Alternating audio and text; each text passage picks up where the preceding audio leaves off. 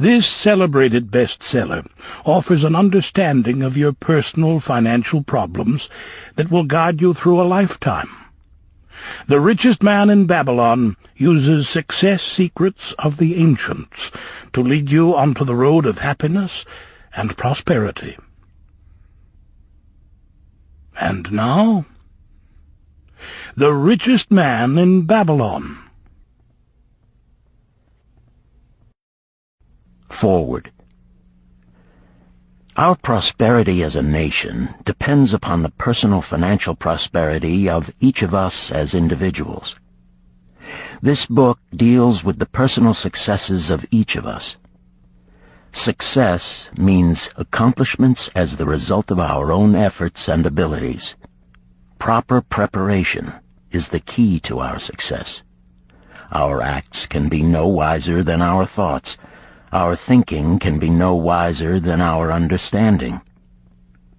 This book of cures for lean purses has been termed a guide to financial understanding.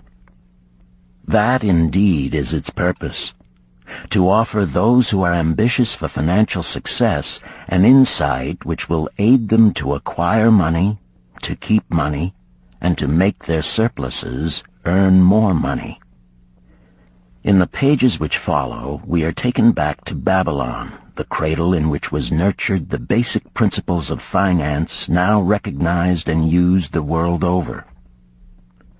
To new readers, the author is happy to extend the wish that its pages may contain for them the same inspiration for growing bank accounts, greater financial successes, and the solution of difficult personal financial problems so enthusiastically reported by readers from coast to coast. To the business executives who have distributed these tales in such generous quantities to friends, relatives, employees, and associates, the author takes this opportunity to express his gratitude. No endorsement could be higher than that of practical men who appreciate its teachings because they themselves have worked up to important successes by applying the very principles it advocates. Babylon became the wealthiest city of the ancient world because its citizens were the richest people of their time. They appreciated the value of money.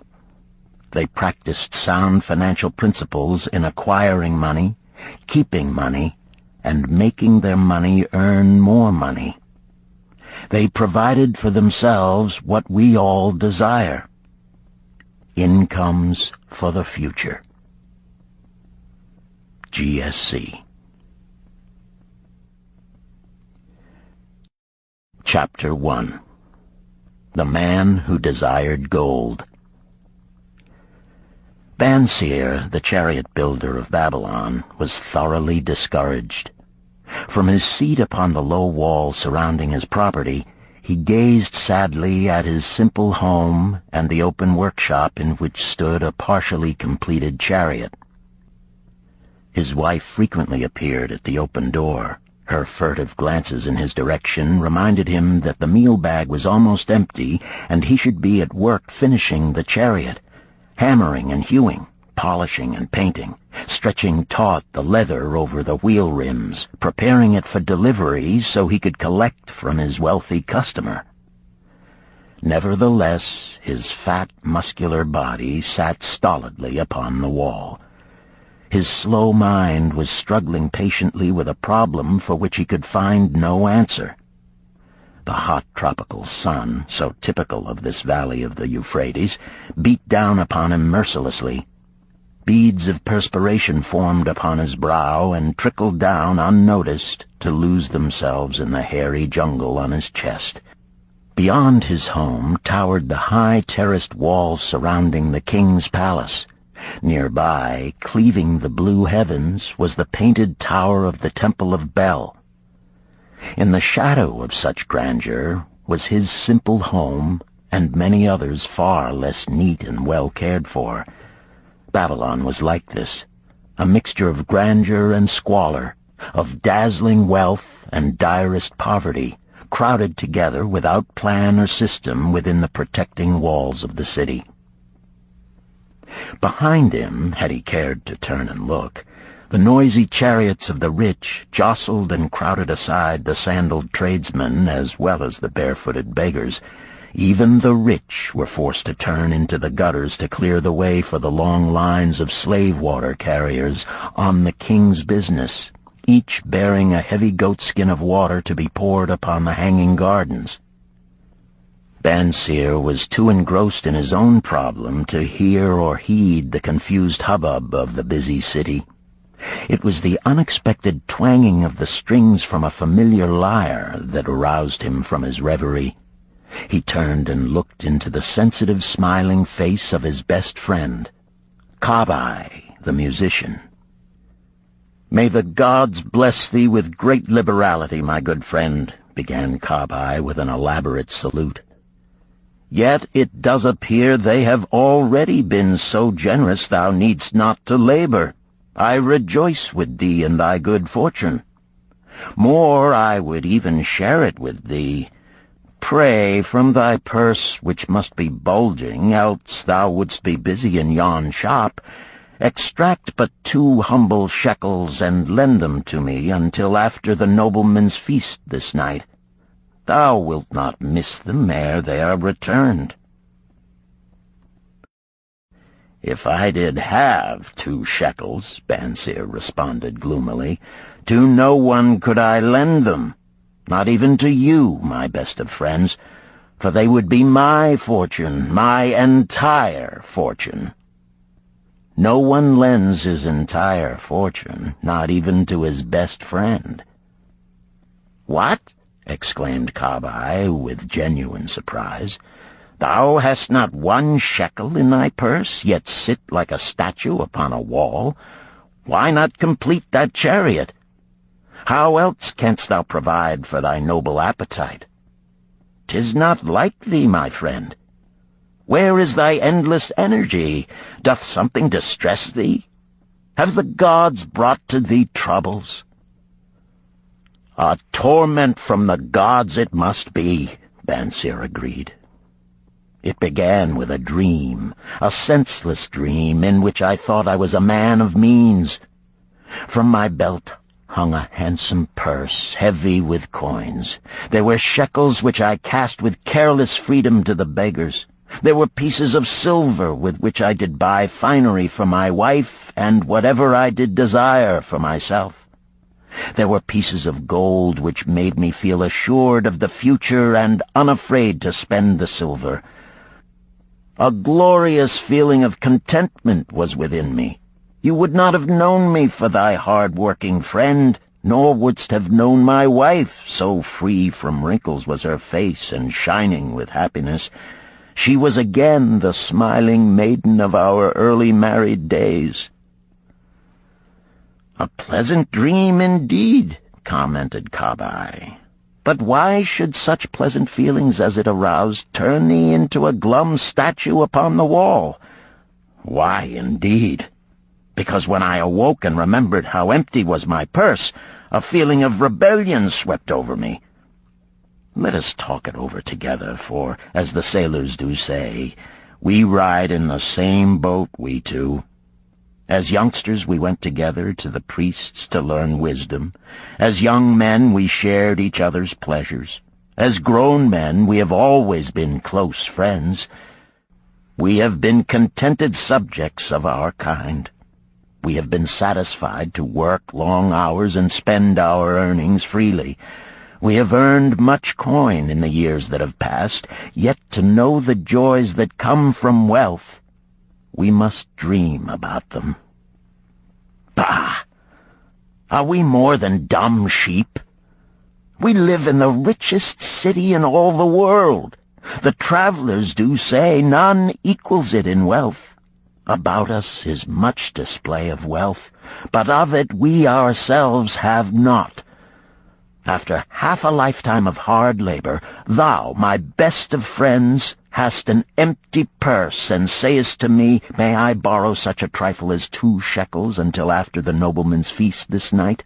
Then what do I reply? Do I say, here is my purse, its contents will I gladly share? No, I admit that my purse is as empty as thine. What is the matter? Why cannot we acquire silver and gold, more than enough for food and robes? Consider also our sons, Bansier continued. Are they not following in the footsteps of their fathers?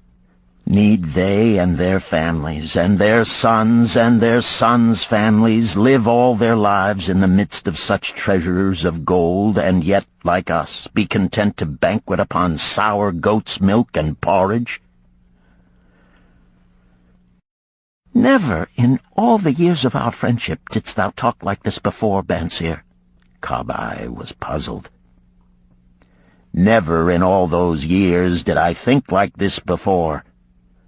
From early dawn until darkness stopped me, I have labored to build the finest chariots any man could make, soft-heartedly hoping some day the gods would recognize my worthy deeds and bestow upon me great prosperity.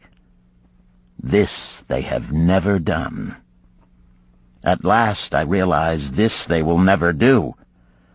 Therefore my heart is sad. I wish to be a man of means. I wish to own lands and cattle, to have fine robes and coins in my purse.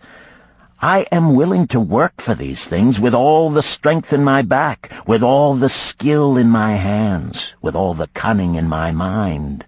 But I wish my labors to be fairly rewarded. What is the matter with us? Again, I ask you, why cannot we have our just share of the good things so plentiful for those who have the gold with which to buy them? Would I knew the answer, Kabai replied. No better than thou am I satisfied. My earnings from my lyre are quickly gone. Often must I plan and scheme that my family be not hungry. Also within my breast is a deep longing for a lyre large enough that it may truly sing the strains of music that do surge through my mind. With such an instrument could I make music finer than even the king has ever heard before. Such a lyre thou shouldst have. No man in all Babylon could make it sing more sweetly. Could make it sing so sweetly not only the king, but the gods themselves would be delighted. But how mayest thou secure it while we both of us are as poor as the king's slaves? Listen to the bell. Here they come. He pointed to the long column of half-naked, sweating water-bearers plodding laboriously up the narrow street from the river. 5 abreast they marched, each bent under a heavy goatskin of water. A fine figure of a man he who doth lead them, Kabai indicated the wearer of the bell who marched in front without a load. A prominent man in his own country, 'tis easy to see. There are many good figures in the line, Bansier agreed, as good men as we. Tall, blond men from the north, laughing black men from the south, little brown men from the nearer countries, all marching together from the river to the gardens, back and forth, day after day, year after year, naught of happiness to look forward to, beds of straw upon which to sleep, hard grain porridge to eat. Pity the poor brutes, Kabai. Pity them I do, yet thou dost make me see how little better off are we, free men though we call ourselves. That is truth, Kabai, unpleasant thought though it may be. We do not wish to go on year after year living slavish lives, working, getting nowhere. Might we not find out how others acquire gold and do as they do? Kabai inquired. Perhaps there is some secret we might learn if we but sought from those who knew, replied Bansier thoughtfully. This very day, suggested Kabai, I did pass our old friend Arkad, riding in his golden chariot. This I will say, he did not look over my humble head as many in his station might consider his right. Instead, he did wave his hand that all onlookers might see him pay greetings and bestow his smile of friendship upon Kabai, the musician. He is claimed to be the richest man in all Babylon, Bansir mused. So rich, the king is said to seek his golden aid in affairs of the treasury, Kabai replied. So rich, Bansir interrupted. I fear if I should meet him in the darkness of the night, I should lay my hands upon his fat wallet. Nonsense, reproved Kabai. A man's wealth is not in a purse he carries. A fat purse quickly empties if there be no golden stream to refill it. Arkad has an income that constantly keeps his purse full, no matter how liberally he spends. Income, that is the thing, ejaculated Bansir. I wish an income that will keep flowing into my purse whether I sit upon the wall or travel to far lands. Arkad must know how a man can make an income for himself. Dost suppose it is something he could make clear to a mind as slow as mine? Methinks he did teach his knowledge to his son, Nomasir, Kabai responded. Did he not go to Nineveh and, so it is told at the inn, become, without aid from his father, one of the richest men in that city? Kabai, thou bringest to me a rare thought. A new light gleamed in Bansir's eyes. It costs nothing to ask wise advice from a good friend, and Arkad was always that. Never mind though our purses be as empty as the falcon's nest of a year ago. Let that not detain us. We are weary of being without gold in the midst of plenty. We wish to become men of means. Come, let us go to Arkad and ask how we also may acquire incomes for ourselves. Thou speakest with true inspiration, Bansir. Thou bringest to my mind a new understanding. Thou makest me to realize the reason why we have never found any measure of wealth. We never sought it. Thou hast labored patiently to build the staunchest chariots in Babylon. To that purpose was devoted your best endeavors. Therefore, at it thou didst succeed. I strove to become a skillful lyre player, and at it I did succeed. In those things toward which we exerted our best endeavors, we succeeded. The gods were content to let us continue thus. Now at last we see a light, bright like that from the rising sun. It biddeth us to learn more, that we may prosper more. With a new understanding, we shall find honorable ways to accomplish our desires. Let us go to Arkad this very day, Bansir urged. Also, let us ask other friends of our boyhood days who have fared no better than ourselves to join us, that they too may share in his wisdom. Thou wert ever thus thoughtful to thy friends, Bansir. Therefore hast thou many friends. It shall be as thou sayest. We go this day and take them with us.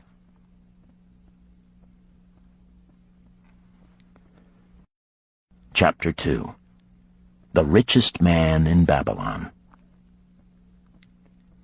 In old Babylon there once lived a certain very rich man named Arkad.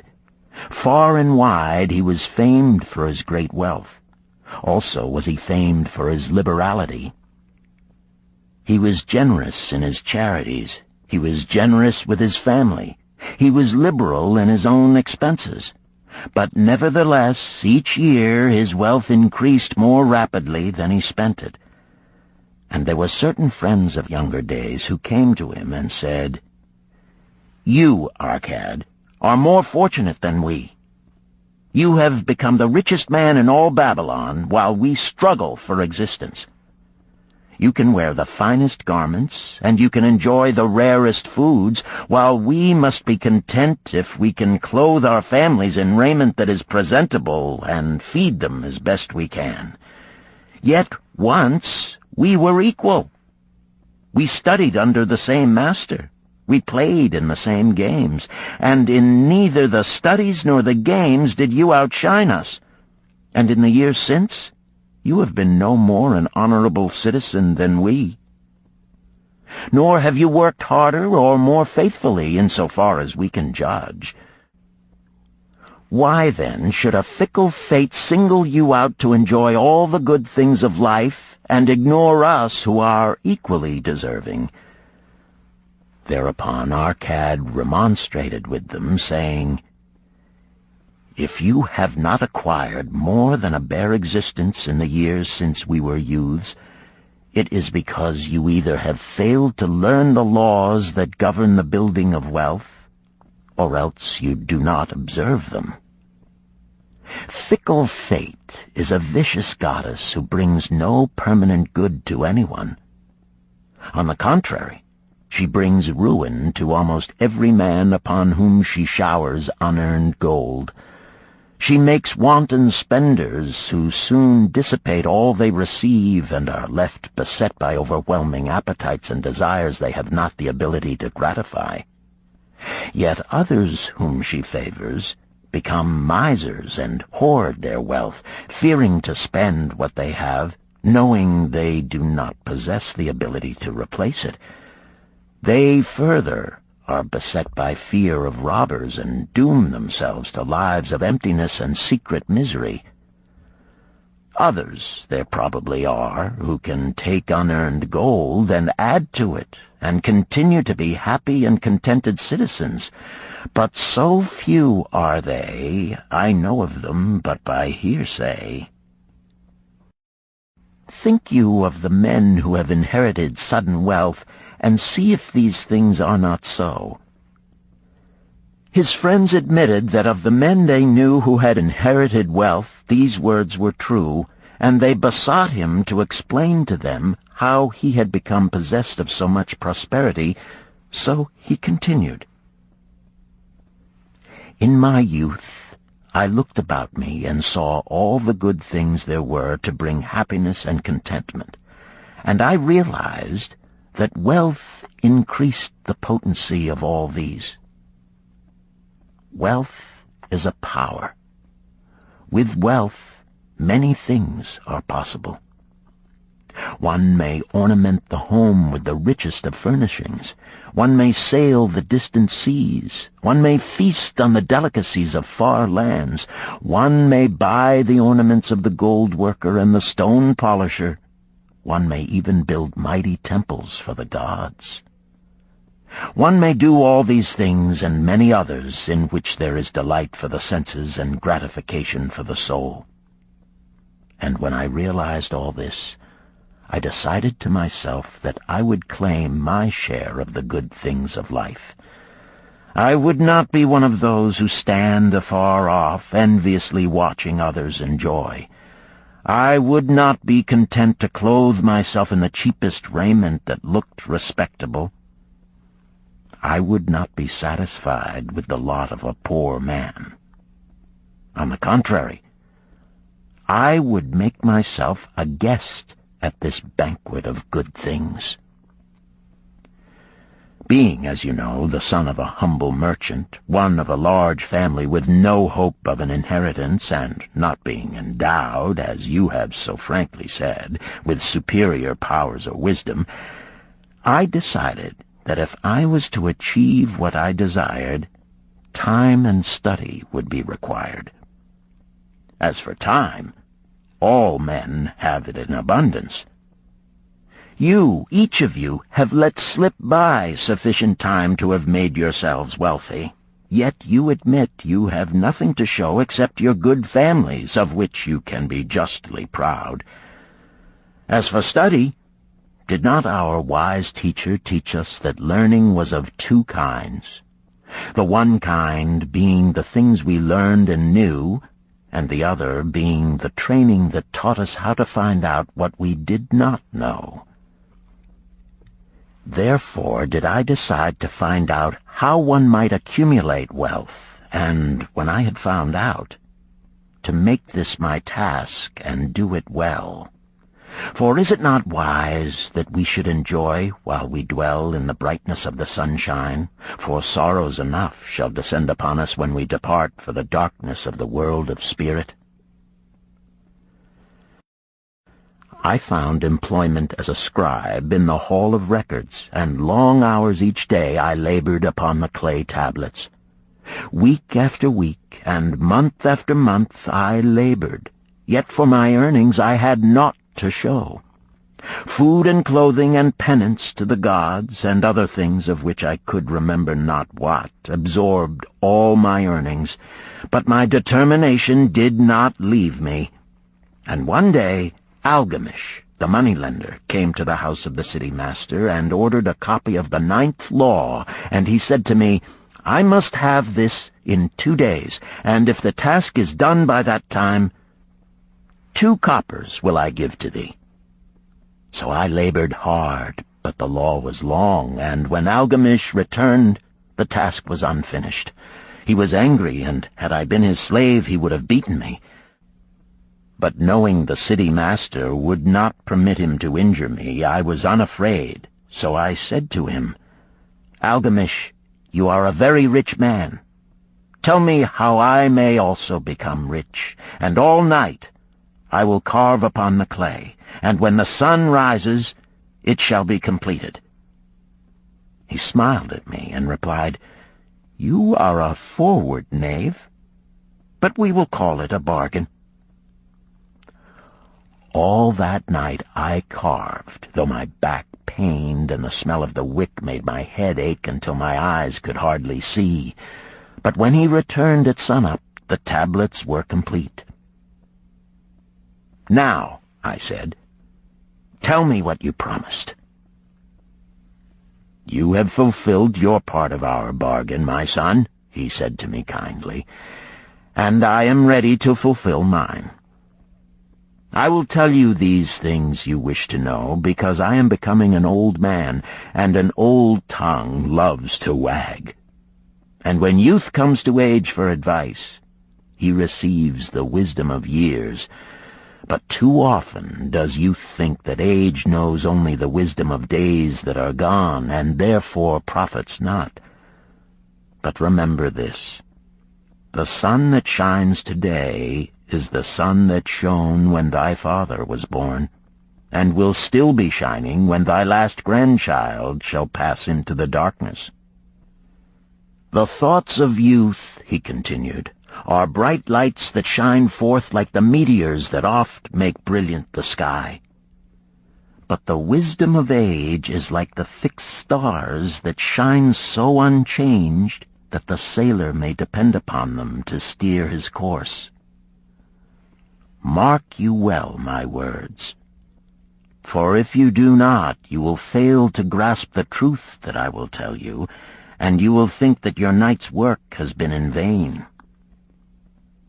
Then he looked at me shrewdly from under his shaggy brows and said in a low, forceful tone, I've found the road to wealth when I decided that a part of all I earned was mine to keep. And so will you. Then he continued to look at me with a glance that I could feel pierce me, but said no more. Is that all? I asked. That was sufficient to change the heart of a sheepherder into the heart of a moneylender, he replied. But all I earn is mine to keep, is it not? I demanded. Far from it, he replied. Do you not pay the garment maker? Do you not pay the sandal maker? Do you not pay for the things you eat? Can you live in Babylon without spending? What have you to show for your earnings of the past month? What for the past year? Fool! You pay to everyone but yourself. Dullard! You labor for others. As well be a slave and work for what your master gives you to eat and wear. If you did keep for yourself 1/10 of all you earn, how much would you have in 10 years? My knowledge of the numbers did not forsake me, and I answered, "As much as I earn in 1 year." "You speak but half the truth," he retorted. "Every gold piece you save is a slave to work for you. Every copper it earns is its child that also can earn for you. If you would become wealthy, then what you save must earn, and its children must earn, that all may help to give to you the abundance you crave. You think I cheat you for your long night's work," he continued, "but I am paying you 1,000 times over if you have the intelligence to grasp the truth I offer you. A part of all you earn is yours to keep. It should not be less than 1/10, no matter how little you earn. It can be as much more as you can afford. Pay yourself first. Do not buy from the clothes maker and the sandal maker more than you can pay out of the rest and still have enough for food and charity and penance to the gods. Wealth, like a tree, grows from a tiny seed.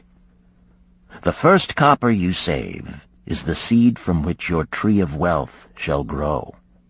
The sooner you plant that seed, the sooner shall the tree grow. And the more faithfully you nourish and water that tree with consistent savings, the sooner may you bask in contentment beneath its shade." So saying, he took his tablets and went away. I thought much about what he had said to me, and it seemed reasonable, so I decided that I would try it. Each time I was paid, I took 1 from each 10 pieces of copper and hid it away. And strange as it may seem, I was no shorter of funds than before. I noticed little difference as I managed to get along without it. But often I was tempted, as my hoard began to grow, to spend it for some of the good things the merchants displayed, brought by camels and ships from the land of the Phoenicians. But I wisely refrained. A 12th month after Algamish had gone, he again returned and said to me, "Son, have you paid to yourself not less than 1/10 of all you have earned for the past year?" I answered proudly, "Yes, master, I have." "That is good," he answered, beaming upon me. "And what have you done with it?" "I have given it to Asmer, the brickmaker, who told me he was traveling over the far seas, and in Tyre he would buy from me the rare jewels of the Phoenicians. When he returns, we shall sell these at high prices and divide the earnings." "Every fool must learn," he growled. "But why trust the knowledge of a brickmaker about jewels? Would you go to the breadmaker to inquire about the stars? No, by my tunic, you would go to the astrologer if you had power to think. Your savings are gone, youth. You have jerked your wealth tree up by the roots. But plant another. Try again. And next time, if you would have advice about jewels, go to the jewel merchant. If you would know the truth about sheep, go to the herdsman. Advice is one thing that is freely given away, but watch that you take only what is worth having. He who takes advice about his savings from one who is inexperienced in such matters shall pay with his savings for proving the falsity of their opinions." Saying this, he went away. And it was as he said, for the Phoenicians are scoundrels and sold to Asmer worthless bits of glass that looked like gems. But as Algamish had bid me, I again saved each 10th copper, for I now had formed the habit, and it was no longer difficult. Again, 12 months later, Algamish came to the room of the scribes and addressed me. "What progress have you made since last I saw you?" "I have paid myself faithfully," I replied, "and my savings I have entrusted to Agar, the shield-maker, to buy bronze, and each 4th month he does pay me the rental." "That is good. And what do you do with the rental?" I do have a great feast with honey and fine wine and spiced cake. Also I have bought me a scarlet tunic, and some day I shall buy me a young ass upon which to ride." To which Algamish laughed, "You do eat the children of your savings. Then how do you expect them to work for you? And how can they have children that will also work for you? First get thee an army of golden slaves, and then many a rich banquet may you enjoy without regret." So saying, he again went away.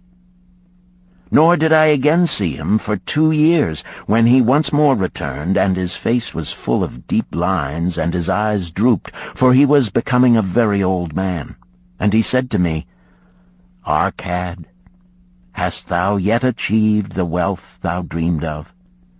And I answered, "Not yet all that I desire, but some I have, and it earns more, and its earnings earn more." "And do you still take the advice of brickmakers?"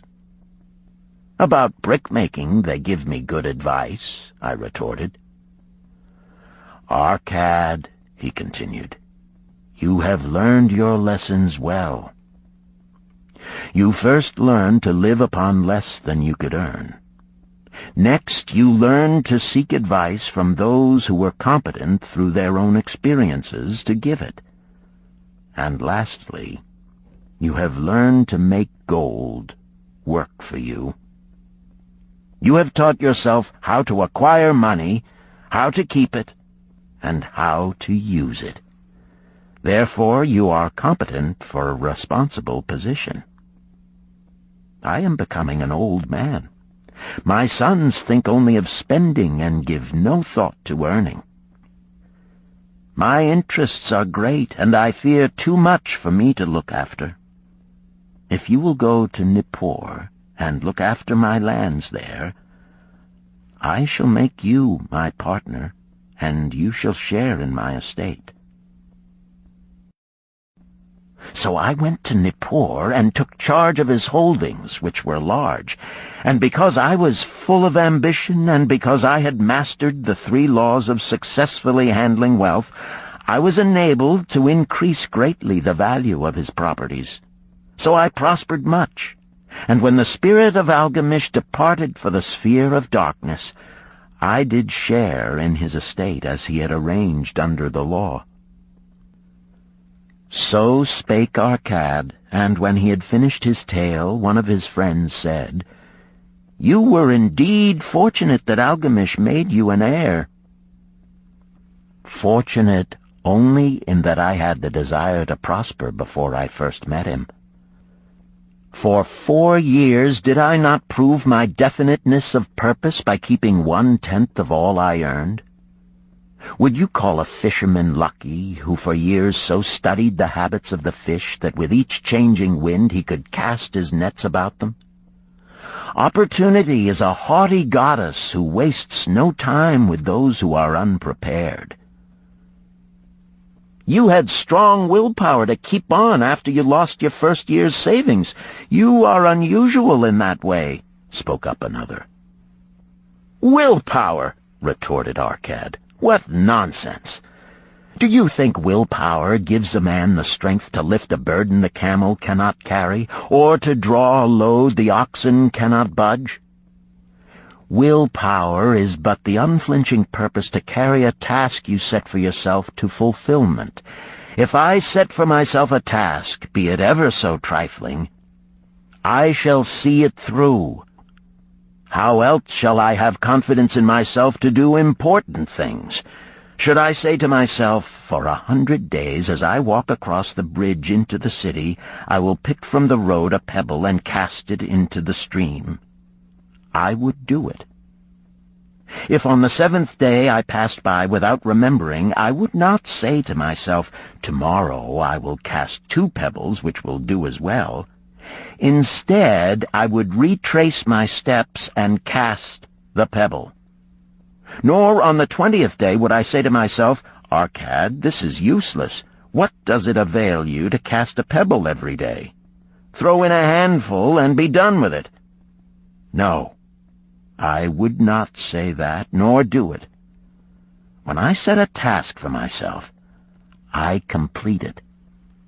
Therefore, I am careful not to start difficult and impractical tasks, because I love leisure." And then another friend spoke up and said, "If what you tell is true, and it does seem, as you have said, reasonable, then being so simple, if all men did it, there would not be enough wealth to go around." "Wealth grows wherever men exert energy," Arcad replied. "If a rich man builds him a new palace, is the gold he pays out gone? No, the brickmaker has part of it, and the laborer has part of it, and the artist has part of it, and everyone who labors upon the house has part of it. Yet, when the palace is completed, is it not worth all it cost? And is the ground upon which it stands not worth more because it is there? And is the ground that adjoins it not worth more because it is there? Wealth grows in magic ways. No man can prophesy the limit of it. Have not the Phoenicians built great cities on barren coasts with the wealth that comes from their ships of commerce on the seas? "What then do you advise us to do that we also may become rich?" asked still another of his friends. "The years have passed, and we are no longer young men, and we have nothing put by." "I advise that you take the wisdom of Algamish and say to yourselves, 'A part of all I earn is mine to keep.' Say it in the morning when you first arise, say it at noon, say it at night. Say it each hour of every day. Say it to yourself until the words stand out like letters of fire across the sky. Impress yourself with the idea. Fill yourself with the thought. Then take whatever portion seems wise. Let it be not less than 1/10, and lay it by. Arrange your other expenditures to do this if necessary, but lay by that portion first. Soon you will realize what a rich feeling it is to own a treasure upon which you alone have claim. As it grows, it will stimulate you. A new joy of life will thrill you. Greater efforts will come to you to earn more. For of your increased earnings, will not the same percentage be also yours to keep? Then learn to make your treasure work for you. Make it your slave. Make its children and its children's children work for you. Ensure an income for thy future. Look thou at the aged, and forget not that in the days to come thou also will be numbered among them. Therefore invest thy treasure with greatest caution that it be not lost. Usurious rates of return are deceitful sirens that sing but to lure the unwary upon the rocks of loss and remorse. Provide also that thy family may not want should the gods call thee to their realms. For such protection it is always possible to make provision with small payments at regular intervals. Therefore the provident man delays not in expectation of a large sum becoming available for such a wise purpose. Counsel with wise men. Seek the advice of men whose daily work is handling money. Let them save you from such an error as I myself made in entrusting my money to the judgment of Asmer, the brickmaker. A small return and a safe one is far more desirable than risk. Enjoy life while you are here. Do not overstrain or try to save too much.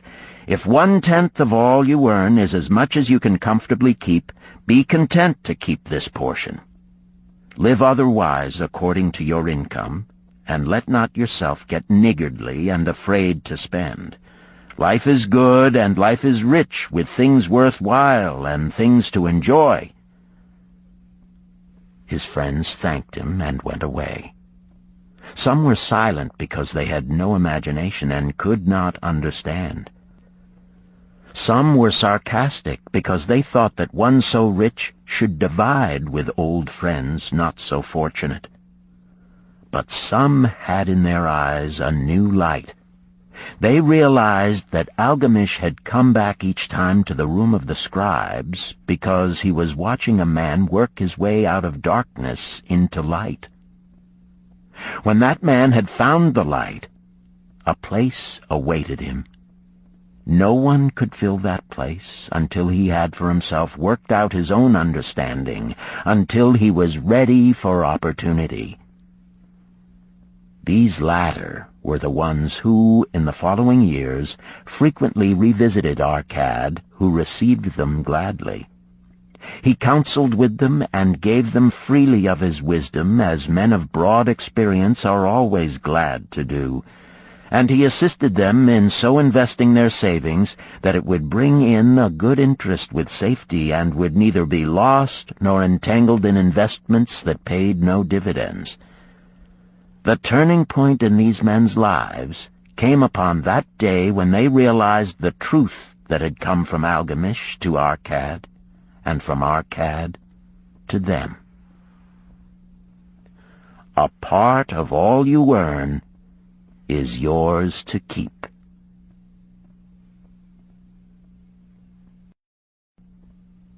Chapter 3. 7 Cures for a Lean Purse. The glory of Babylon endures. Down through the ages, its reputation comes to us as the richest of cities, its treasures as fabulous. Yet it was not always so. The riches of Babylon were the results of the wisdom of its people. They first had to learn how to become wealthy. When the good King Sargon returned to Babylon after defeating his enemies, the Elamites, he was confronted with a serious situation. The royal chancellor explained it to the king thus: "After many years of great prosperity brought to our people because your majesty built the great irrigation canals and the mighty temples of the gods, now that these works are completed, the people seem unable to support themselves. The laborers are without employment. The merchants have few customers. The farmers are unable to sell their produce. The people have not enough gold to buy food." "But where has all the gold gone that we spent for these great improvements?" demanded the king. "It has found its way, I fear," responded the chancellor, "into the possession of a few very rich men of our city. It filtered through the fingers of most of our people as quickly as the goat's milk goes through the strainer. Now that the stream of gold has ceased to flow, most of our people have nothing to show for their earnings." The king was thoughtful for some time. Then he asked, "Why should so few men be able to acquire all the gold?" "Because they know how," replied the chancellor. "One may not condemn a man for succeeding because he knows how. Neither may one with justice take away from a man what he has fairly earned, to give to men of less ability." "But why," demanded the king, "should not all the people learn how to accumulate gold and therefore become themselves rich and prosperous?" "Quite possible, Your Excellency. But who can teach them? Certainly not the priests, because they know naught of money-making." "Who knows best in all our city how to become wealthy, Chancellor?" asked the king. "Thy question answers itself, Your Majesty. Who has amassed the greatest wealth in Babylon?" "Well said, my able Chancellor. It is Arcad. He is the richest man in Babylon. Bring him before me on the morrow." Upon the following day, as the king had decreed, Arcad appeared before him, straight and sprightly, despite his 80 years and 10. "Arcad," spoke the king, "is it true thou art the richest man in Babylon?" "So it is reported, Your Majesty, and no man disputes it." "How becamest thou so wealthy?" "By taking advantage of opportunities available to all citizens of our good city." Thou hadst nothing to start with? Only a great desire for wealth. Besides this, nothing. Arcad, continued the king, our city is in a very unhappy state because a few men know how to acquire wealth and therefore monopolize it, while the mass of our citizens lack the knowledge of how to keep any part of the gold they receive. It is my desire that Babylon be the wealthiest city in the world.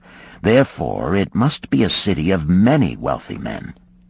Therefore we must teach all the people how to acquire riches. Tell me, Arcad, is there any secret to acquiring wealth? Can it be taught? It is practical, Your Majesty. That which one man knows can be taught to others. The king's eyes glowed. Arcad, thou speakest the words I wish to hear. Wilt thou lend thyself to this great cause? Wilt thou teach thy knowledge to a school for teachers, each of whom shall teach others until there are enough trained to teach these truths to every worthy subject in my domain? Arcad bowed and said, I am thy humble servant to command. Whatever knowledge I possess will I gladly give for the betterment of my fellow men and the glory of my king. Let your good chancellor arrange for me a class of 100 men, and I will teach them those 7 cures which did fatten my purse, than which there was none leaner in all Babylon. A fortnight later, in compliance with the king's command, the chosen 100 assembled in the great hall of the Temple of Learning, seated upon colorful rings in a semicircle. Arcad sat beside a small tabaret upon which smoked a sacred lamp sending forth a strange and pleasing odor. "Behold the richest man in Babylon," whispered a student, nudging his neighbor as Arcad arose. "He is but a man, even as the rest of us." "As a dutiful subject of our great king," Arcad began, "I stand before you in his service. Because once I was a poor youth who did greatly desire gold, and because I found knowledge that enabled me to acquire it, he asks that I impart unto you my knowledge. I started my fortune in the humblest way. I had no advantage not enjoyed as fully by you and every citizen in Babylon. The first storehouse of my treasure was a well-worn purse. I loathed its useless emptiness. I desired that it be round and full, clinking with the sound of gold. Therefore I sought every remedy for a lean purse. I found 7. To you who are assembled before me shall I explain the 7 cures for a lean purse, which I do recommend to all men who desire much gold. Each day for 7 days will I explain to you one of the 7 remedies. Listen attentively to the knowledge that I will impart. Debate it with me. Discuss it among yourselves. Learn these lessons thoroughly, that ye may also plant in your own purse the seed of wealth. First must each of you start wisely to build a fortune of his own. Then wilt thou be competent, and only then, to teach these truths to others. I shall teach to you in simple ways how to fatten your purses. This is the first step leading to the Temple of Wealth, and no man may climb who cannot plant his feet firmly upon the first step. We shall now consider the first cure. The first cure. Start thy purse to fattening. Arcad addressed the thoughtful man in the second row. My good friend, at what craft workest thou? I, replied the man, am a scribe, and carve records upon the clay tablets. Even at such labor did I myself earn my first coppers. Therefore thou hast the same opportunity to build a fortune. He spoke to a florid-faced man farther back. Pray tell also what dost thou to earn thy bread? I, responded this man, am a meat butcher. I do buy the goats the farmers raise, and kill them, and sell the meat to the housewives, and the hides to the sandal makers. Because thou dost also labor and earn, thou hast every advantage to succeed that I did possess. In this way did Arcad proceed to find out how each man labored to earn his living. When he had done questioning them, he said, Now, my students, ye can see that there are many trades and labors at which men may earn coins. Each of the ways of earning is a stream of gold from which the worker doth divert by his labors a portion to his own purse. Therefore into the purse of each of you flows a stream of coins, large or small, according to his ability. Is it not so? Thereupon they agreed that it was so. Then, continued Arcad, if each of you desireth to build for himself a fortune, is it not wise to start by utilizing that source of wealth which he already has established? To this they agreed. Then Arcad turned to a humble man who had declared himself an egg merchant. If thou select one of thy baskets, and put into it each morning 10 eggs, and take out from it each evening 9 eggs, what will eventually happen? It will become in time overflowing. Why? Because each day I put in 1 more egg than I take out. Arcad turned to the class with a smile. Does any man here have a lean purse? First they looked amused, then they laughed. Lastly, they waved their purses in jest. All right, he continued. Now I shall tell thee the first remedy I learned to cure a lean purse. Do exactly as I have suggested to the egg merchant. For every 10 coins thou placest within thy purse, take out for use but 9. Thy purse will start to fatten at once, and its increasing weight will feel good in thy hand and bring satisfaction to thy soul. Deride not what I say because of its simplicity. Truth is always simple. I told thee I would tell how I built my fortune. This was my beginning. I, too, carried a lean purse and cursed it because there was naught within to satisfy my desires. But when I began to take out from my purse but 9 parts of 10 I put in, it began to fatten. So will thine. Now I will tell a strange truth, the reason for which I know not. When I ceased to pay out more than 9/10 of my earnings, I managed to get along just as well. I was not shorter than before. Also, ere long did coins come to me more easily than before. Surely it is a law of the gods that unto him who keepeth and spendeth not a certain part of all his earnings shall gold come more easily. Likewise him whose purse is empty does gold avoid. Which desirest thou the most?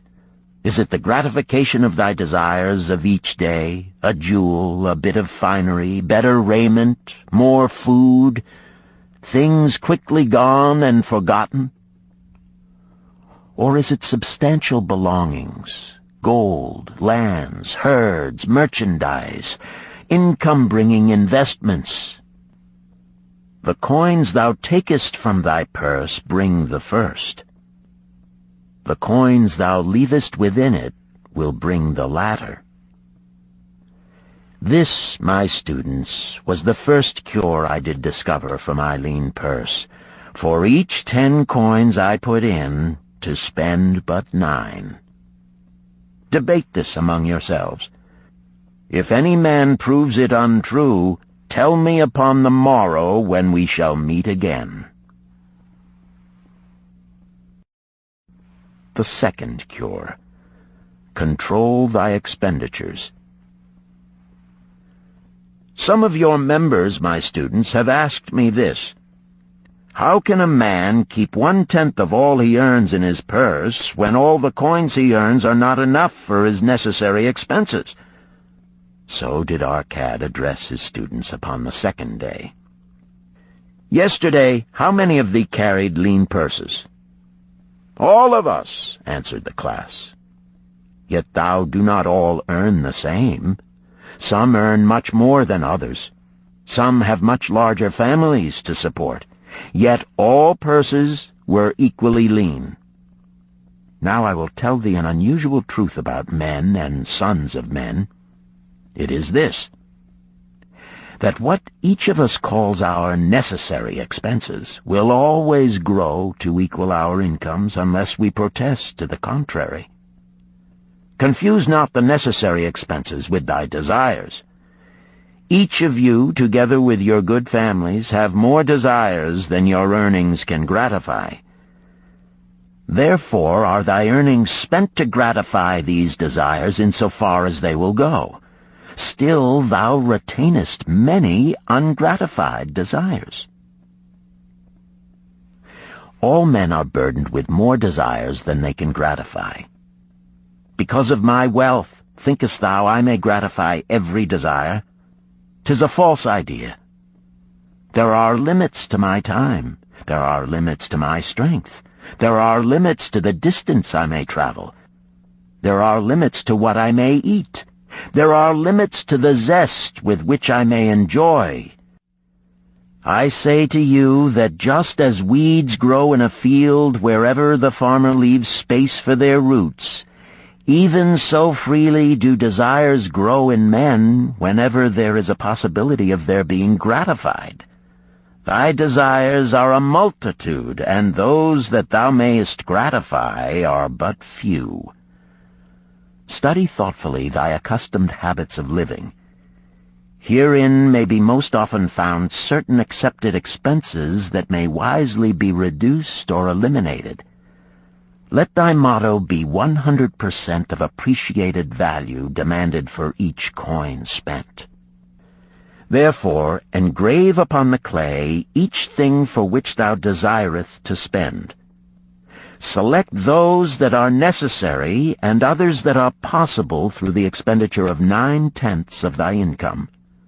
Cross out the rest, and consider them but a part of that great multitude of desires that must go unsatisfied, and regret them not. Budget then thy necessary expenses. Touch not the 1/10 that is fattening thy purse. Let this be thy great desire that is being fulfilled. Keep working with thy budget. Keep adjusting it to help thee. Make it thy first assistant in defending thy fattening purse. Hereupon one of the students, wearing a robe of red and gold, arose and said, "I am a free man. I believe that it is my right to enjoy the good things of life. Therefore do I rebel against the slavery of a budget which determines just how much I may spend and for what. I feel it would take much pleasure from my life and make me little more than a pack-ass to carry a burden."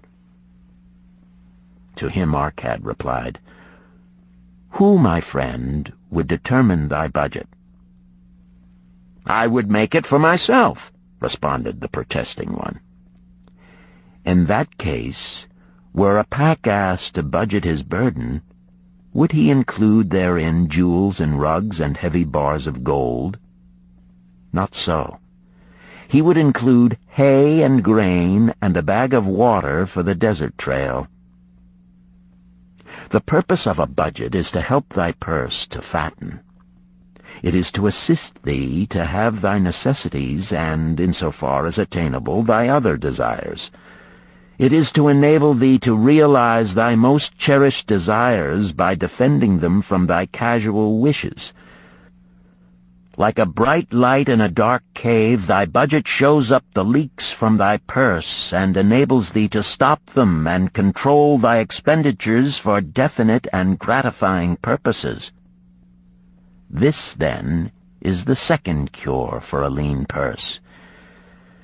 Budget thy expenses, that thou mayest have coins to pay for thy necessities, to pay for thy enjoyments, and to gratify thy worthwhile desires without spending more than 9/10 of thy earnings. The third cure. Make thy gold multiply. Behold, thy lean purse is fattening. Thou hast disciplined thyself to leave therein 1/10 of all thou earnest. Thou hast controlled thy expenditures to protect thy growing treasure. Next, we will consider means to put thy treasure to labor and to increase. Gold in a purse is gratifying to own, and satisfieth a miserly soul, but earns nothing. The gold we may retain from our earnings is but the start. The earnings it will make shall build our fortunes. So spoke our cat upon the third day to his class. How, therefore, may we put our gold to work? My first investment was unfortunate, for I lost all. Its tale I will relate later. My first profitable investment was a loan I made to a man named Agar, a shield maker. Once each year did he buy large shipments of bronze brought from across the sea to use in his trade. Lacking sufficient capital to pay the merchants, he would borrow from those who had extra coins. He was an honorable man. His borrowing he would repay, together with a liberal rental as he sold his shields. Each time I loaned to him, I loaned back also the rental he had paid to me. Therefore not only did my capital increase, but its earnings likewise increased. Most gratifying was it to have these sums returned to my purse. I tell you, my students, a man's wealth is not in the coins he carries in his purse. It is the income he buildeth, the golden stream that continually floweth into his purse and keepeth it always bulging. That is what every man desireth. That is what thou, each one of thee, desireth. An income that continueth to come whether thou work or travel. Great income I have acquired, so great that I am called a very rich man. My loans to Agar were my first training in profitable investment. Gaining wisdom from this experience, I extended my loans and investments as my capital increased. From a few sources at first, from many sources later, flowed into my purse a golden stream of wealth available for such wise uses as I should decide. Behold, from my humble earnings, I had begotten a horde of golden slaves, each laboring and earning more gold. As they labored for me, so their children also labored, and their children's children, until great was the income from their combined efforts. Gold increaseth rapidly when making reasonable earnings, as thou wilt see from the following. A farmer, when his first son was born, took 10 pieces of silver to a moneylender and asked him to keep it on rental for his son until he became 20 years of age. This the moneylender did, and agreed the rental should be 1/4 of its value each 4 years. The farmer asked, because this sum he had set aside as belonging to his son, that the rental be added to the principal. When the boy had reached the age of 20 years, the farmer again went to the moneylender to inquire about the silver. The moneylender explained that because this sum had been increased by compound interest, the original 10 pieces of silver had now grown to 30½ pieces. The farmer was well pleased, and because the son did not need the coins, he left them with the moneylender. When the son became 50 years of age, the father meantime having passed to the other world, the moneylender paid the son in settlement 167 pieces of silver. Thus, in 50 years, had the investment multiplied itself at rental almost 17 times. This, then, is the third cure for a lean purse. to put each coin to laboring, that it may reproduce its kind, even as the flocks of the field, and help bring to thee income, a stream of wealth that shall flow constantly into thy purse. The fourth cure. Guard thy treasures from loss. Misfortune loves a shining mark. Gold in a man's purse must be guarded with firmness, else it be lost. Thus it is wise that we must first secure small amounts and learn to protect them before the gods entrust us with larger. So spoke Arcad upon the fourth day to his class. Every owner of gold is tempted by opportunities whereby it would seem that he could make large sums by its investment in most plausible projects. Often friends and relatives are eagerly entering such investment and urge him to follow. The first sound principle of investment is security for thy principal. Is it wise to be intrigued by larger earnings when thy principal may be lost? I say not. The penalty of risk is probable loss. Study carefully, before parting with thy treasure, each assurance that it may be safely reclaimed. Be not misled by thine own romantic desires to make wealth rapidly. Before thou loan it to any man, assure thyself of his ability to repay and his reputation for doing so, that thou mayest not unwittingly be making him a present of thy hard-earned treasure. Before thou entrust it as an investment in any field, acquaint thyself with the dangers which may beset it. My own first investment was a tragedy to me at the time. The guarded savings of a year I did entrust to a brickmaker named Asmer, who was traveling over the far seas, and in Tyre agreed to buy for me the rare jewels of the Phoenicians. These we would sell upon his return and divide the profits. The Phoenicians were scoundrels and sold him bits of glass. My treasure was lost. Today, my training would show to me at once the folly of entrusting a brickmaker to buy jewels. Therefore do I advise thee from the wisdom of my experiences, be not too confident of thine own wisdom in entrusting thy treasures to the possible pitfalls of investments. Better by far to consult the wisdom of those experienced in handling money for profit. Such advice is freely given for the asking, and may readily possess a value equal in gold to the sum thou considerest investing. In truth, such is its actual value if it save thee from loss. This, then, is the fourth cure for a lean purse, and of great importance if it prevent thy purse from being emptied once it has become well filled. Guard thy treasure from loss by investing only where thy principal is safe, where it may be reclaimed if desirable, and where thou wilt not fail to collect a fair rental. Consult with wise men. Secure the advice of those experienced in the profitable handling of gold. Let their wisdom protect thy treasure from unsafe investments. This ends Disc 1. The Richest Man in Babylon, Disc 2. The fifth cure.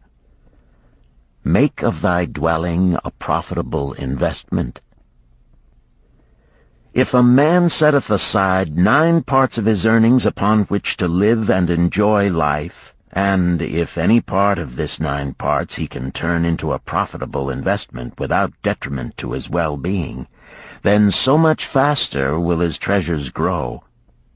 So spake Arcad to his class at their 5th lesson. All too many of our men of Babylon do raise their families in unseemly quarters. They do pay to exacting landlords liberal rentals for rooms where their wives have not a spot to raise the blooms that gladden a woman's heart, and their children have no place to play their games except in the unclean alleys. No man's family can fully enjoy life unless they do have a plot of ground wherein children can play in the clean earth, and where the wife may raise not only blossoms but good rich herbs to feed her family. To a man's heart it brings gladness to eat the figs from his own trees and the grapes of his own vines, to own his own domicile and to have it a place he is proud to care for, putteth confidence in his heart and greater effort behind all his endeavors. Therefore do I recommend that every man own the roof that sheltereth him and his. Nor is it beyond the ability of any well-intentioned man to own his home. Hath not our great king so widely extended the walls of Babylon that within them much land is now unused, and may be purchased at sums most reasonable? Also I say to you, my students, that the money-lenders gladly consider the desires of men who seek homes and land for their families. Readily may thou borrow to pay the brickmaker and the builder for such commendable purposes, if thou can show a reasonable portion of the necessary sum which thou thyself hast provided for the purpose. Then when the house be built, thou canst pay the money-lender with the same regularity as thou didst pay the landlord, because each payment will reduce thy indebtedness to the money-lender. A few years will satisfy his loan. Then will thy heart be glad, because thou wilt own in thy own right a valuable property, and thy only cost will be the king's taxes. Also wilt thy good wife go more often to the river to wash thy robes, that each time returning she may bring a goatskin of water to pour upon the growing things. Thus come many blessings to the man who owneth his own house, and greatly will it reduce his cost of living, making available more of his earnings for pleasures and the gratification of his desires. This, then, is the fifth cure for a lean purse. Own thy own home. The sixth cure. Ensure a future income. The life of every man proceedeth from his childhood to his old age. This is the path of life, and no man may deviate from it, unless the gods call him prematurely to the world beyond. Therefore do I say that it behooves a man to make preparation for a suitable income in the days to come, when he is no longer young, and to make preparations for his family, should he be no longer with them to comfort and support them. This lesson shall instruct thee in providing a full purse when time has made thee less able to earn. So Arcad addressed his class upon the sixth day. The man who, because of his understanding of the laws of wealth, acquireth a growing surplus, should give thought to those future days. He should plan certain investments or provisions that may endure safely for many years, yet will be available when the time arrives which he has so wisely anticipated. There are diverse ways by which a man may provide with safety for his future. He may provide a hiding place and there bury a secret treasure. Yet no matter with what skill it be hidden, it may nevertheless become the loot of thieves. For this reason I recommend not this plan. A man may buy houses or lands for this purpose. If wisely chosen as to their usefulness and value in the future, they are permanent in their value and their earnings, or their sale will provide well for his purpose. A man may loan a small sum to the moneylender and increase it at regular periods. The rental which the moneylender adds to this will largely add to its increase. I do know a sandal-maker named Ansan, who explained to me not long ago that each week for 8 years he had deposited with his moneylender 2 pieces of silver. The moneylender had but recently given him an accounting over which he greatly rejoiced. The total of his small deposits with their rental at the customary rate of 1/4 their value for each 4 years had now become 1,040 pieces of silver. I did gladly encourage him further by demonstrating to him with my knowledge of the numbers that in 12 years more, if he would keep his regular deposits of but 2 pieces of silver each week, the moneylender would then owe him 4,000 pieces of silver, a worthy competence for the rest of his life.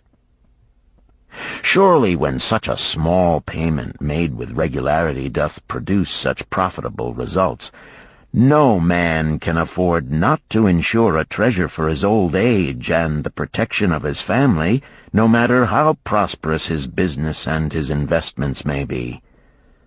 I would that I might say more about this.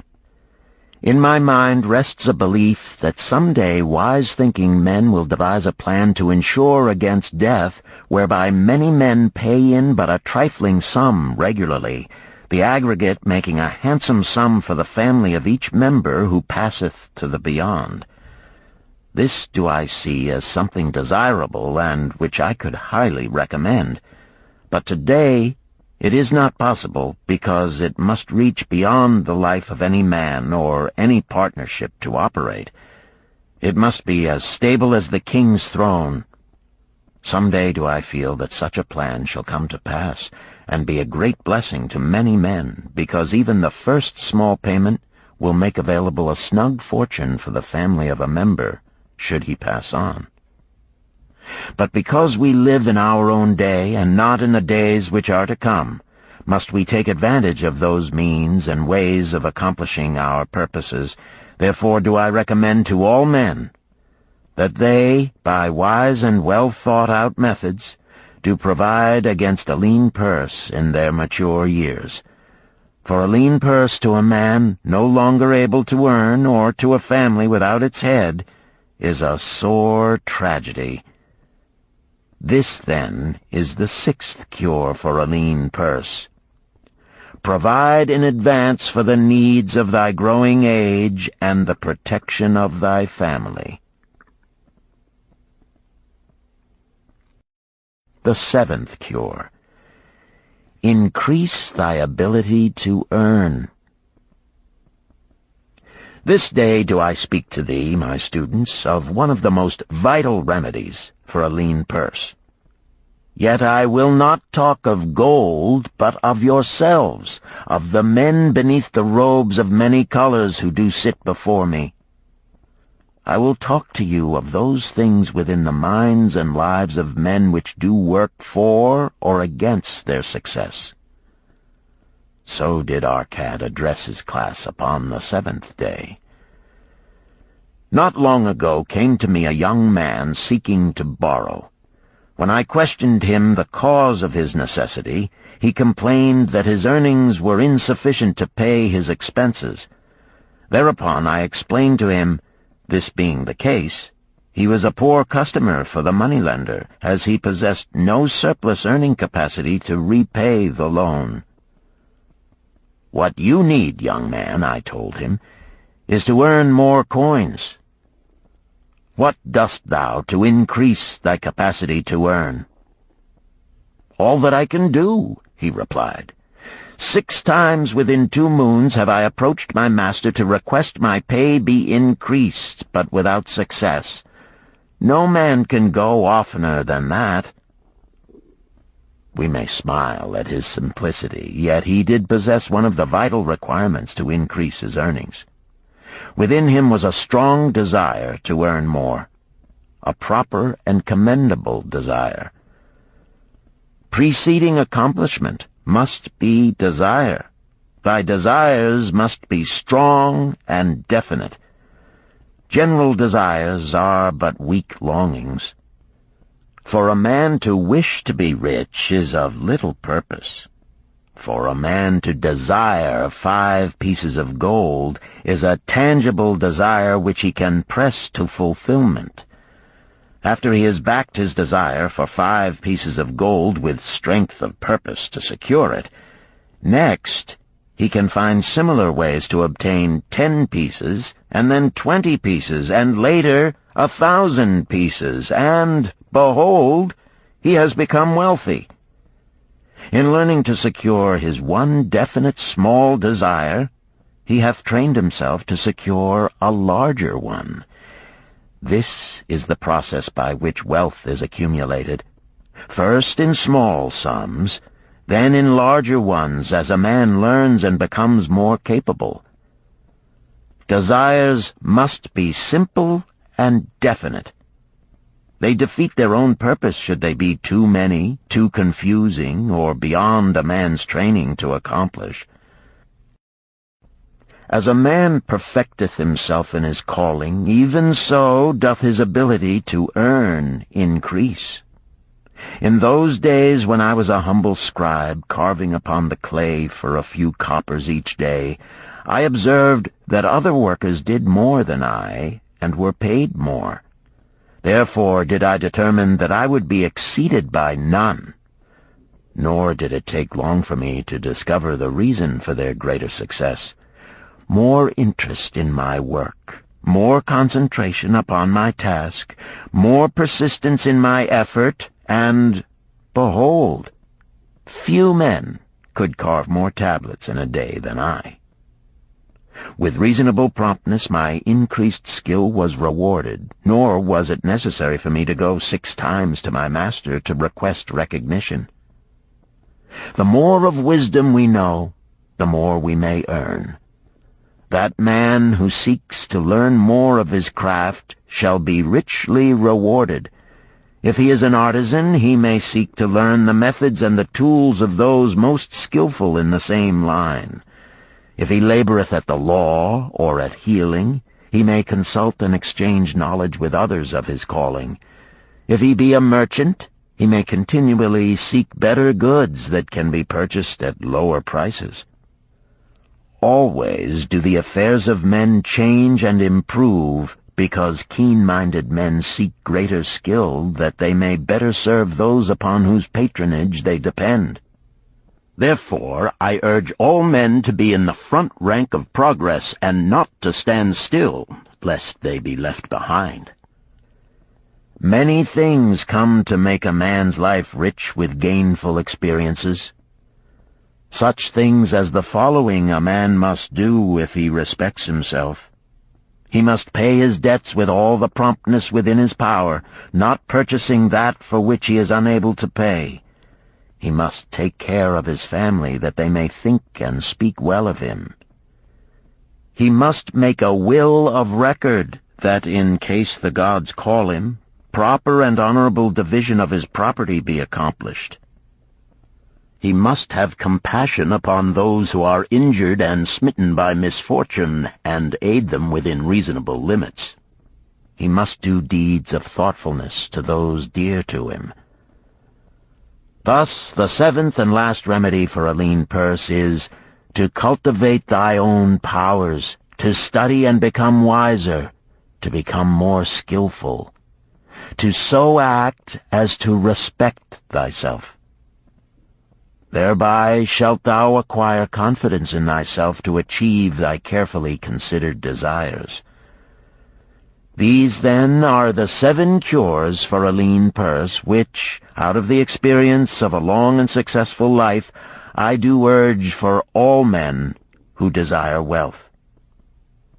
There is more gold in Babylon, my students, than thou dreamest of. There is abundance for all. Go thou forth and practice these truths, that thou mayest prosper and grow wealthy, as is thy right.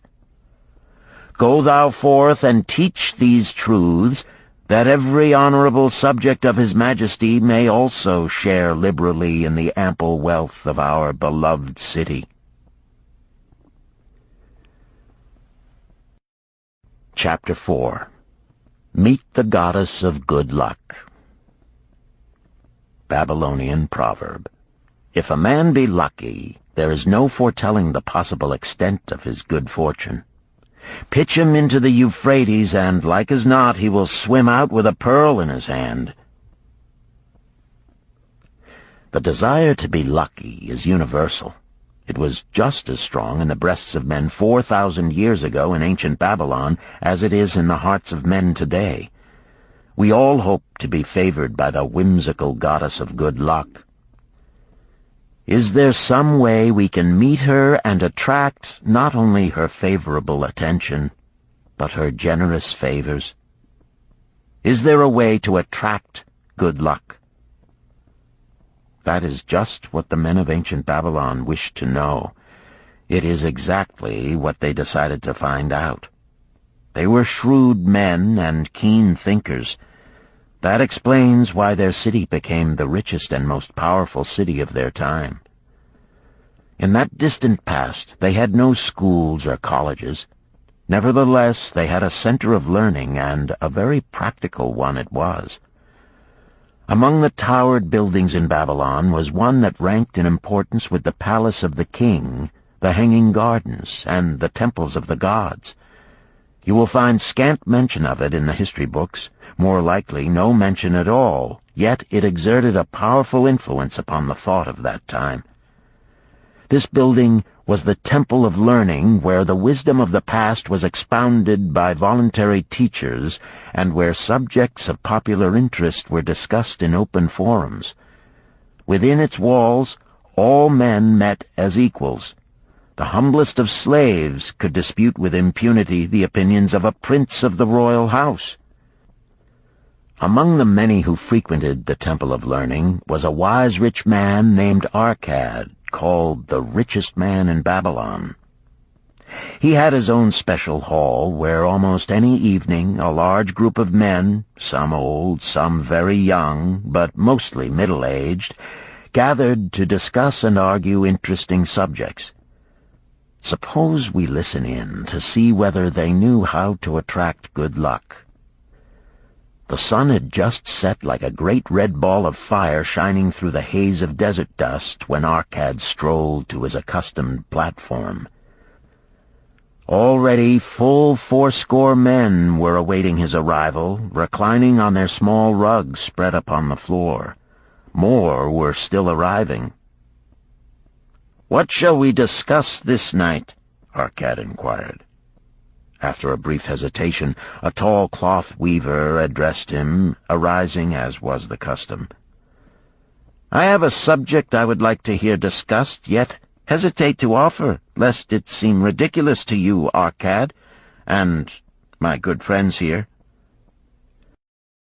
Upon being urged to offer it, both by Arcad and by calls from the others, he continued, "This day I have been lucky, for I have found a purse in which there are pieces of gold. To continue to be lucky is my great desire. Feeling that all men share with me this desire, I do suggest we debate how to attract good luck, that we may discover ways it can be enticed to one." "A most interesting subject has been offered," Arcad commented. "One most worthy of our discussion. To some men, good luck bespeaks but a chance happening that, like an accident, may befall one without purpose or reason. Others do believe that the instigator of all good fortune is our most bounteous goddess Ashtar, ever anxious to reward with generous gifts those who please her. Speak up, my friends, what say you? Shall we seek to find if there be means by which good luck may be enticed to visit each and all of us?" "Yea, yea, and much of it," responded the growing group of eager listeners. Thereupon Arcad continued, "To start our discussion, let us first hear from those among us who have enjoyed experiences similar to that of the cloth weaver in finding or receiving, without effort upon their part, valuable treasures or jewels." There was a pause in which all looked about, expecting someone to reply, but no one did. "What? No one?" Arcad asked. Then rare indeed must be this kind of good luck. Who now will offer a suggestion as to where we shall continue our search?" "That I will do," spoke a well-robed young man, arising. "When a man speaketh of luck, is it not natural that his thoughts turn to the gaming tables? Is it not there we find many men courting the favor of the goddess in hope she will bless them with rich winnings?" As he resumed his seat, a voice called, "Do not stop! Continue thy story. Tell us, didst thou find favor with the goddess at the gaming tables?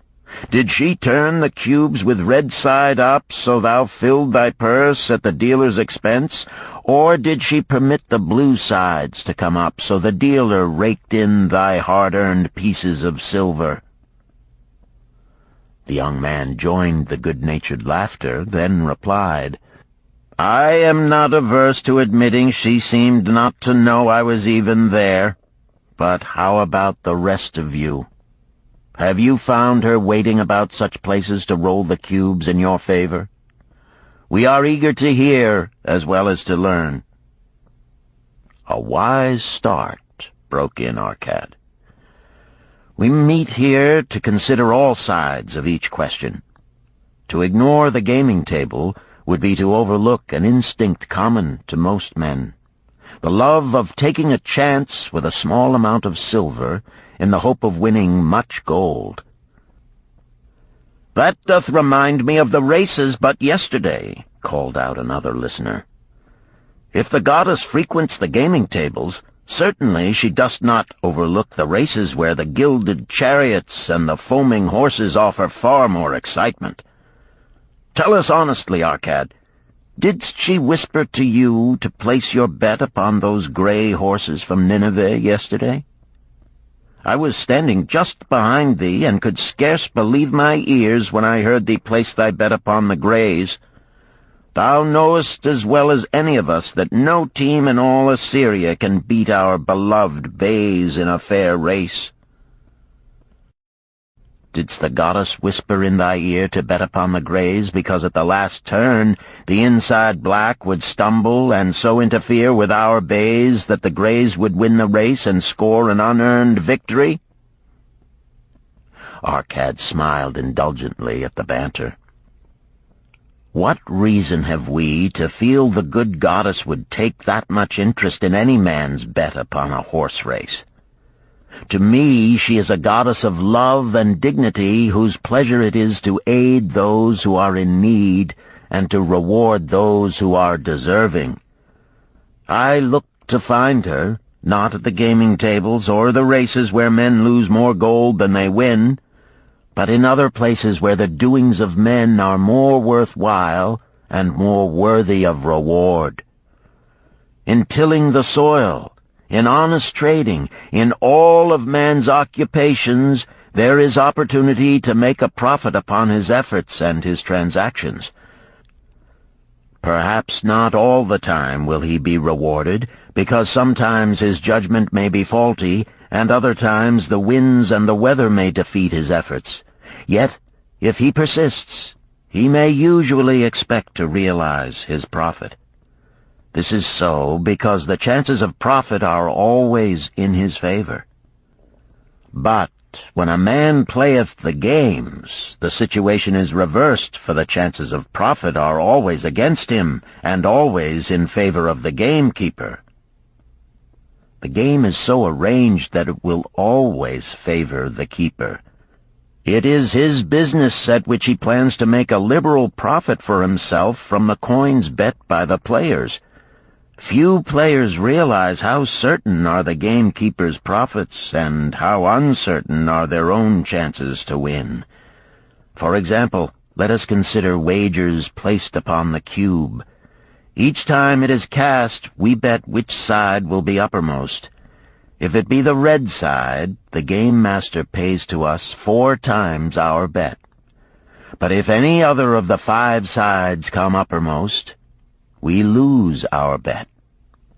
Thus, the figures show that for each cast we have 5 chances to lose, But because the red pays 4 for 1, we have 4 chances to win. In a night's play, the game master can expect to keep for his profit 1/5 of all the coins wagered. Can a man expect to win more than occasionally against odds so arranged that he should lose 1/5 of all his bets? Yet some men do win large sums at times, volunteered one of the listeners. Quite so, they do, Arcad continued. Realizing this, the question comes to me whether money secured in such ways brings permanent value to those who are thus lucky. Among my acquaintances are many of the successful men of Babylon, yet among them I am unable to name a single one who started his success from such a source. You who are gathered here tonight know many more of our substantial citizens. To me, it would be of much interest to learn how many of our successful citizens can credit the gaming tables with their start to success. Suppose each of you tell of those you know. What say you? After a prolonged silence, a wag ventured, "Wouldst thy inquiry include the gamekeepers?" "If you think of no one else," Arcad responded. "If not one of you can think of anyone else, then how about yourselves? Are there any consistent winners with us who hesitate to advise such a source for their incomes?" His challenge was answered by a series of groans from the rear, taken up and spread amid much laughter. "It would seem we are not seeking good luck in such places as the goddess frequents," he continued. "Therefore let us explore other fields. We have not found it in picking up lost wallets, neither have we found it haunting the gaming tables. As to the races, I must confess to have lost far more coins there than I have ever won. Now suppose we consider our trades and businesses. Is it not natural, if we conclude a profitable transaction, to consider it not good luck, but a just reward for our efforts? I am inclined to think we may be overlooking the gifts of the goddess. Perhaps she really does assist us when we do not appreciate her generosity. Who can suggest further discussion?" Thereupon an elderly merchant arose, smoothing his genteel white robe. "With thy permission, most honorable Arcad and my friends, I offer a suggestion. If, as you have said, we take credit to our own industry and ability for our business success, why not consider the successes we almost enjoyed but which escaped us, happenings which would have been most profitable? They would have been rare examples of good luck if they had actually happened. Because they were not brought to fulfillment, we cannot consider them as our just rewards. Surely many men here have such experiences to relate." "Here is a wise approach," Arcad approved. "Who among you have had good luck within your grasp only to see it escape?" Many hands were raised, among them that of the merchant. Arcad motioned to him to speak. "As you suggested this approach, we should like to hear first from you." "I will gladly relate a tale," he resumed, "that doth illustrate how closely unto a man good luck may approach, and how blindly he may permit it to escape, much to his loss and later regret. Many years ago, when I was a young man, just married and well started to earning, my father did come one day and urge most strongly that I enter upon an investment. The son of one of his good friends had taken notice of a barren tract of land not far beyond the outer walls of our city. It lay high above the canal where no water could reach it. The son of my father's friend devised a plan to purchase this land, build 3 large water wheels that could be operated by oxen, and thereby raise the life-giving waters to the fertile soil. This accomplished, he planned to divide it into small tracts and sell to the residents of the city for herb patches. The son of my father's friend did not possess sufficient gold to complete such an undertaking. Like myself, he was a young man earning a fair sum. His father, like mine, was a man of large family and small means. He therefore decided to interest a group of men to enter the enterprise with him. The group was to comprise 12, each of whom must be a money earner and agree to pay 1/10 of his earnings into the enterprise until the land was made ready for sale. All would then share justly in the profits in proportion to their investment. "Thou, my son," bespoke my father unto me, "art now in thy young manhood. It is my deep desire that thou begin the building of a valuable estate for thyself, that thou mayest become respected among men. I desire to see thou profit from a knowledge of the thoughtless mistakes of thy father."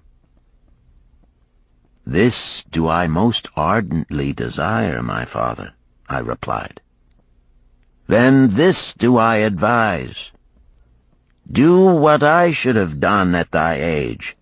From thy earnings keep out 1/10 to put into favorable investments.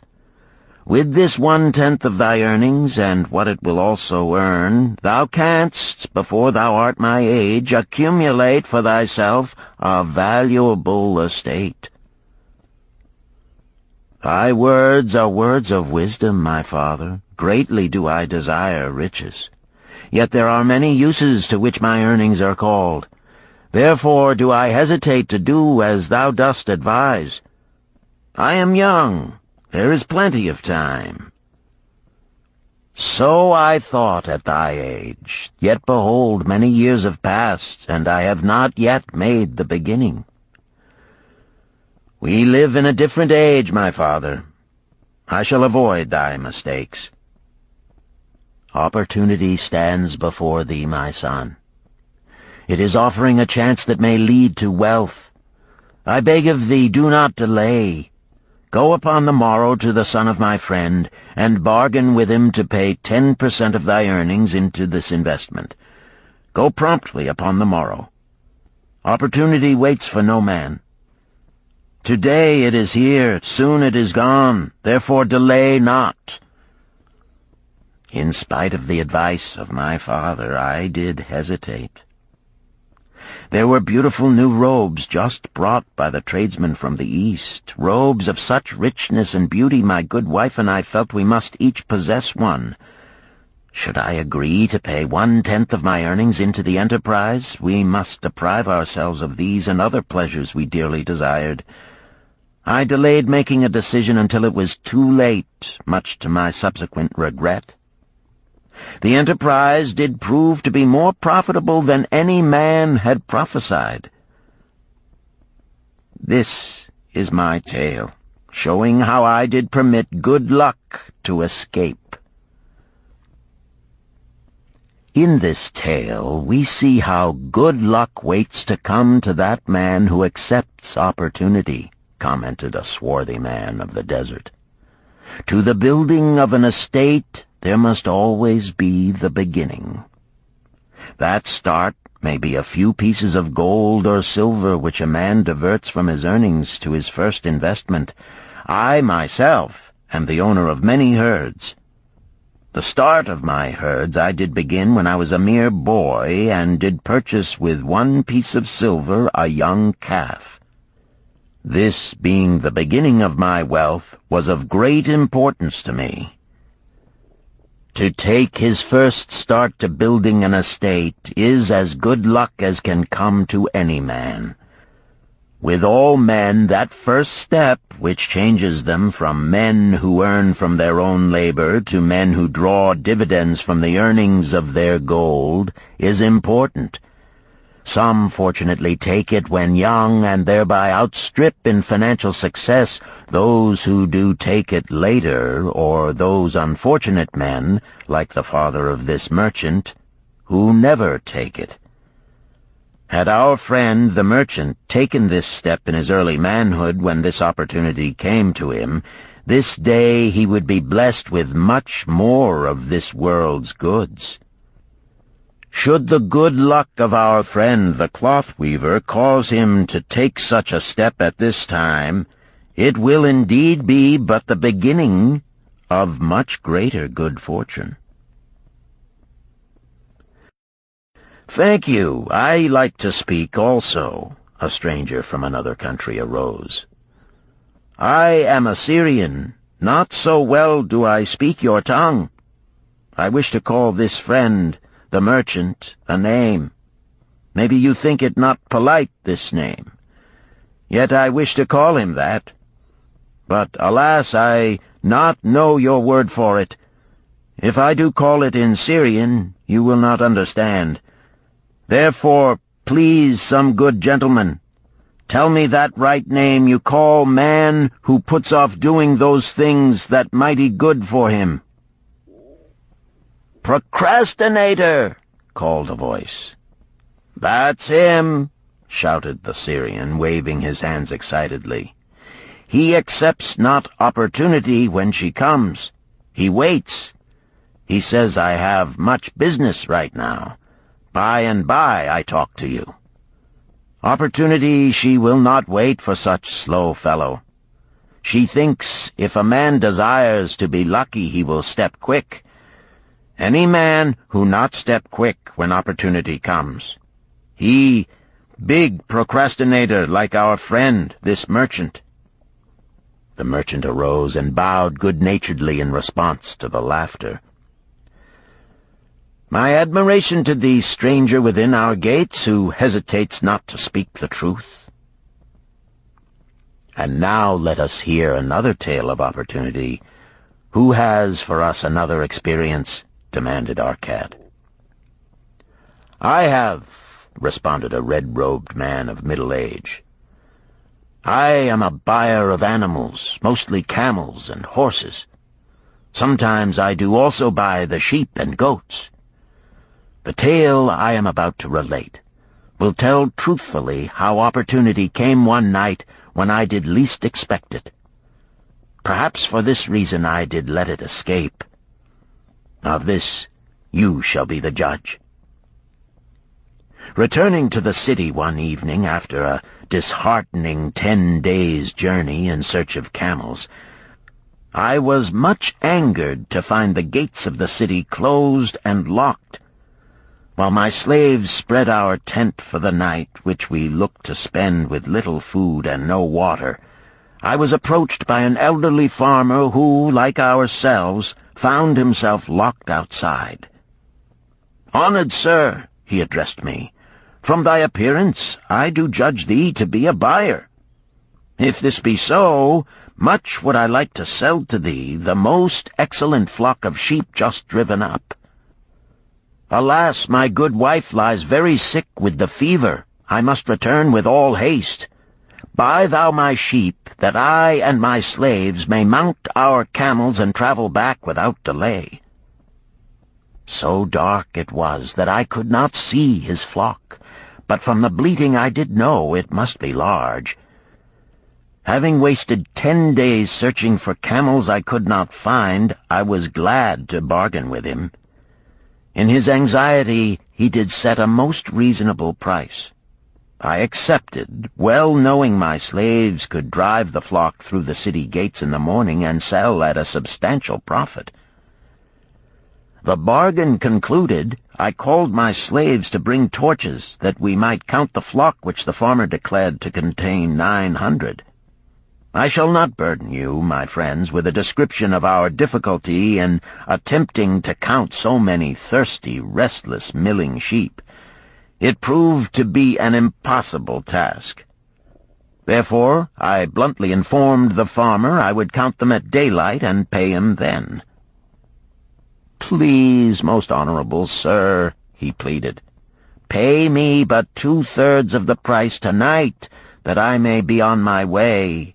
I will leave my most intelligent and educated slave to assist to make the count in the morning.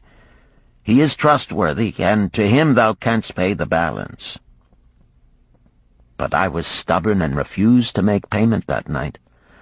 Next morning, before I awoke, the city gates opened, and 4 buyers rushed out in search of flocks. They were most eager and willing to pay high prices because the city was threatened with siege and food was not plentiful. Nearly 3 times the price at which he had offered the flock to me did the old farmer receive for it. Thus was rare good luck allowed to escape. "Here is a tale most unusual," commented Arcad. "What wisdom doth it suggest?" "The wisdom of making a payment immediately when we are convinced our bargain is wise," suggested a venerable saddle-maker. "If the bargain be good, then dost thou need protection against thy own weaknesses as much as against any other man. We mortals are changeable. Alas, I must say more apt to change our minds when right than wrong. Wrong, we are stubborn indeed. Right, we are prone to vacillate and let opportunity escape. My first judgment is my best. Yet always have I found it difficult to compel myself to proceed with a good bargain when made. Therefore, as a protection against my own weaknesses, I do make a prompt deposit thereon. This doth save me from later regrets for the good luck that should have been mine." "Thank you. Again I like to speak." The Syrian was upon his feet once more. "These tales much alike. Each time opportunity fly away for same reason. Each time she come to procrastinator, bringing good plan. Each time they hesitate, not say, right now, best time, I do it quick. How can men succeed that way?" "Wise are thy words, my friend," responded the buyer. "Good luck fled from procrastination in both these tales. Yet this is not unusual. The spirit of procrastination is within all men. We desire riches, yet how often, when opportunity doth appear before us, that spirit of procrastination from within doth urge various delays in our acceptance. In listening to it, we do become our own worst enemies. In my younger days, I did not know it by this long word our friend from Syria doth enjoy. I did think at first it was my own poor judgment that did cause me loss at many profitable trades. Later I did credit it to my stubborn disposition. At last I did recognize it for what it was, a habit of needless delaying where action was required, action prompt and decisive. How I did hate it when its true character stood revealed. With the bitterness of a wild ass hitched to a chariot, I did break loose from this enemy to my success. "Thank you. I like ask question from Mr. Merchant," the Syrian was speaking. "You wear fine robes, not like those of poor man. You speak like successful man. Tell us, do you listen now when procrastination whispers in your ear?" "Like our friend the buyer, I also had to recognize and conquer procrastination," responded the merchant. "To me, it proved to be an enemy ever watching and waiting to thwart my accomplishments. The tale I did relate is but one of many similar instances I could tell to show how it drove away my opportunities.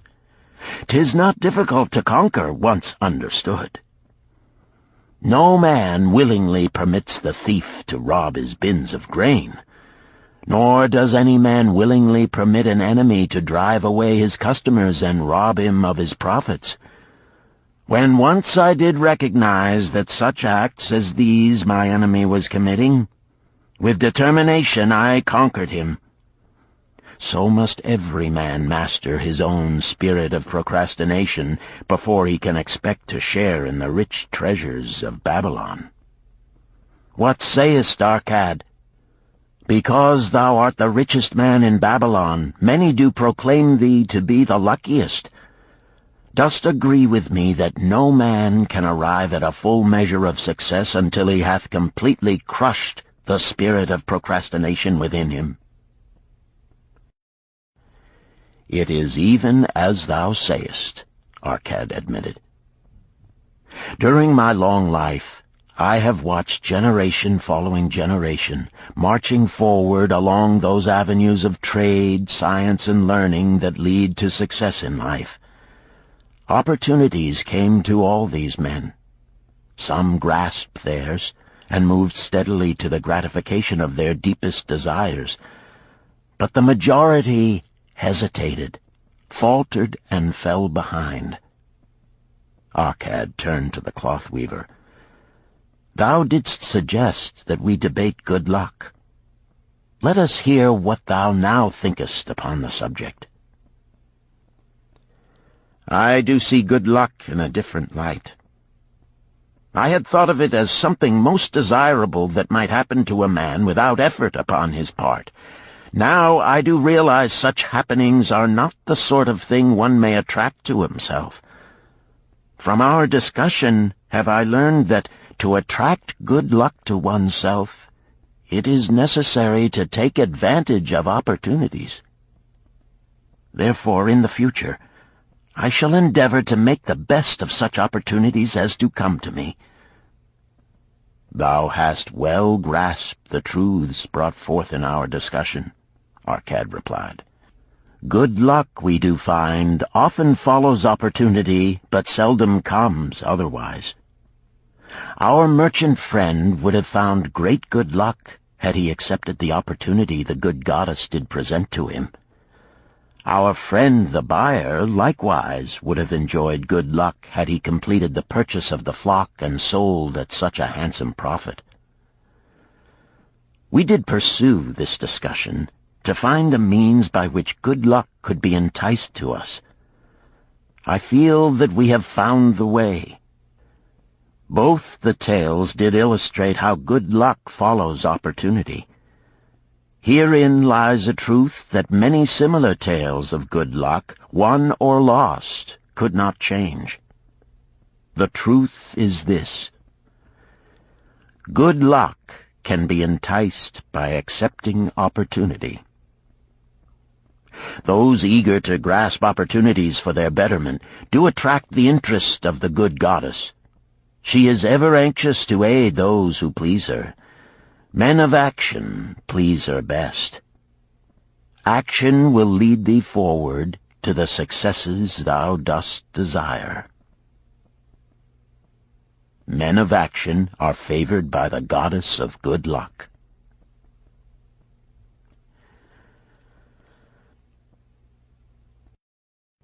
Chapter 5. The 5 Laws of Gold. A bag heavy with gold, or a clay tablet carved with words of wisdom. If thou hadst thy choice, which wouldst thou choose?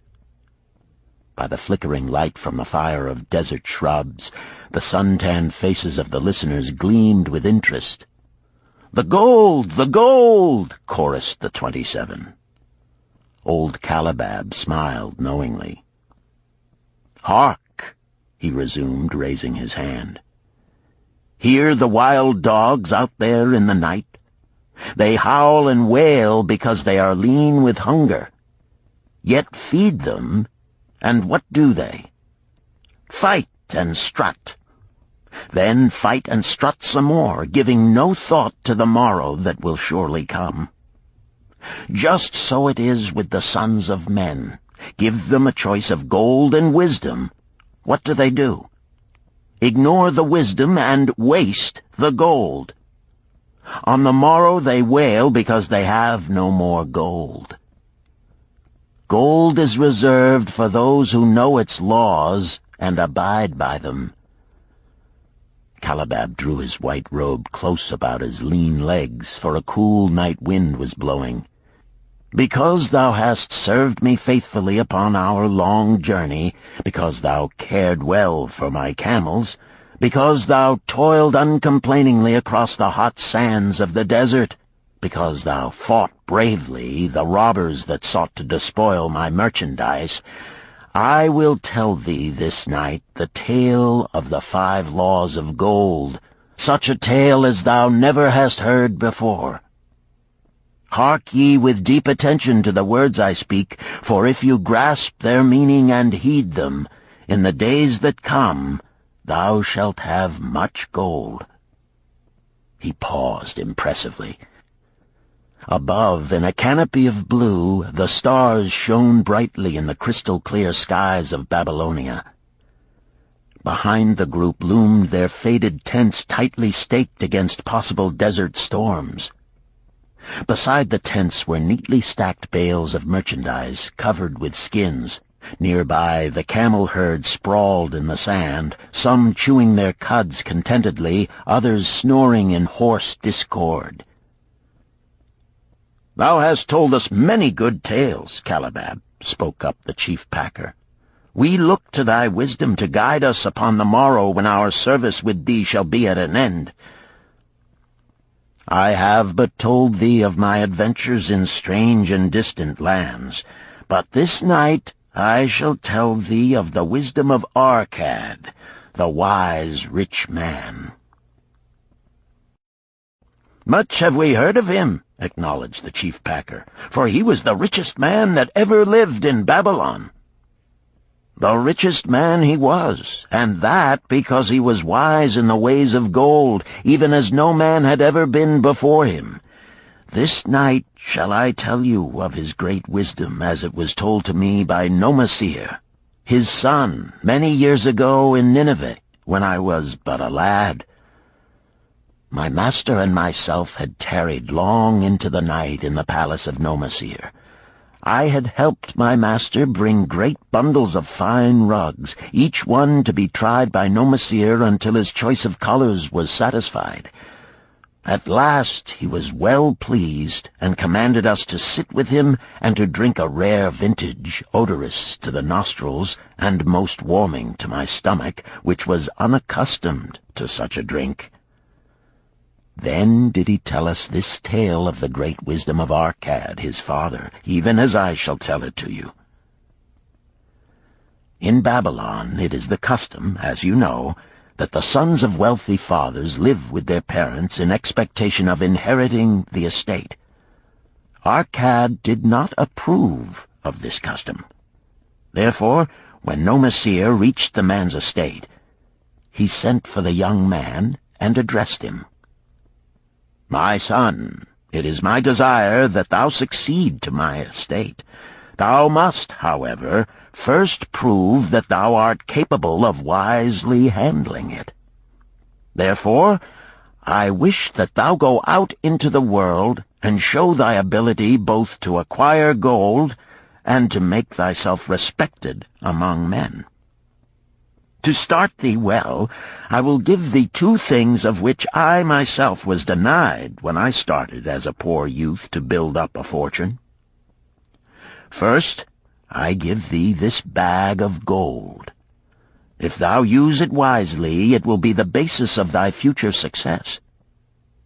Second, I give thee this clay tablet upon which is carved the 5 laws of gold. If thou dost but interpret them in thy own acts, they shall bring thee competence and security. 10 years from this day come thou back to the house of thy father and give account of thyself. If thou prove worthy, I will then make thee the heir to my estate. Otherwise I will give it to the priests that they may barter for my soul the kind consideration of the gods." So Nomasir went forth to make his own way, taking his bag of gold the clay tablet carefully wrapped in silken cloth, his slave, and the horses upon which they rode. The 10 years passed, and Nomasir, as he had agreed, returned to the house of his father, who provided a great feast in his honor, to which he invited many friends and relatives. After the feast was over, the father and mother mounted their throne-like seats at one side of the great hall, and Nomasir stood before them to give an account of himself as he had promised his father. It was evening.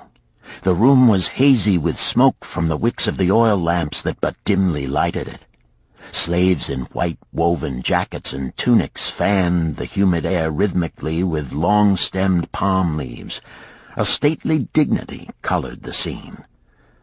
The wife of Nomasir and his 2 young sons, with friends and other members of the family, sat upon rugs behind him, eager listeners. "My father," he began deferentially, "I bow before thy wisdom. 10 years ago, when I stood at the gates of manhood, thou bade me go forth and become a man among men, instead of remaining a vassal to thy fortune. Thou gave me liberally of thy gold. Thou gave me liberally of thy wisdom. Of the gold, alas, I must admit of a disastrous handling. It fled indeed from my inexperienced hands, even as a wild hare flees at the first opportunity from the youth who captures it." The father smiled indulgently. "Continue, my son. Thy tale interests me in all its details." "I decided to go to Nineveh, as it was a growing city, believing that I might find there opportunities. I joined a caravan, and among its members made numerous friends. 2 well-spoken men who had a most beautiful white horse, as fleet as the wind, were among these. As we journeyed, they told me in confidence that in Nineveh was a wealthy man who owned a horse so swift that it had never been beaten.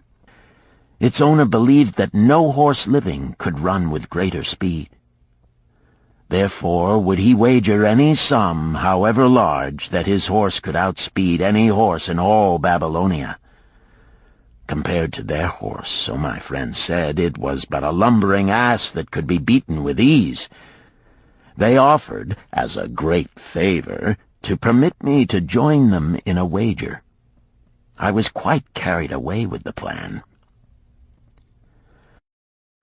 Our horse was badly beaten, and I lost much of my gold." The father laughed. "Later, I discovered that this was a deceitful plan of these men, and they constantly journeyed with caravans seeking victims. You see, the man in Nineveh was their partner and shared with them the bets he won. This shrewd deceit taught me my first lesson in looking out for myself. I was soon to learn another, equally bitter. In the caravan was another young man with whom I became quite friendly. He was the son of wealthy parents and, like myself, journeying to Nineveh to find a suitable location. Not long after our arrival, he told me that a merchant had died, and his shop with its rich merchandise and patronage could be secured at a paltry price. Saying that we would be equal partners, but first he must return to Babylon to secure his gold, he prevailed upon me to purchase the stock with my gold, agreeing that his would be used later to carry on our venture. He long delayed the trip to Babylon, proving in the meantime to be an unwise buyer and a foolish spender. I finally put him out, but not before the business had deteriorated to where we had only unsaleable goods and no gold to buy other goods. I sacrificed what was left to an Israelite for a pitiful sum. Soon there followed, I tell you, my father, bitter days. I sought employment and found it not, for I was without trade or training that would enable me to earn. I sold my horses, I sold my slave. I sold my extra robes that I might have food and a place to sleep, but each day grim want crouched closer. But in those bitter days, I remembered thy confidence in me, my father. Thou hadst sent me forth to become a man, and this I was determined to accomplish. The mother buried her face and wept softly. At this time I bethought me of the table thou had given to me, upon which thou had carved the 5 laws of gold. Thereupon I read most carefully thy words of wisdom, and realized that had I but sought wisdom first, my gold would not have been lost to me. I learned by heart each law, and determined that when once more the goddess of good fortune smiled upon me, I would be guided by the wisdom of age, and not by the inexperience of youth. For the benefit of you who are seated here this night, I will read the wisdom of my father as engraved upon the clay tablet which he gave to me 10 years ago. The 5 laws of gold. 1. Gold cometh gladly and in increasing quantity to any man who will put by not less than 1/10 of his earnings to create an estate for his future and that of his family. 2. Gold laboreth diligently and contentedly for the wise owner who finds for it profitable employment, multiplying even as the flocks of the field. 3. Gold clingeth to the protection of the cautious owner who invests it under the advice of men wise in its handling. 4.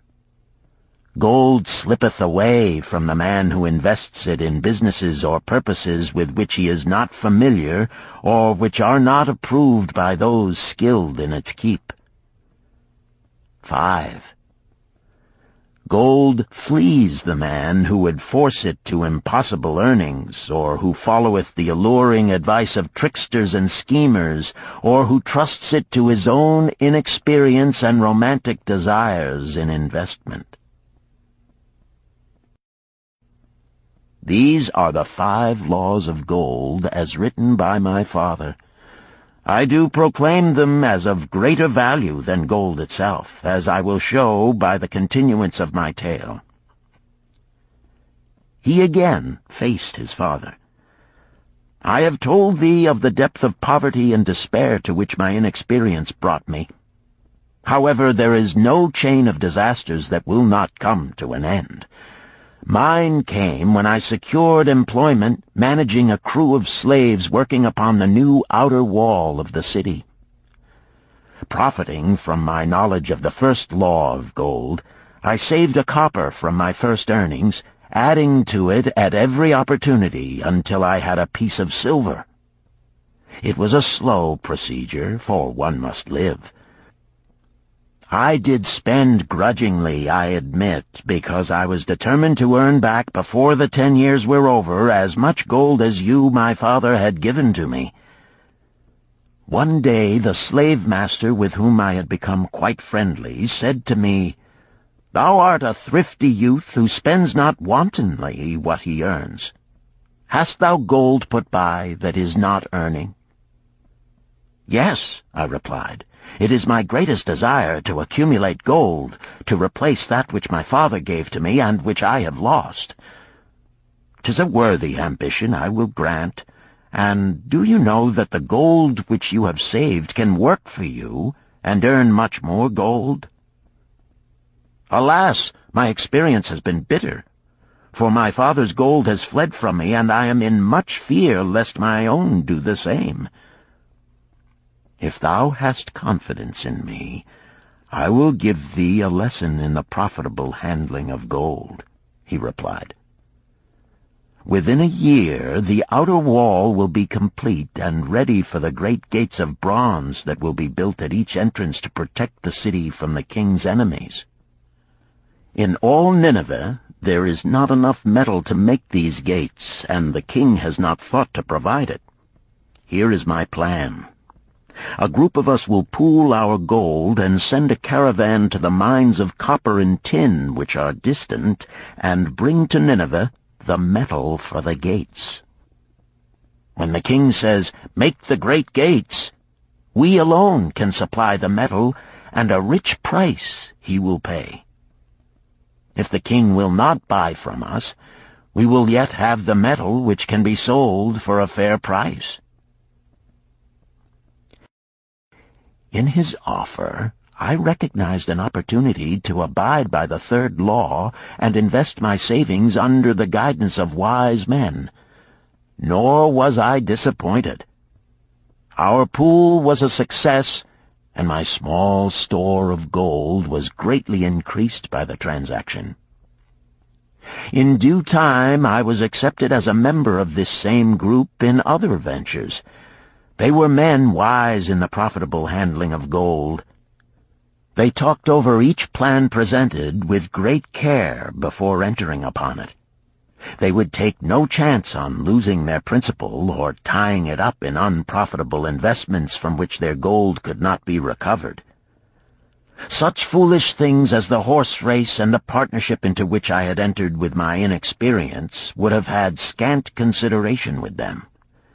They would have immediately pointed out their weaknesses. Through my association with these men, I learned to safely invest gold to bring profitable returns. As the years went on, my treasure increased more and more rapidly. I not only made back as much as I lost, but much more. Through my misfortunes, my trials, and my success, I have tested time and again the wisdom of the 5 laws of gold, my father, and have proven them true in every test.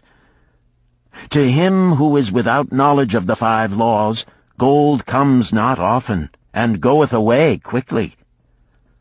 But to him who abide by the 5 laws, gold comes and works as his dutiful slave. Nomasir ceased speaking and motioned to a slave in the back of the room. The slave brought forward, one at a time, 3 heavy leather bags.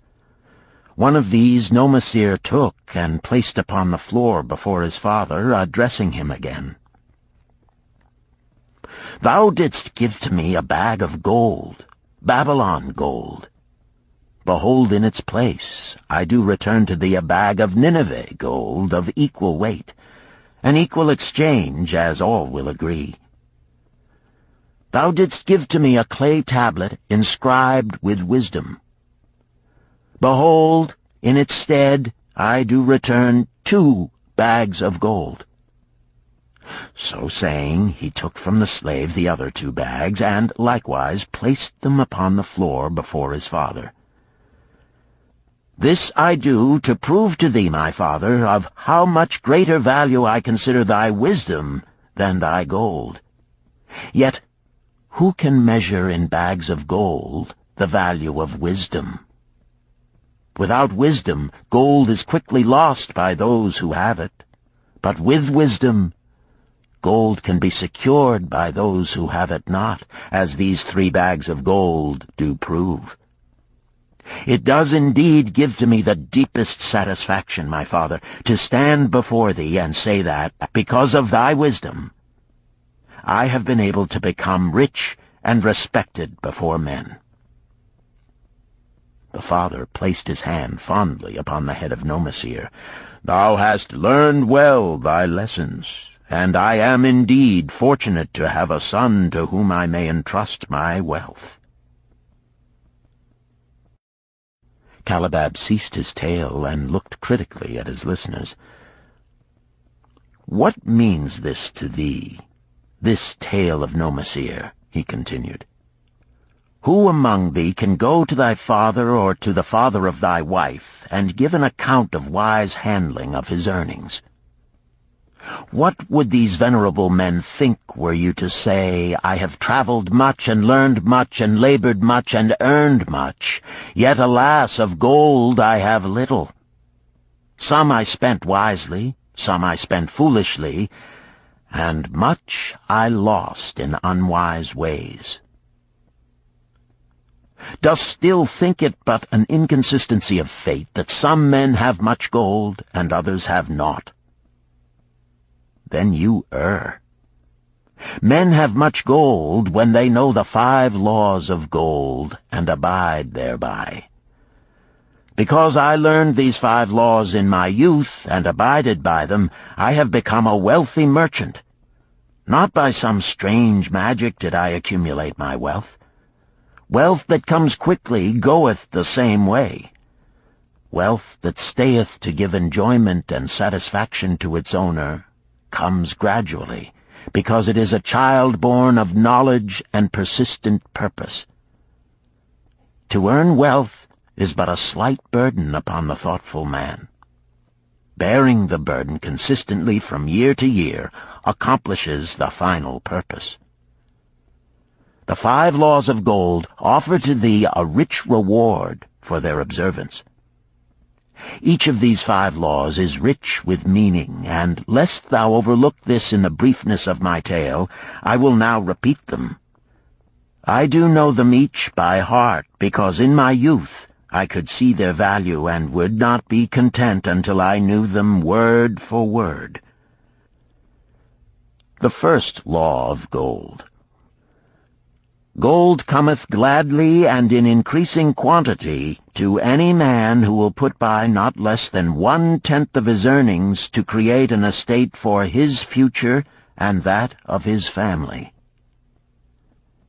Any man who will put by 1/10 of his earnings consistently and invest it wisely will surely create a valuable estate that will provide an income for him in the future and further guarantee safety for his family in case the gods call him to the world of darkness. This law always saith that gold cometh gladly to such a man. I can truly certify this in my own life. The more gold I accumulate, the more readily it comes to me, and in increased quantities. The gold which I save earns more, even as yours will, and its earnings earn more, and this is the working out of the first law. The second law of gold. Gold laboreth diligently and contentedly for the wise owner who finds for it profitable employment, multiplying even as the flocks of the field. Gold indeed is a willing worker. It is ever eager to multiply when opportunity presents itself. To every man who hath a store of gold set by, opportunity comes for its most profitable use. As the years pass, it multiplies itself in surprising fashion. The third law of gold. Gold clingeth to the protection of the cautious owner who invests it under the advice of men wise in its handling. Gold indeed clingeth to the cautious owner, even as it flees the careless owner. The man who seeks the advice of men wise in handling gold soon learneth not to jeopardize his treasure, but to preserve in safety and to enjoy in contentment its consistent increase. This ends Disc 2. The Richest Man in Babylon, Disc 3. The fourth law of gold. Gold slippeth away from the man who invests it in businesses or purposes with which he is not familiar or which are not approved by those skilled in its keep. To the man who hath gold yet is not skilled in its handling, many uses for it appear most profitable. Too often these are fraught with danger of loss, and if properly analyzed by wise men, show small possibility of profit. Therefore, the inexperienced owner of gold who trusts to his own judgment and invests it in businesses or purposes with which he is not familiar, too often finds his judgment imperfect and pays with his treasure for his inexperience. Wise indeed is he who investeth his treasures under the advice of men skilled in the ways of gold. the 5th law of gold. Gold flees the man who would force it to impossible earnings, or who followeth the alluring advice of tricksters and schemers, or who trusts it to his own inexperience and romantic desires in investment. Fanciful propositions that thrill like adventure tales always come to the new owner of gold. These appear to endow his treasure with magic powers that will enable it to make impossible earnings. Yet heed ye the wise men, for verily they know the risks that lurk behind every plan to make great wealth suddenly. Forget not the rich men of Nineveh, who would take no chance of losing their principal or tying it up in unprofitable investments.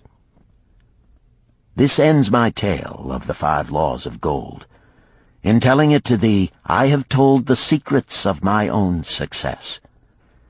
Yet they are not secrets, but truths which every man must first learn and then follow, who wishes to step out of the multitude that, like yon wild dogs, must worry each day for food to eat.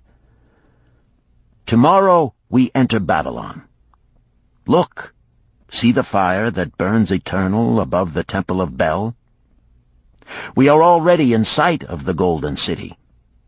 Tomorrow each of thee shall have gold, the gold thou hast so well earned by thy faithful services.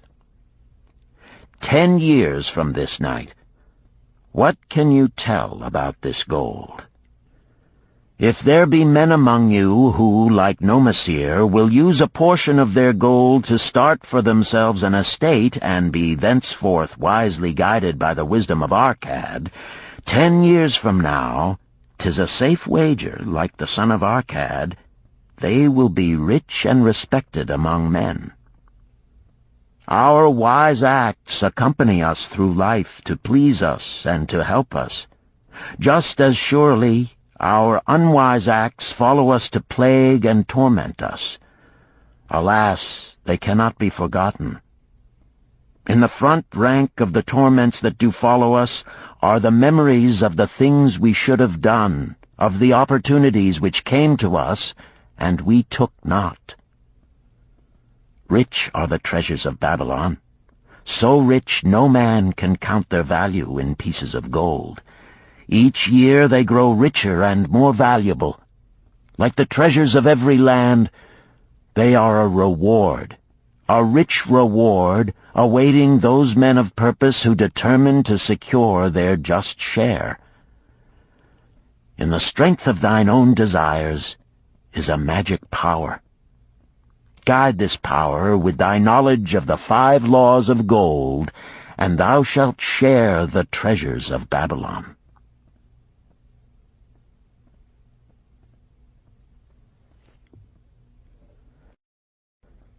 Chapter 6. The Gold Lender of Babylon. 50 pieces of gold. Never before had Rohn, the spearmaker of old Babylon, carried so much gold in his leather wallet. Happily down the king's highway from the palace of his most liberal majesty he strode. Cheerfully the gold clinked as the wallet at his belt swayed with each step, the sweetest music he had ever heard. 50 pieces of gold, all his. He could hardly realize his good fortune. What power in those clinking discs! They could purchase anything he wanted. A grand house, land, cattle, camels, horses, chariots, whatever he might desire. What use should he make of it? This evening, as he turned into a side street toward the home of his sister, he could think of nothing he would rather possess than those same glittering, heavy pieces of gold, his to keep.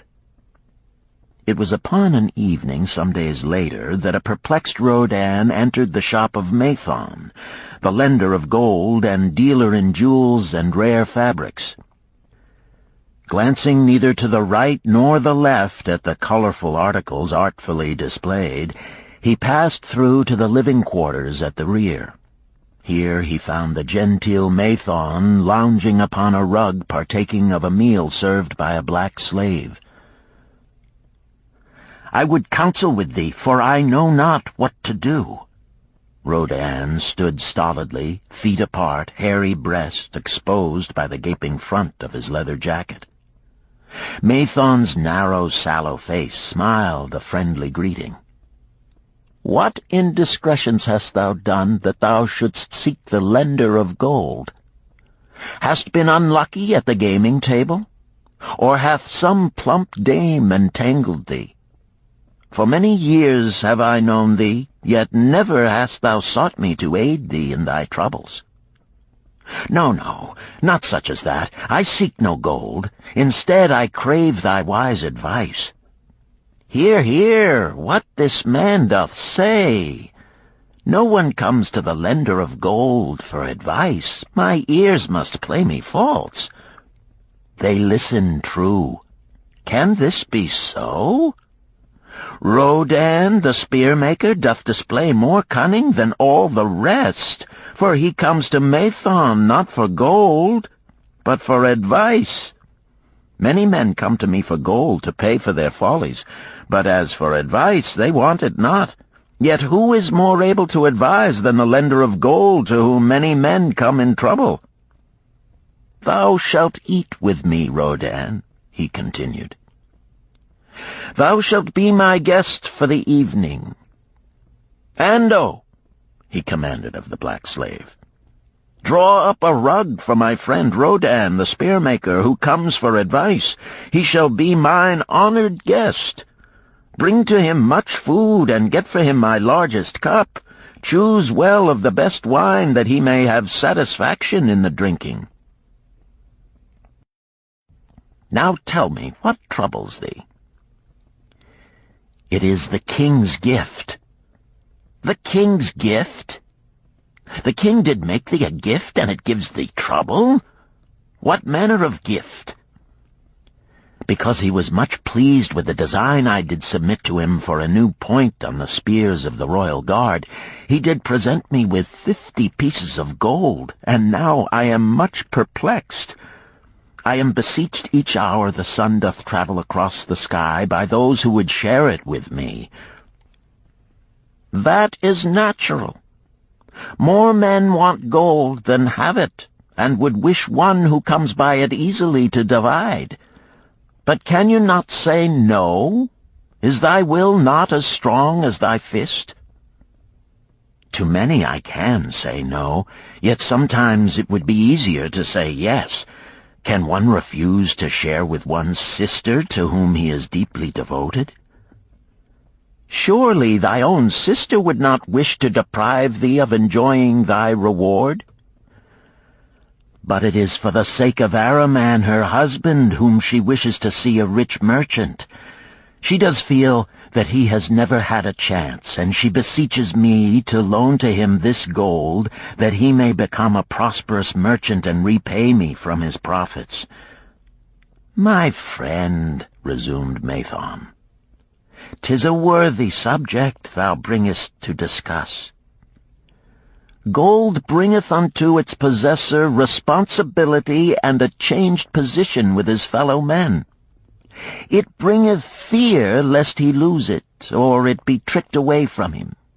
It bringeth a feeling of power and ability to do good. Likewise, it bringeth opportunities whereby his very good intentions may bring him into difficulties. Didst ever hear of the farmer of Nineveh who could understand the language of animals?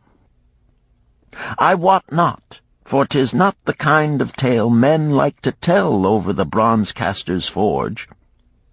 I will tell it to thee, for thou shouldst know that to borrowing and lending there is more than the passing of gold from the hands of one to the hands of another. This farmer, who could understand what the animals said to each other, did linger in the farmyard each evening just to listen to their words. One evening he did hear the ox bemoaning to the ass the hardness of his lot. I do labor pulling the plow from morning until night, no matter how hot the day, or how tired my legs, or how the bow doth chafe my neck, still must I work. But you are a creature of leisure. You are trapped with a colorful blanket and do nothing more than carry our master about where he wishes to go. When he goes nowhere, you do rest and eat the green grass all the day."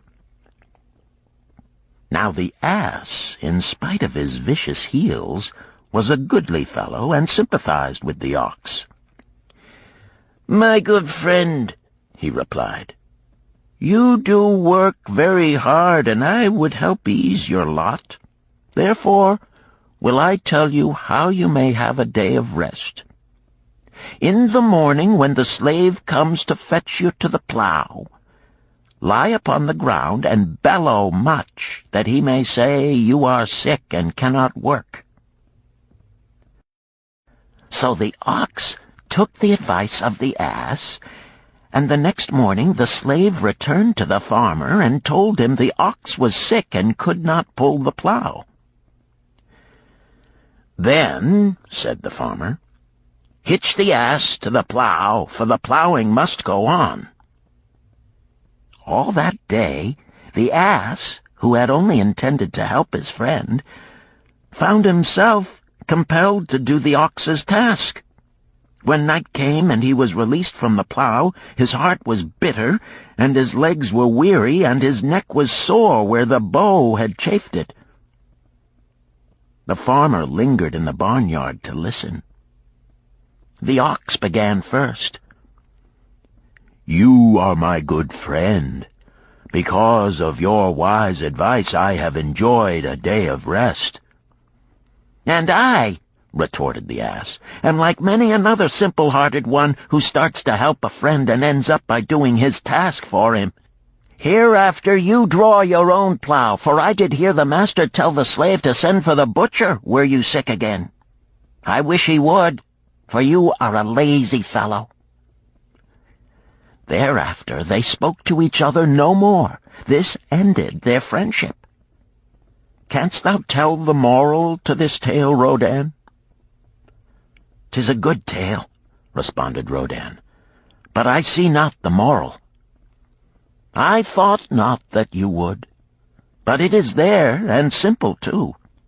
Just this: if you desire to help thy friend, do so in a way that will not bring thy friend's burdens upon thyself."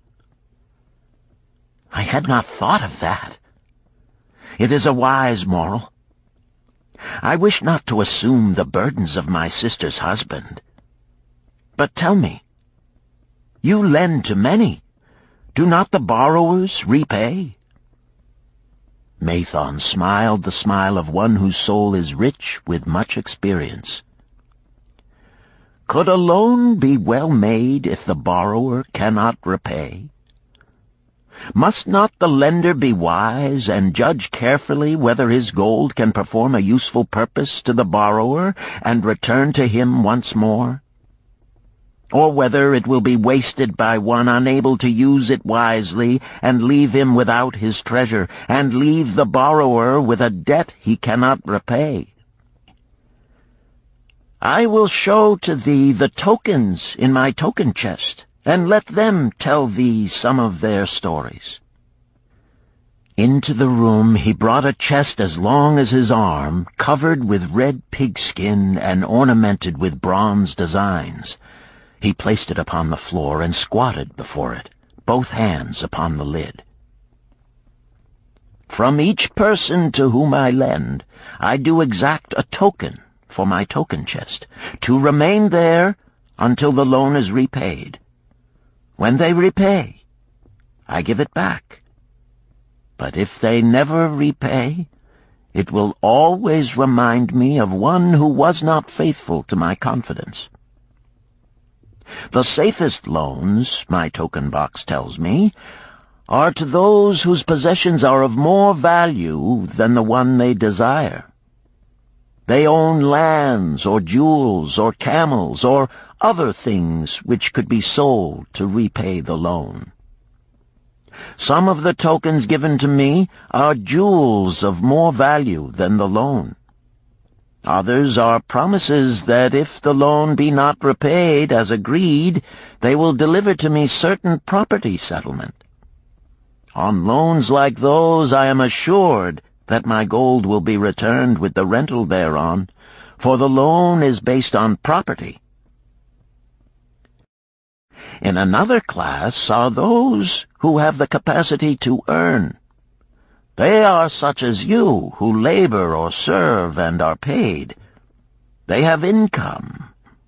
And if they are honest and suffer no misfortune, I know that they also can repay the gold I loan them and the rental to which I am entitled.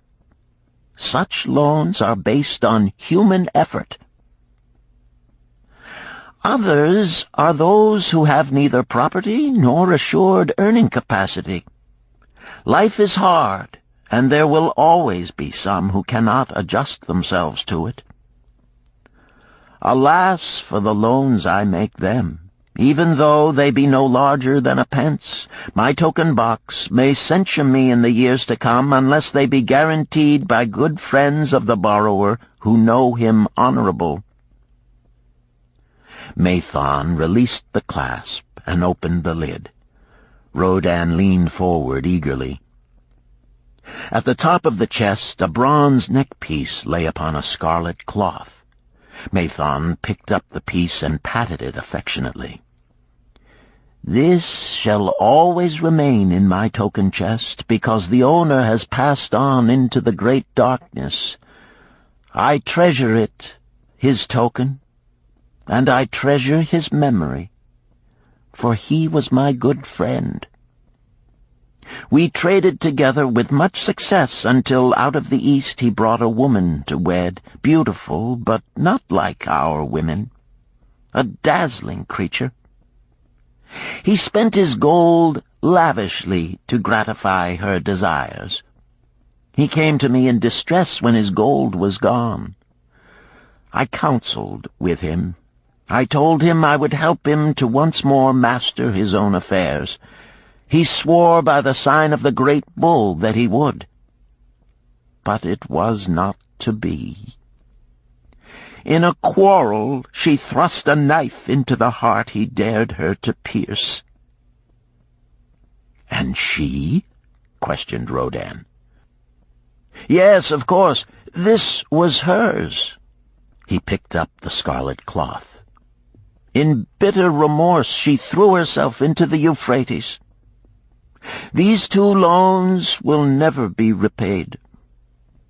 The chest tells you, Rodan, that humans in the throes of great emotions are not safe risks for the gold lender. Here, now, this is different." He reached for a ring carved of oxbone. "This belongs to a farmer. I buy the rugs of his women. The locusts came, and they had not food. I helped him, and when the new crop came, he repaid me. Later he came again and told of strange goats in a distant land, as described by a traveler. They had long hair so fine and soft it would weave into rugs more beautiful than any ever seen in Babylon. He wanted a herd, but he had no money. So I did lend him gold to make the journey and bring back goats. Now his herd is begun, and next year I shall surprise the lords of Babylon with the most expensive rugs it has been their good fortune to buy. Soon I must return his ring. He doth insist on repaying promptly." "Some borrowers do that?" queried Rodan. "If they borrow for purposes that bring money back to them, I find it so. But if they borrow because of their indiscretions, I warn thee to be cautious if thou wouldst ever have thy gold back in hand again."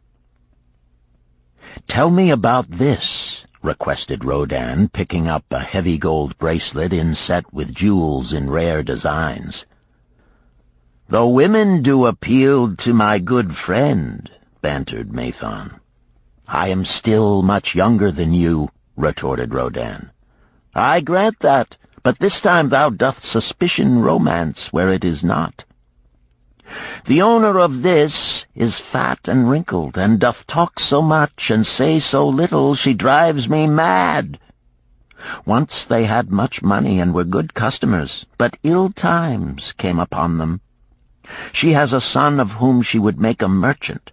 So she came to me and borrowed gold that he might become a partner of a caravan owner who travels with his camels, bartering in one city what he buys in another.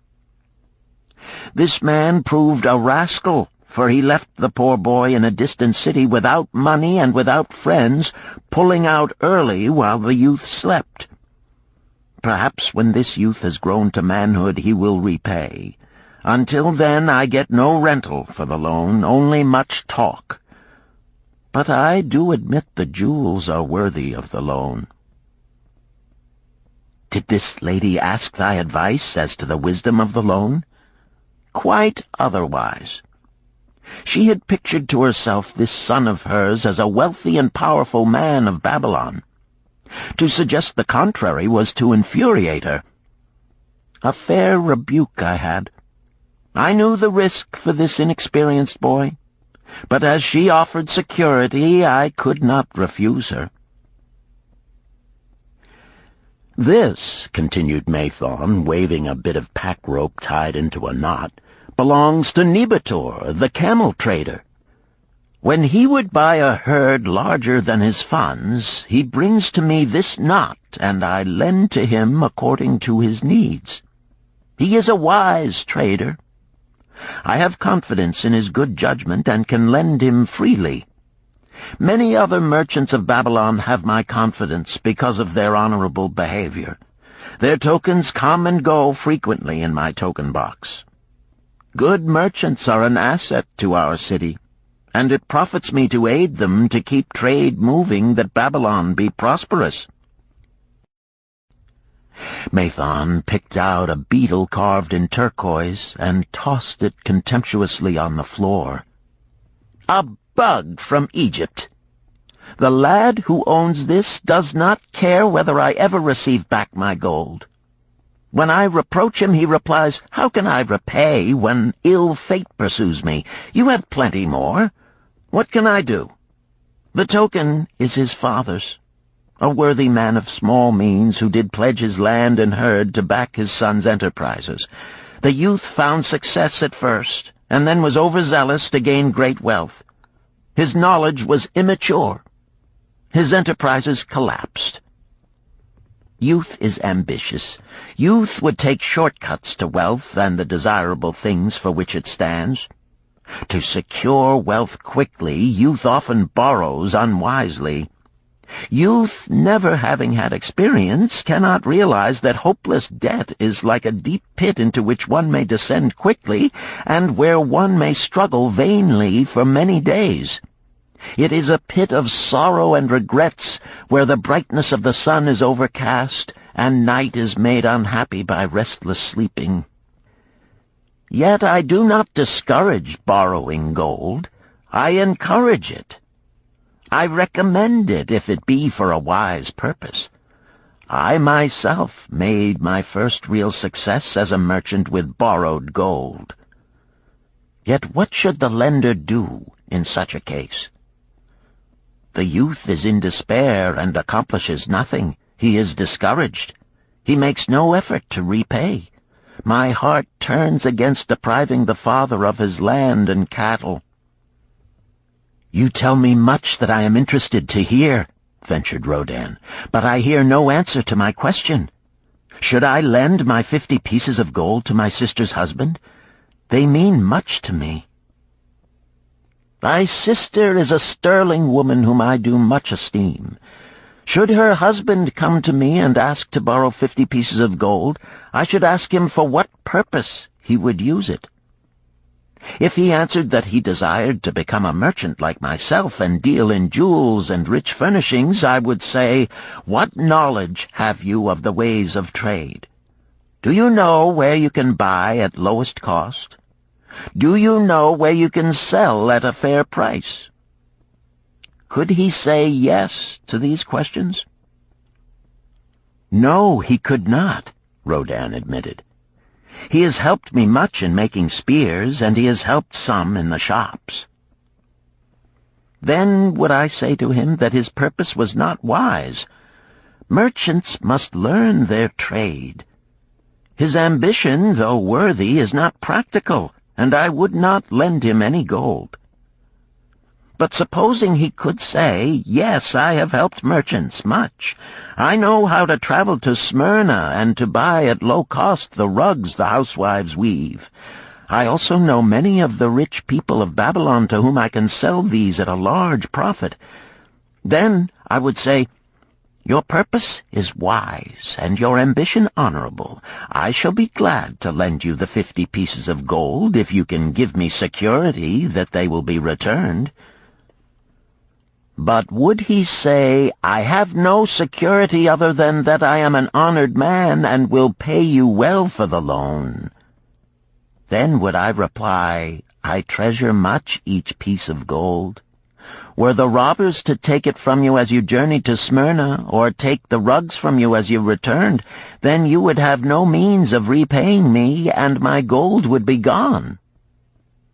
Gold, you see, Rohn, is the merchandise of the lender of money. It is easy to lend. If it is lent unwisely, then it is difficult to get back. The wise lender wishes not the risk of the undertaking, but the guarantee of safe repayment. "'Tis well," he continued, "to assist those that are in trouble. 'Tis well to help those upon whom fate has laid a heavy hand. 'Tis well to help those who are starting, that they may progress and become valuable citizens. But help must be given wisely, lest, like the farmer's ass, in our desire to help, we but take upon ourselves the burden that belongs to another." Again I wandered from thy question, Rohn, but hear my answer. Keep thy 50 pieces of gold. What thy labor earns for thee and what is given thee for reward is thine own, and no man can put an obligation upon thee to part with it, unless it do be thy wish. If thee wouldst lend it so that it may earn thee more gold, then lend with caution and in many places. I like not idle gold, even less I like too much of risk. How many years hast thou labored as a spear-maker? Fully 3. How much besides the king's gift hast saved? 3 gold pieces. Each year that thou hast labored, thou hast denied thyself good things to save from thine earnings 1 piece of gold? 'Tis as you say. Then mightest save in 50 years of labor 50 pieces of gold by thy self-denial? A lifetime of labor it would be. Thinkest thou thy sister would wish to jeopardize the savings of 50 years of labor over the bronze melting pot, that her husband might experiment on being a merchant? Not if I spoke in your words. Then go to her and say, 3 years I have labored each day except fast days, from morning until night, and I have denied myself many things that my heart craved.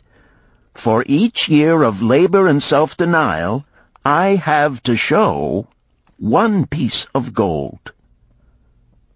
Thou art my favored sister, and I wish that thy husband may engage in business in which he will prosper greatly. If he will submit to me a plan that seems wise and possible to my friend Mathon, then will I gladly lend to him my savings of an entire year, that he may have an opportunity to prove that he can succeed. Do that, I say, and if he has within him the soul to succeed, he can prove it. If he fails, he will not owe thee more than he can hope some day to repay. I am a gold lender because I own more gold than I can use in my own trade. I desire my surplus gold to labor for others and thereby earn more gold. I do not wish to take risk of losing my gold, for I have labored much and denied myself much to secure it. Therefore I will no longer lend any of it where I am not confident that it is safe and will be returned to me. Neither will I lend it where I am not convinced that its earnings will be promptly paid to me. I have told to thee, Rodan, a few of the secrets of my token chest. From them you may understand the weakness of men and their eagerness to borrow that which they have no certain means to repay. From this you can see how often their high hopes of the great earnings they could make if they but had gold are but false hopes they have not the ability or training to fulfill. Thou, Rodan, now have gold which thou shouldst put to earning more gold for thee. Thou art about to become, even as I, a gold lender. If thou dost safely preserve thy treasure, it will produce liberal earnings for thee, and be a rich source of pleasure and profit during all thy days. But if thou dost let it escape from thee, it will be a source of constant sorrow and regret as long as thy memory doth last. What desirest thou most of this gold in thy wallet? To keep it safe. Wisely spoken, replied Mathon approvingly. Thy first desire is for safety. Thinkest thou that in the custody of thy sister's husband it would be truly safe from possible loss? I fear not, for he is not wise in guarding gold. Then be not swayed by foolish sentiments of obligation to trust thy treasure to any person. If thou wouldst help thy family or thy friends, find other ways than risking the loss of thy treasure. Forget not that gold slippeth away in unexpected ways from those unskilled in guarding it. As well waste thy treasure in extravagance as let others lose it for thee. What next after safety dost desire of this treasure of thine? That it earn more gold. Again thou speakest with wisdom. It should be made to earn and grow larger. Gold wisely lent may even double itself with its earnings before a man like you groweth old. If you risk losing it, you risk losing all that it would earn as well. Therefore be not swayed by the fantastic plans of impractical men who think they see ways to force thy gold to make earnings unusually large. Such plans are the creations of dreamers unskilled in the safe and dependable laws of trade. Be conservative in what thou expectest to earn, that thou mayest keep and enjoy thy treasure. To hire it out with a promise of usurious returns is to invite loss. Seek to associate thyself with men and enterprises whose success is established, that thy treasure may earn liberally under their skillful use and be guarded safely by their wisdom and experience. Thus mayest thou avoid the misfortunes that follow most of the sons of men to whom the gods see fit to entrust gold. When Rodan would thank him for his wise advice, he would not listen, saying, "The king's gift shall teach thee much wisdom. If wouldst keep thy 50 pieces of gold, thou must be discreet indeed. Many uses will tempt thee. Much advice will be spoken to thee. Numerous opportunities to make large profits will be offered thee.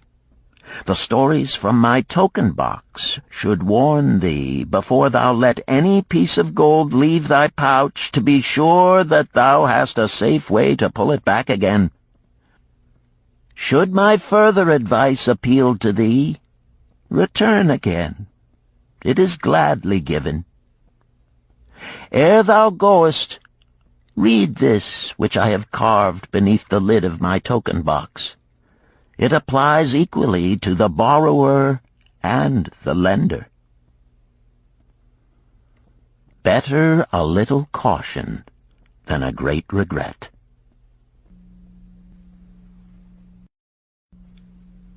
Chapter 7. The Walls of Babylon.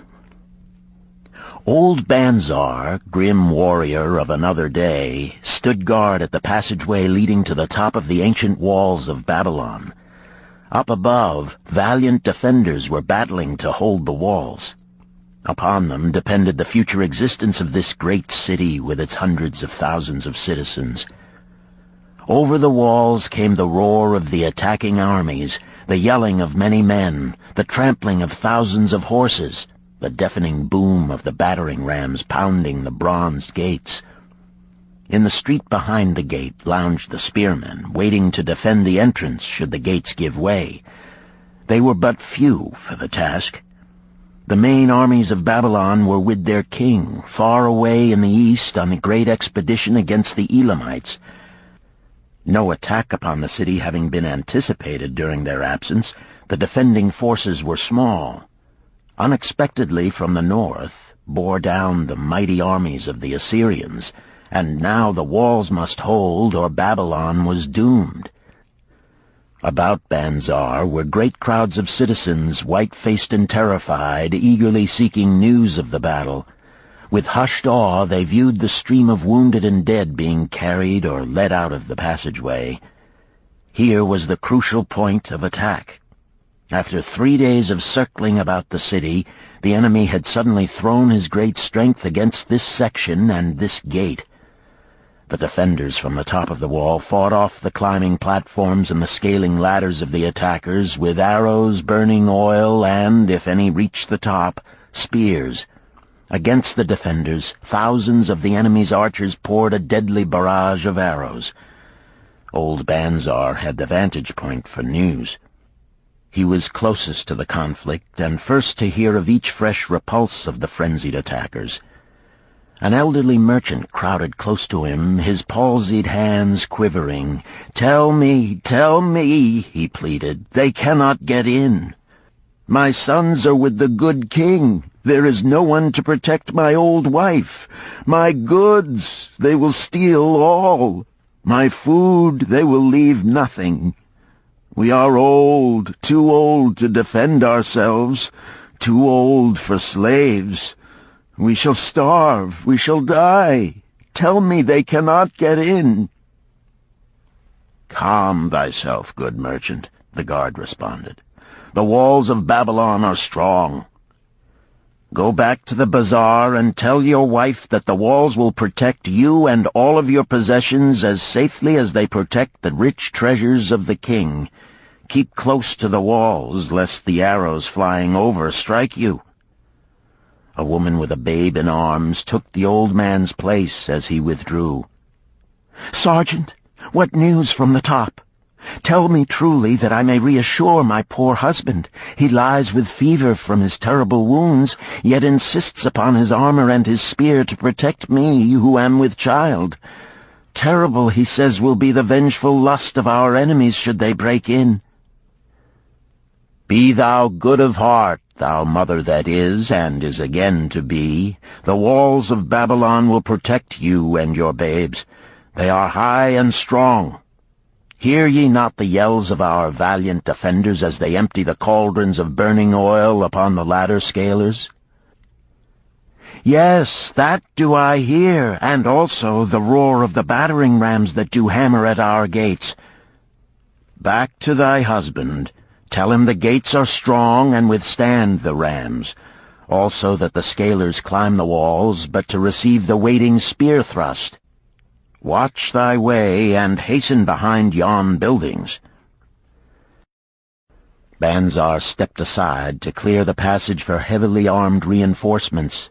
As, with clanking bronze shields and heavy tread, they tramped by, a small girl plucked at his girdle. "Tell me, soldier, are we safe?" she pleaded. "I hear the awful noises. I see the men all bleeding. I am so frightened. What will become of our family, of my mother, little brother, and the baby?"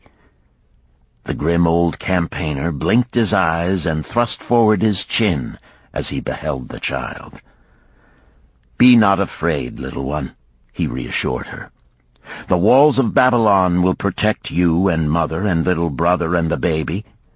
It was for the safety of such as you that the good Queen Semiramis built them over 100 years ago.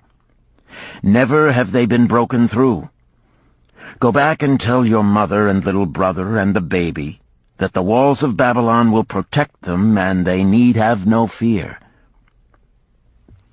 Day after day old Banzar stood at his post and watched the reinforcements file up the passageway, there to stay and fight until wounded or dead they came down once more. Around him unceasingly crowded the throngs of frightened citizens eagerly seeking to learn if the walls would hold. To all he gave his answer with the fine dignity of an old soldier: "The walls of Babylon will protect you." For 3 weeks and 5 days the attack waged with scarcely ceasing violence. Harder and grimmer set the jaw of Banzar as the passage behind, wet with the blood of the many wounded, was churned into mud by the never-ceasing streams of men passing up and staggering down. Each day the slaughtered attackers piled up in heaps before the wall. Each night they were carried back and buried by their comrades. Upon the 5th night of the 4th week, the clamor without diminished. The first streaks of daylight illuminated the plains, disclosed great clouds of dust raised by the retreating armies. A mighty shout went up from the defenders. There was no mistaking its meaning. It was repeated by the waiting troops behind the walls. It was echoed by the citizens upon the streets. It swept over the city with the violence of a storm. People rushed from the houses. The streets were jammed with a throbbing mob. The pent-up fear of weeks found an outlet in the wild chorus of joy. From the top of the high tower of the Temple of Bel burst forth the flames of victory. Skyward floated the column of blue smoke to carry the message far and wide. The walls of Babylon had once again repulsed a mighty and vicious foe determined to loot her rich treasures and to ravish and enslave her citizens. Babylon endured century after century because it was fully protected. It could not afford to be otherwise. The walls of Babylon were an outstanding example of man's need and desire for protection. This desire is inherent in the human race. It is just as strong today as it ever was, but we have developed broader and better plans to accomplish the same purpose. In this day, behind the impregnable walls of insurance, savings accounts, and dependable investments, we can guard ourselves against the unexpected tragedies that may enter any door and seat themselves before any fireside. We cannot afford to be without adequate protection.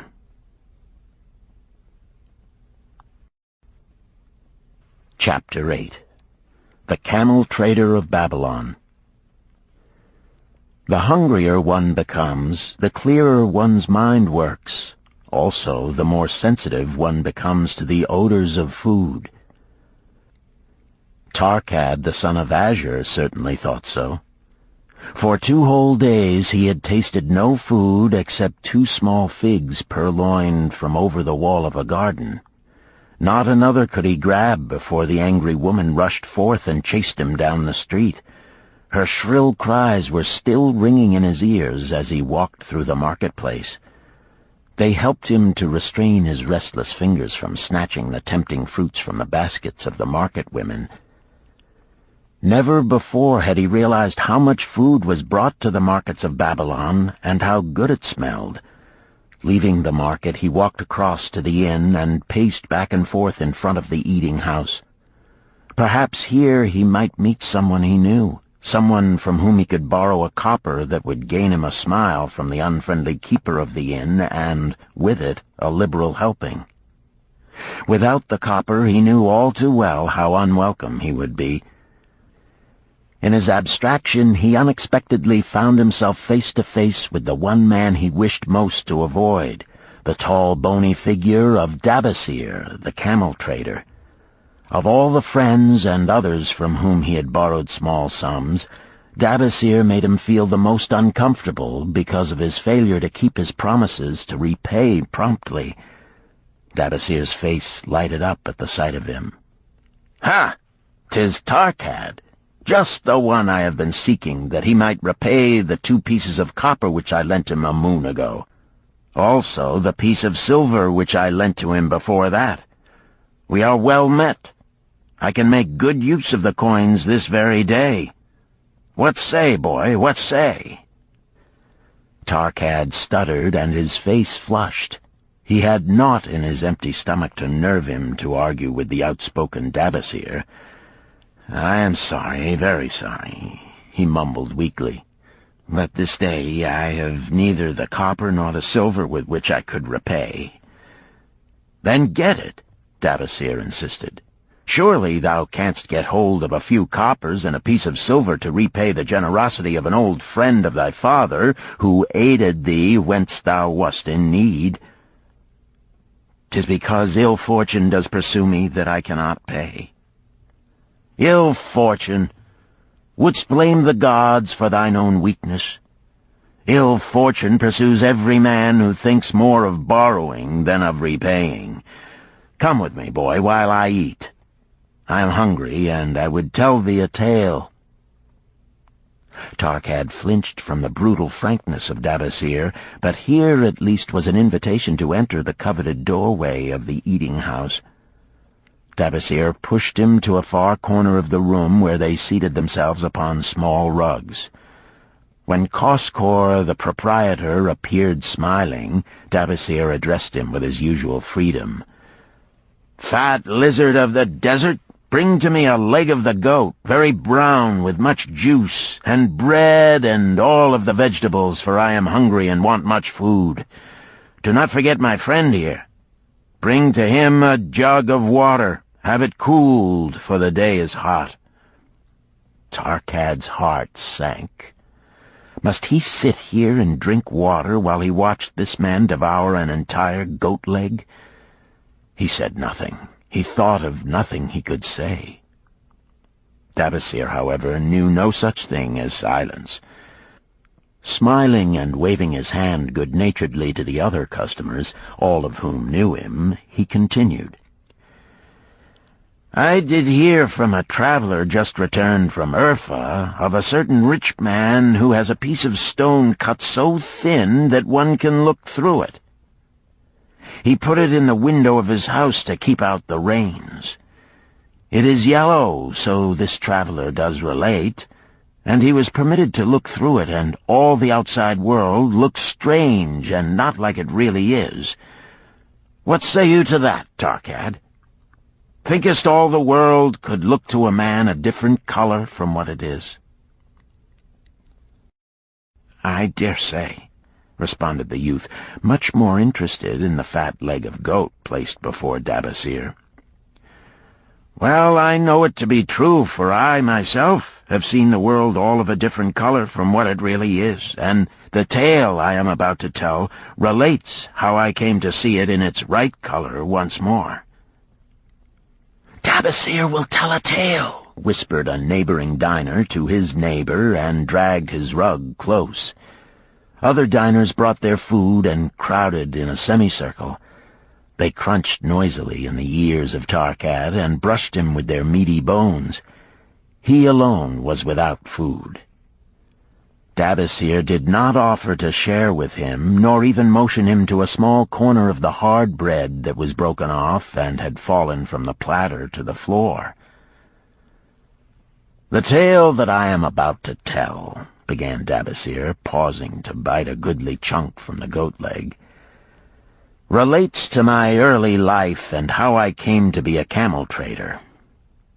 Didst anyone know that I once was a slave in Syria?" A murmur of surprise ran through the audience, to which Dabasir listened with satisfaction. "When I was a young man," continued Dabasir after another vicious onslaught on the goat leg, "I learned the trade of my father, the making of saddles. I worked with him in his shop and took to myself a wife. Being young and not greatly skilled, I could earn but little, just enough to support my excellent wife in a modest way. I craved good things which I could not afford. Soon I found that the shopkeepers would trust me to pay later, even though I could not pay at the time. Being young and without experience, I did not know that he who spends more than he earns is sowing the winds of needless self-indulgence from which he is sure to reap the whirlwinds of trouble and humiliation. So I indulged my whims for fine raiment and bought luxuries for my good wife and our home beyond our means. I paid as I could, and for a while all went well. But in time I discovered I could not use my earnings both to live upon and to pay my debts. Creditors began to pursue me to pay for my extravagant purchases, and my life became miserable. I borrowed from my friends, but could not repay them either. Things went from bad to worse. My wife returned to her father, and I decided to leave Babylon and seek another city where a young man might have better chances. For 2 years I had a restless and unsuccessful life working for caravan traders. From this I fell in with a set of likable robbers who scoured the desert for unarmed caravans. Such deeds were unworthy of the son of my father, but I was seeing the world through a colored stone and did not realize to what degradation I had fallen. We met with success on our first trip, capturing a rich haul of gold and silks and valuable merchandise. This loot we took to Ganir and squandered. The second time we were not so fortunate. Just after we had made our capture, we were attacked by the spearsmen of a native chief to whom the caravans paid for protection. Our 2 leaders were killed, and the rest of us were taken to Damascus, where we were stripped of our clothing and sold as slaves. I was purchased for 2 pieces of silver by a Syrian desert chief. With my hair shorn and but a loincloth to wear, I was not so different from the other slaves. Being a reckless youth, I thought it merely an adventure until my master took me before his 4 wives and told them they could have me for a eunuch. Then, indeed, did I realize the hopelessness of my situation. These men of the desert were fierce and warlike. I was subject to their will without weapons or means of escape. Fearful I stood as those 4 women looked me over. I wondered if I could expect pity from them. Sirah, the first wife, was older than the others. Her face was impassive as she looked upon me. I turned from her with little consolation. The next was a contemptuous beauty who gazed at me as indifferently as if I had been a worm of the earth. The 2 younger ones tittered as though it were all an exciting joke. It seemed an age that I stood waiting sentence. Each woman appeared willing for the others to decide. Finally, Sirah spoke up in a cold voice. "Of eunuchs we have plenty, but of camel-tenders we have few, and they are a worthless lot.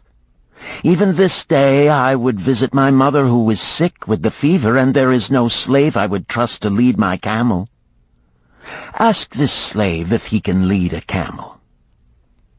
My master thereupon questioned me, "What know you of camels?" Striving to conceal my eagerness, I replied, "I can make them kneel, I can load them, I can lead them on long trips without tiring. If need be, I can repair their trappings."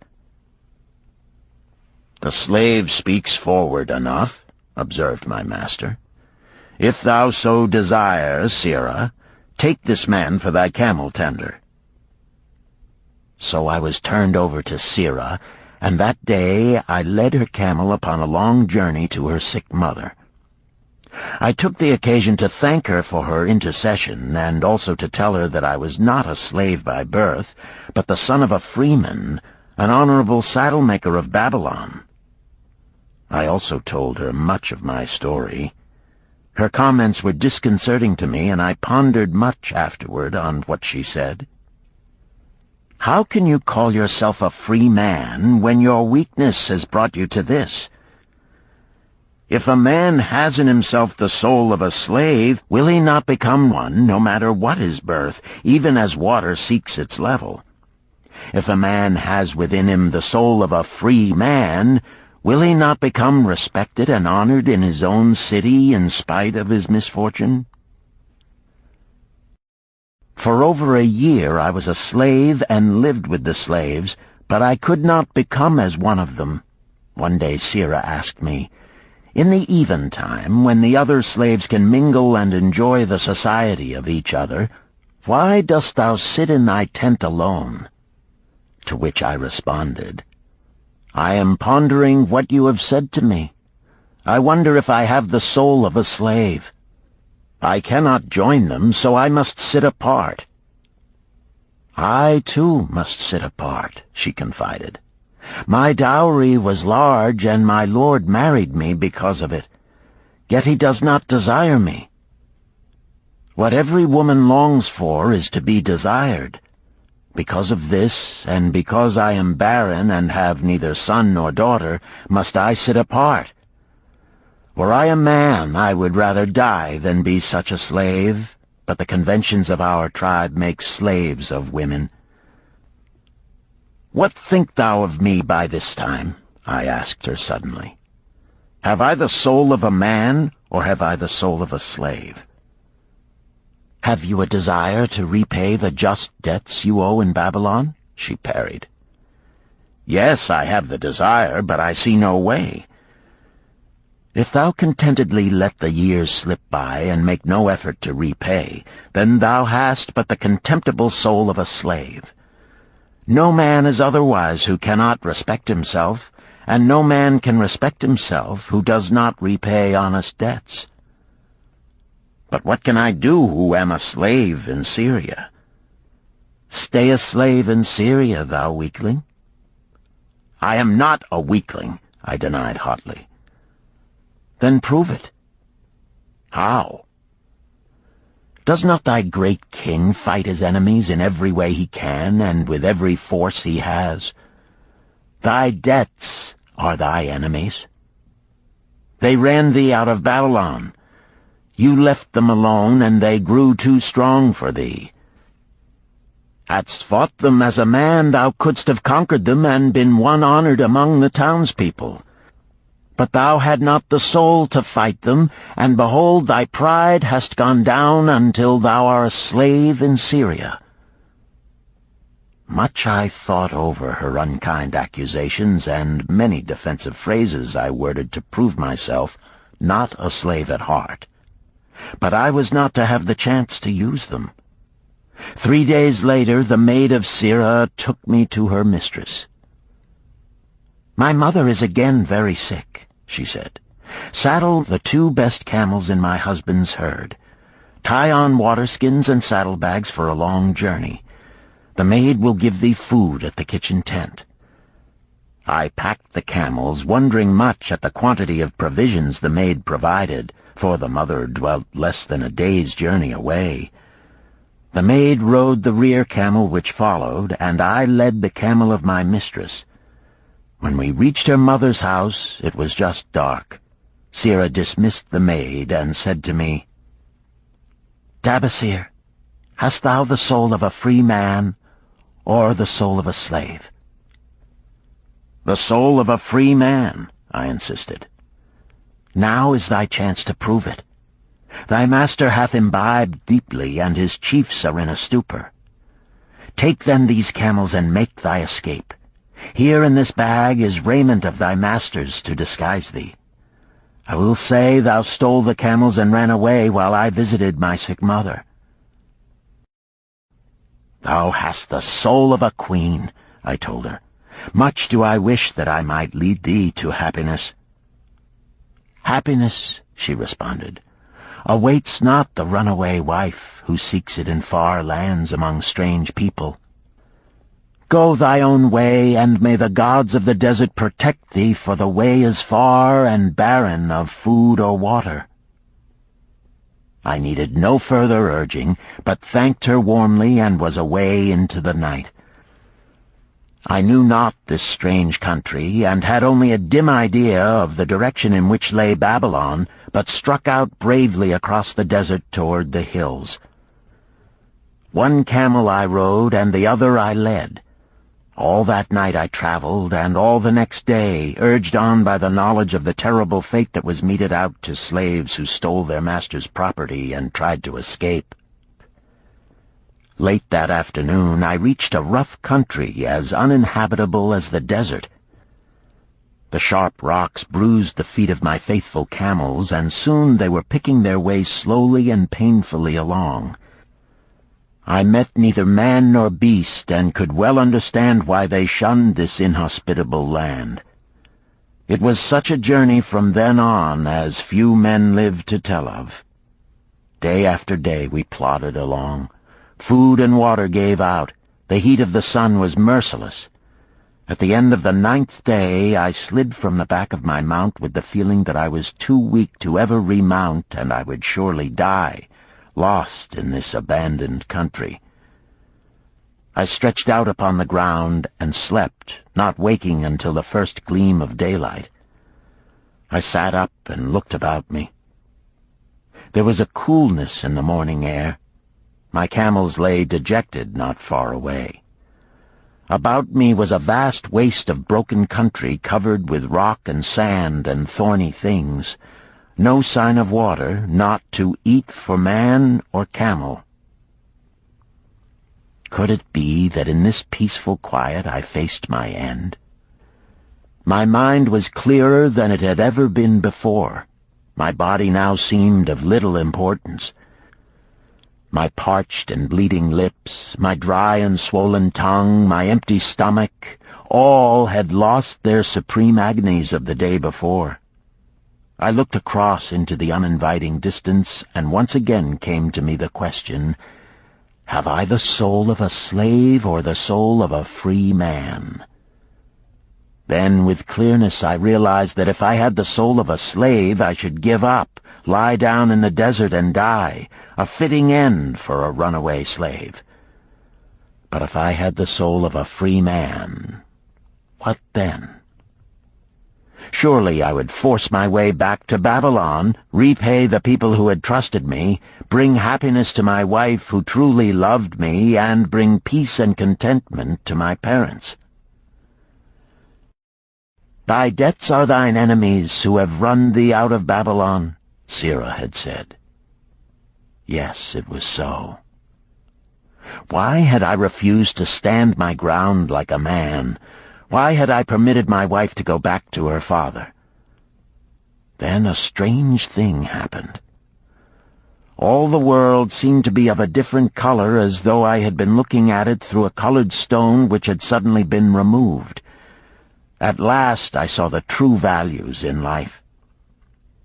Die in the desert, not I. With a new vision I saw the things that I must do. First I would go back to Babylon and face every man to whom I owed an unpaid debt. I should tell them that after years of wandering and misfortune, I had come back to pay my debts as fast as the gods would permit. Next, I should make a home for my wife and become a citizen of whom my parents should be proud. My debts were my enemies, but the men I owed were my friends, for they had trusted me and believed in me. I staggered weakly to my feet. What mattered hunger? What mattered thirst? They were but incidents on the road to Babylon. Within me surged the soul of a free man going back to conquer his enemies and reward his friends.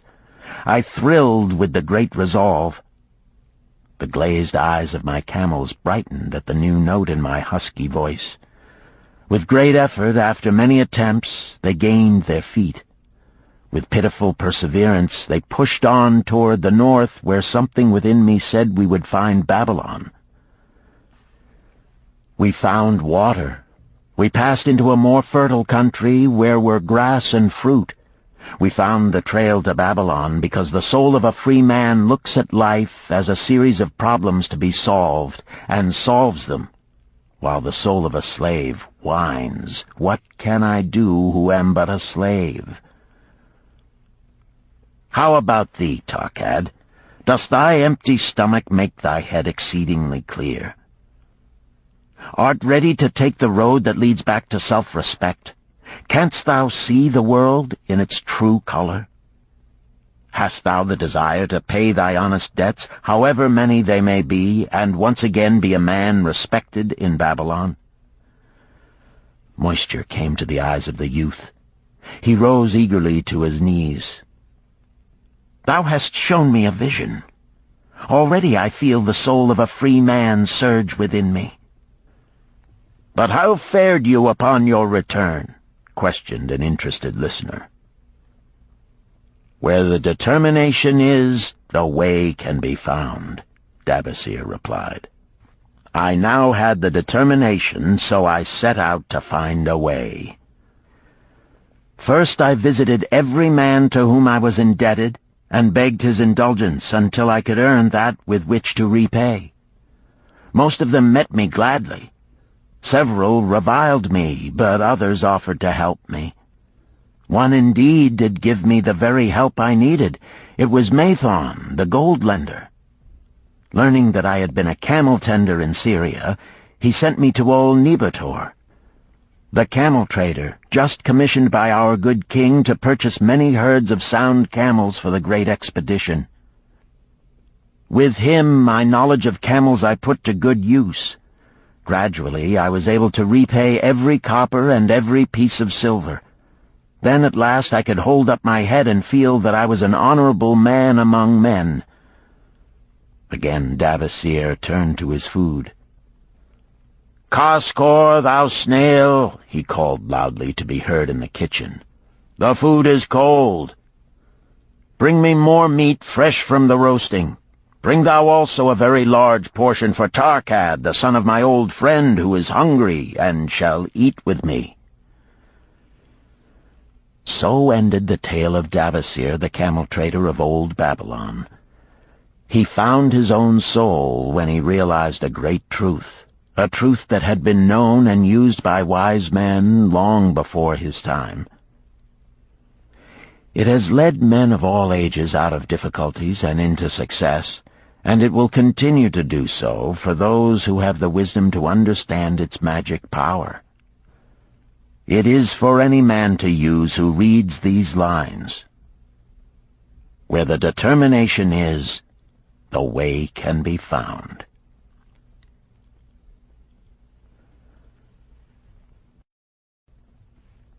Chapter 9. The Clay Tablets from Babylon. St. Swithin's College, Nottingham University, Newark-on-Trent, Nottingham.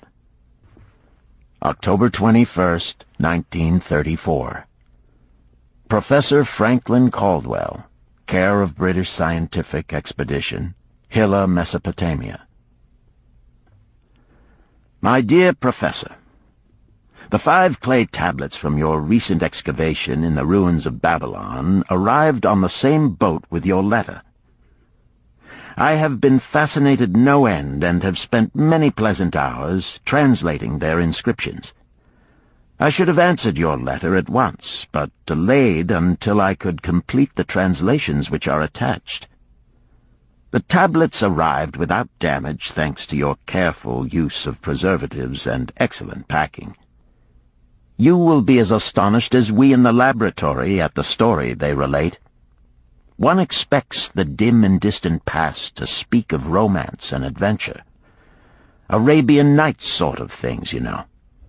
When instead it discloses the problem of a person named Dabasir to pay off his debts, one realizes that conditions upon this old world have not changed as much in 5,000 years as one might expect.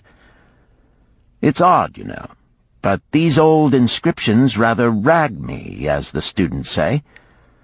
Being a college professor, I am supposed to be a thinking human being possessing a working knowledge of most subjects. Yet here comes this old chap out of the dust-covered ruins of Babylon to offer a way I had never heard of to pay off my debts and at the same time acquire gold to jingle in my wallet. Pleasant thought, I say, and interesting to prove whether it will work as well nowadays as it did in old Babylon. Mrs. Shrewsbury and myself are planning to try out his plan upon our own affairs, which could be much improved. Wishing you the best of luck in your worthy undertaking, and waiting eagerly another opportunity to assist, I am, yours sincerely, Alfred H. Shrewsbury, Department of Archaeology. Tablet 1. Now, when the moon becometh full, I, Dabasir, who am but recently returned from slavery in Syria, with the determination to pay my many just debts and become a man of means worthy of respect in my native city of Babylon, do here engrave upon the clay a permanent record of my affairs to guide and assist me in carrying through my high desires. Under the wise advice of my good friend Mathon, the gold lender, I am determined to follow an exact plan that he doth say will lead any honorable man out of debt into means and self-respect. This plan includeth 3 purposes which are my hope and desire. First, the plan doth provide for my future prosperity. Therefore, 1/10 of all I earn shall be set aside as my own to keep. For Mathon speaketh wisely when he saith, That man who keepeth in his purse both gold and silver that he need not spend is good to his family and loyal to his king. The man who hath but a few coppers in his purse is indifferent to his family and indifferent to his king. But the man who hath naught in his purse is unkind to his family and disloyal to his king, for his own heart is bitter. Therefore the man who wisheth to achieve must have coin that he may keep to jingle in his purse, that he have in his heart love for his family and loyalty to his king. Second, the plan doth provide that I shall support and clothe my good wife who hath returned to me with loyalty from the house of her father. For Mathon doth say that to take good care of a faithful wife putteth self-respect into the heart of a man, and addeth strength and determination to his purposes. Therefore 7/10 of all I earn shall be used to provide a home, clothes to wear, and food to eat, with a bit extra to spend, that our lives be not lacking in pleasure and enjoyment. But he doth further enjoin the greatest care that we spend not greater than 7/10 of what I earn for these worthy purposes. Herein lieth the success of the plan. I must live upon this portion, and never use more, nor buy what I may not pay for out of this portion. This ends Disc 3. The Richest Man in Babylon, Disc 4. Tablet 2. Third, the plan doth provide that out of my earnings my debts shall be paid. Therefore each time the moon is full, 2/10 of all I have earned shall be divided honorably and fairly among those who have trusted me and to whom I am indebted. Thus in due time will all my indebtedness be surely paid. Therefore do I here engrave the name of every man to whom I am indebted, and the honest amount of my debt. Faru the cloth weaver, 2 silver, 6 copper. Sinjar the couch maker, 1 silver. Amar my friend, 3 silver, 1 copper. Zantkar my friend, 4 silver, 7 copper. Askamir, my friend, 1 silver, 3 copper. Haransir, the jewel-maker, 6 silver, 2 copper. Diarbekir, my father's friend, 4 silver, 1 copper. Alkahad, the house-owner, 14 silver. Mathon, the gold lender, 9 silver. Birajik, the farmer, 1 silver, 7 copper. From here on, disintegrated, cannot be deciphered. Tablet 3. To these creditors do I owe in total 119 pieces of silver and 141 pieces of copper.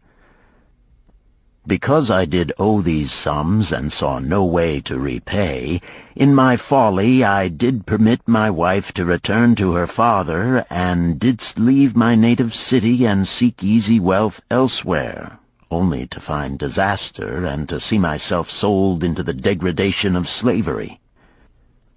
Now that Mathon doth show me how I can repay my debts in small sums of my earnings, do I realize the great extent of my folly in running away from the results of my extravagances.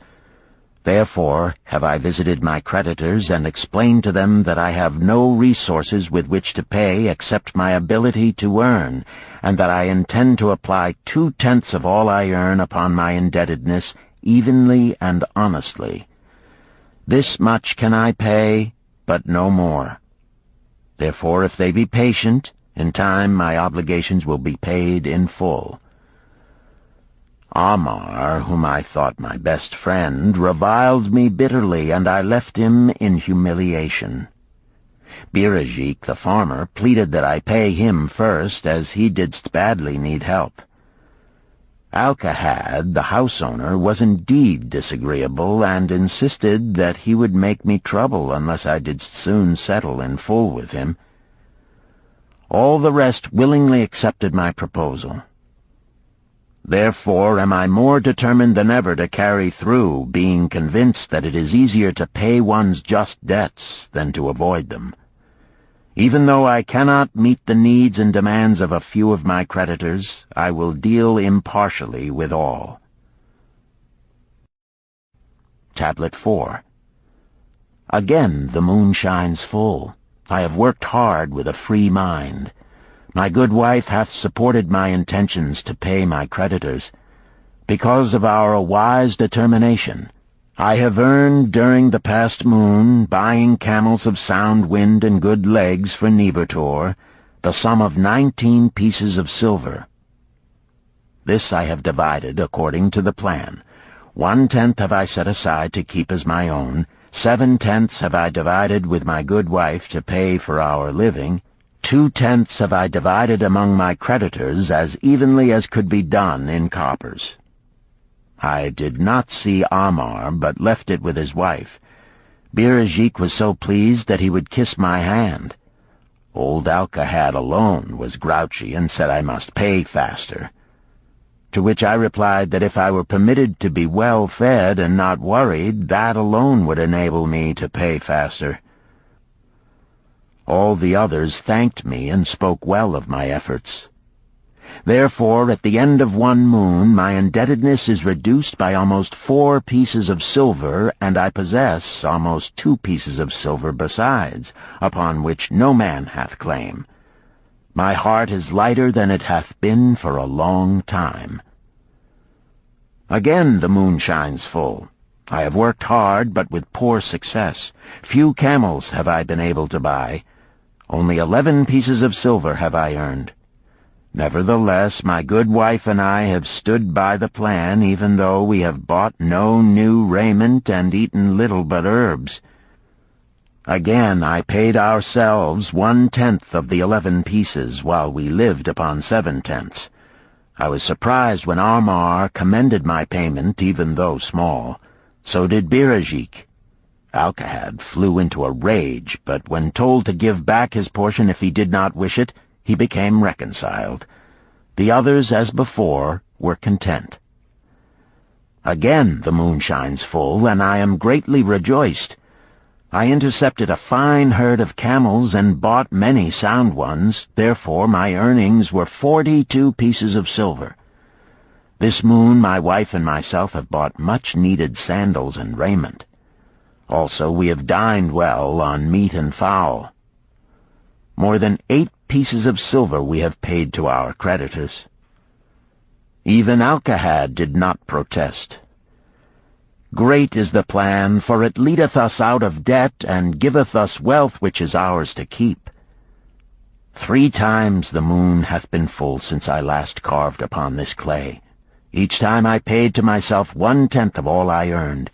Each time my good wife and I have lived upon 7/10, even though at times it was difficult.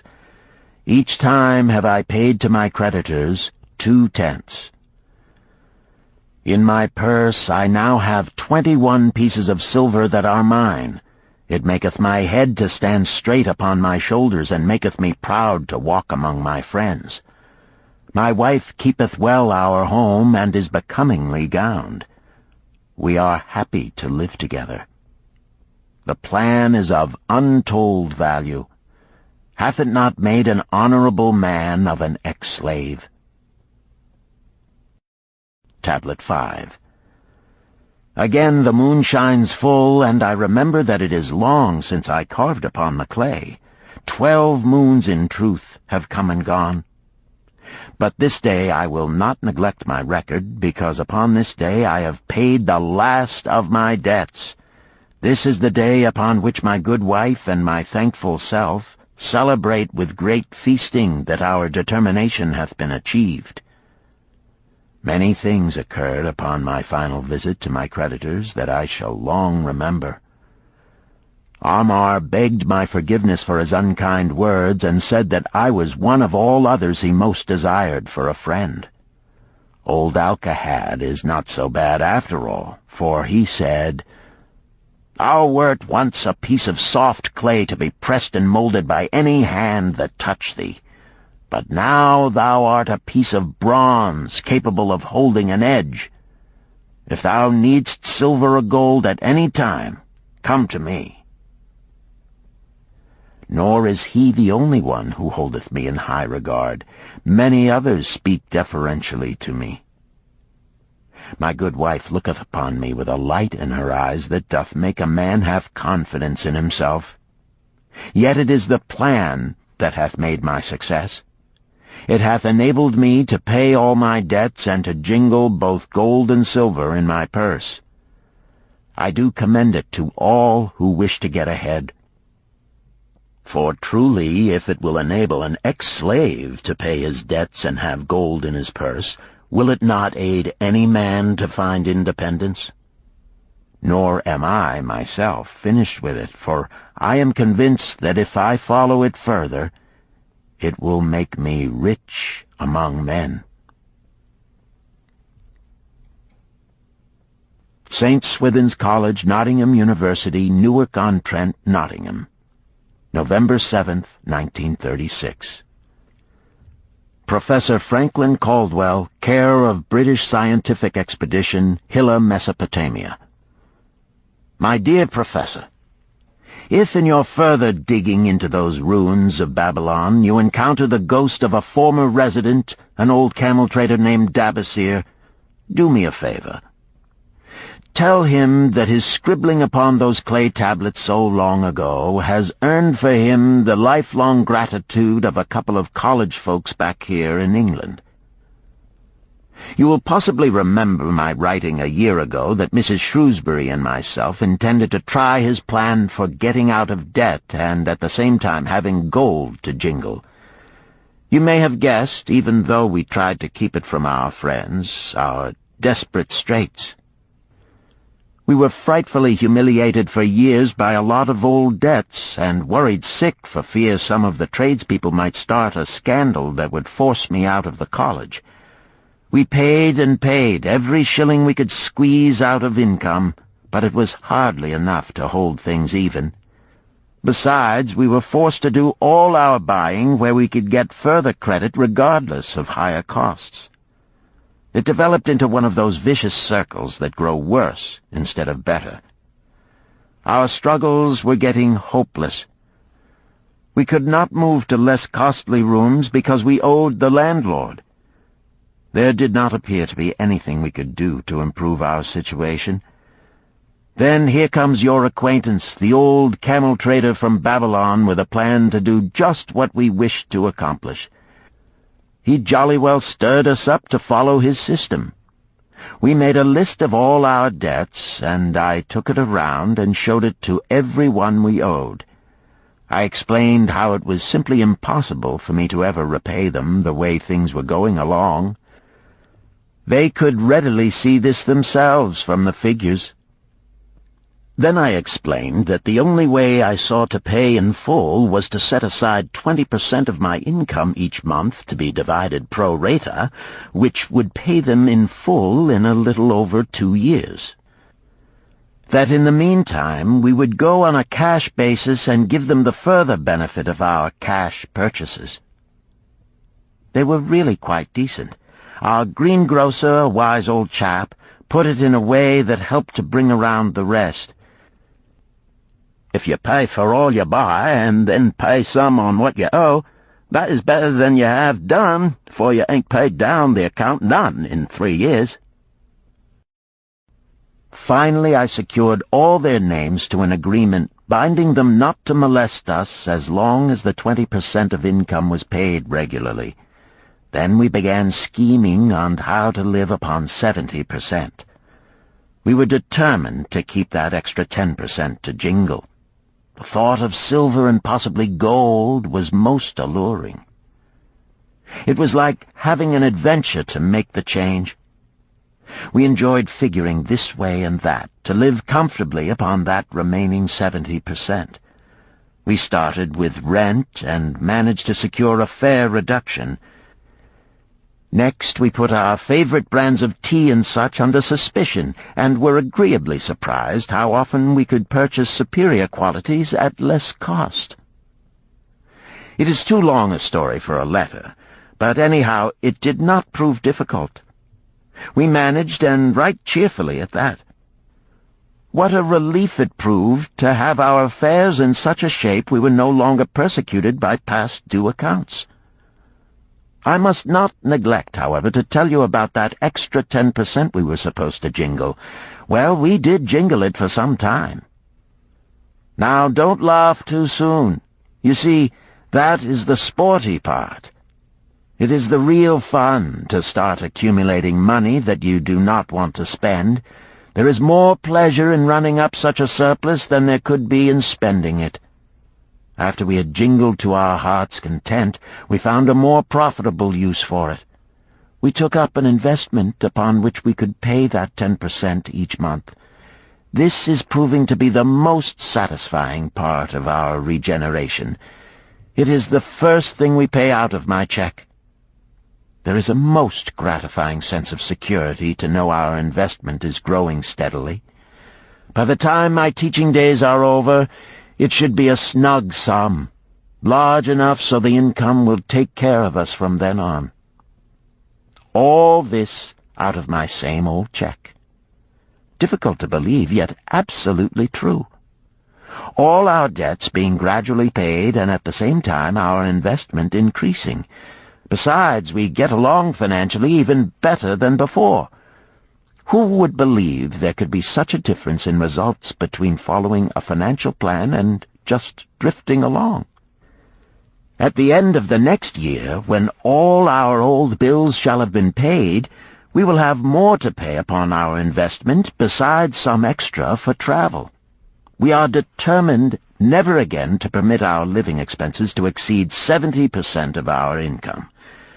Now you can understand why we would like to extend our personal thanks to that old chap whose plan saved us from our hell on earth. He knew. He had been through it all. He wanted others to benefit from his own bitter experiences. That is why he spent tedious hours carving his message upon the clay.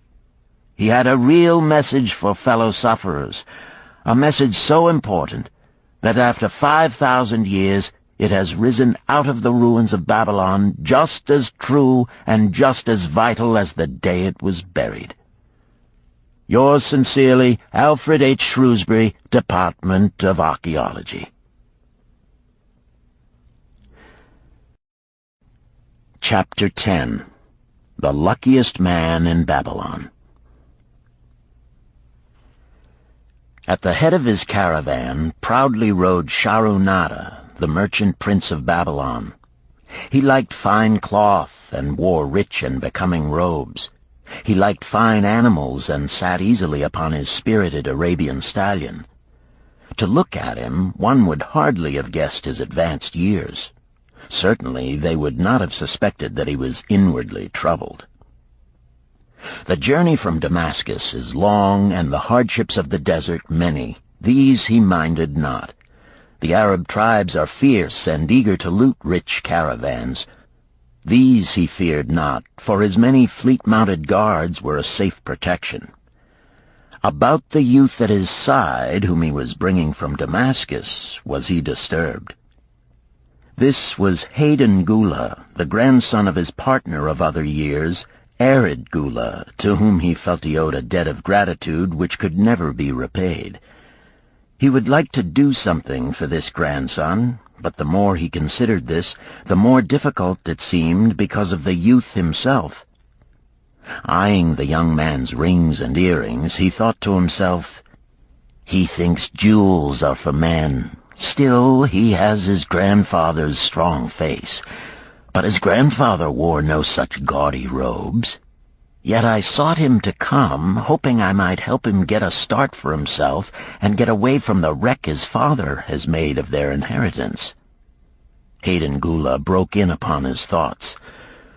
"Why dost thou work so hard, riding always with thy caravan upon its long journeys? Dost thou never take time to enjoy life?" Shahrunada smiled. "To enjoy life?" he repeated. "What wouldst thou do to enjoy life if thou wert Shahrunada?" "If I had wealth equal to thine, I would live like a prince. Never across the hot desert would I ride. I would spend the shekels as fast as they came to my purse. I would wear the richest of robes and the rarest of jewels. That would be a life to my liking, a life worth living." Both men laughed. "Thy grandfather wore no jewels," Shahrunada spoke before he thought, then continued jokingly, "Wouldst thou leave no time for work?" "Work was made for slaves," Hayden Gula responded.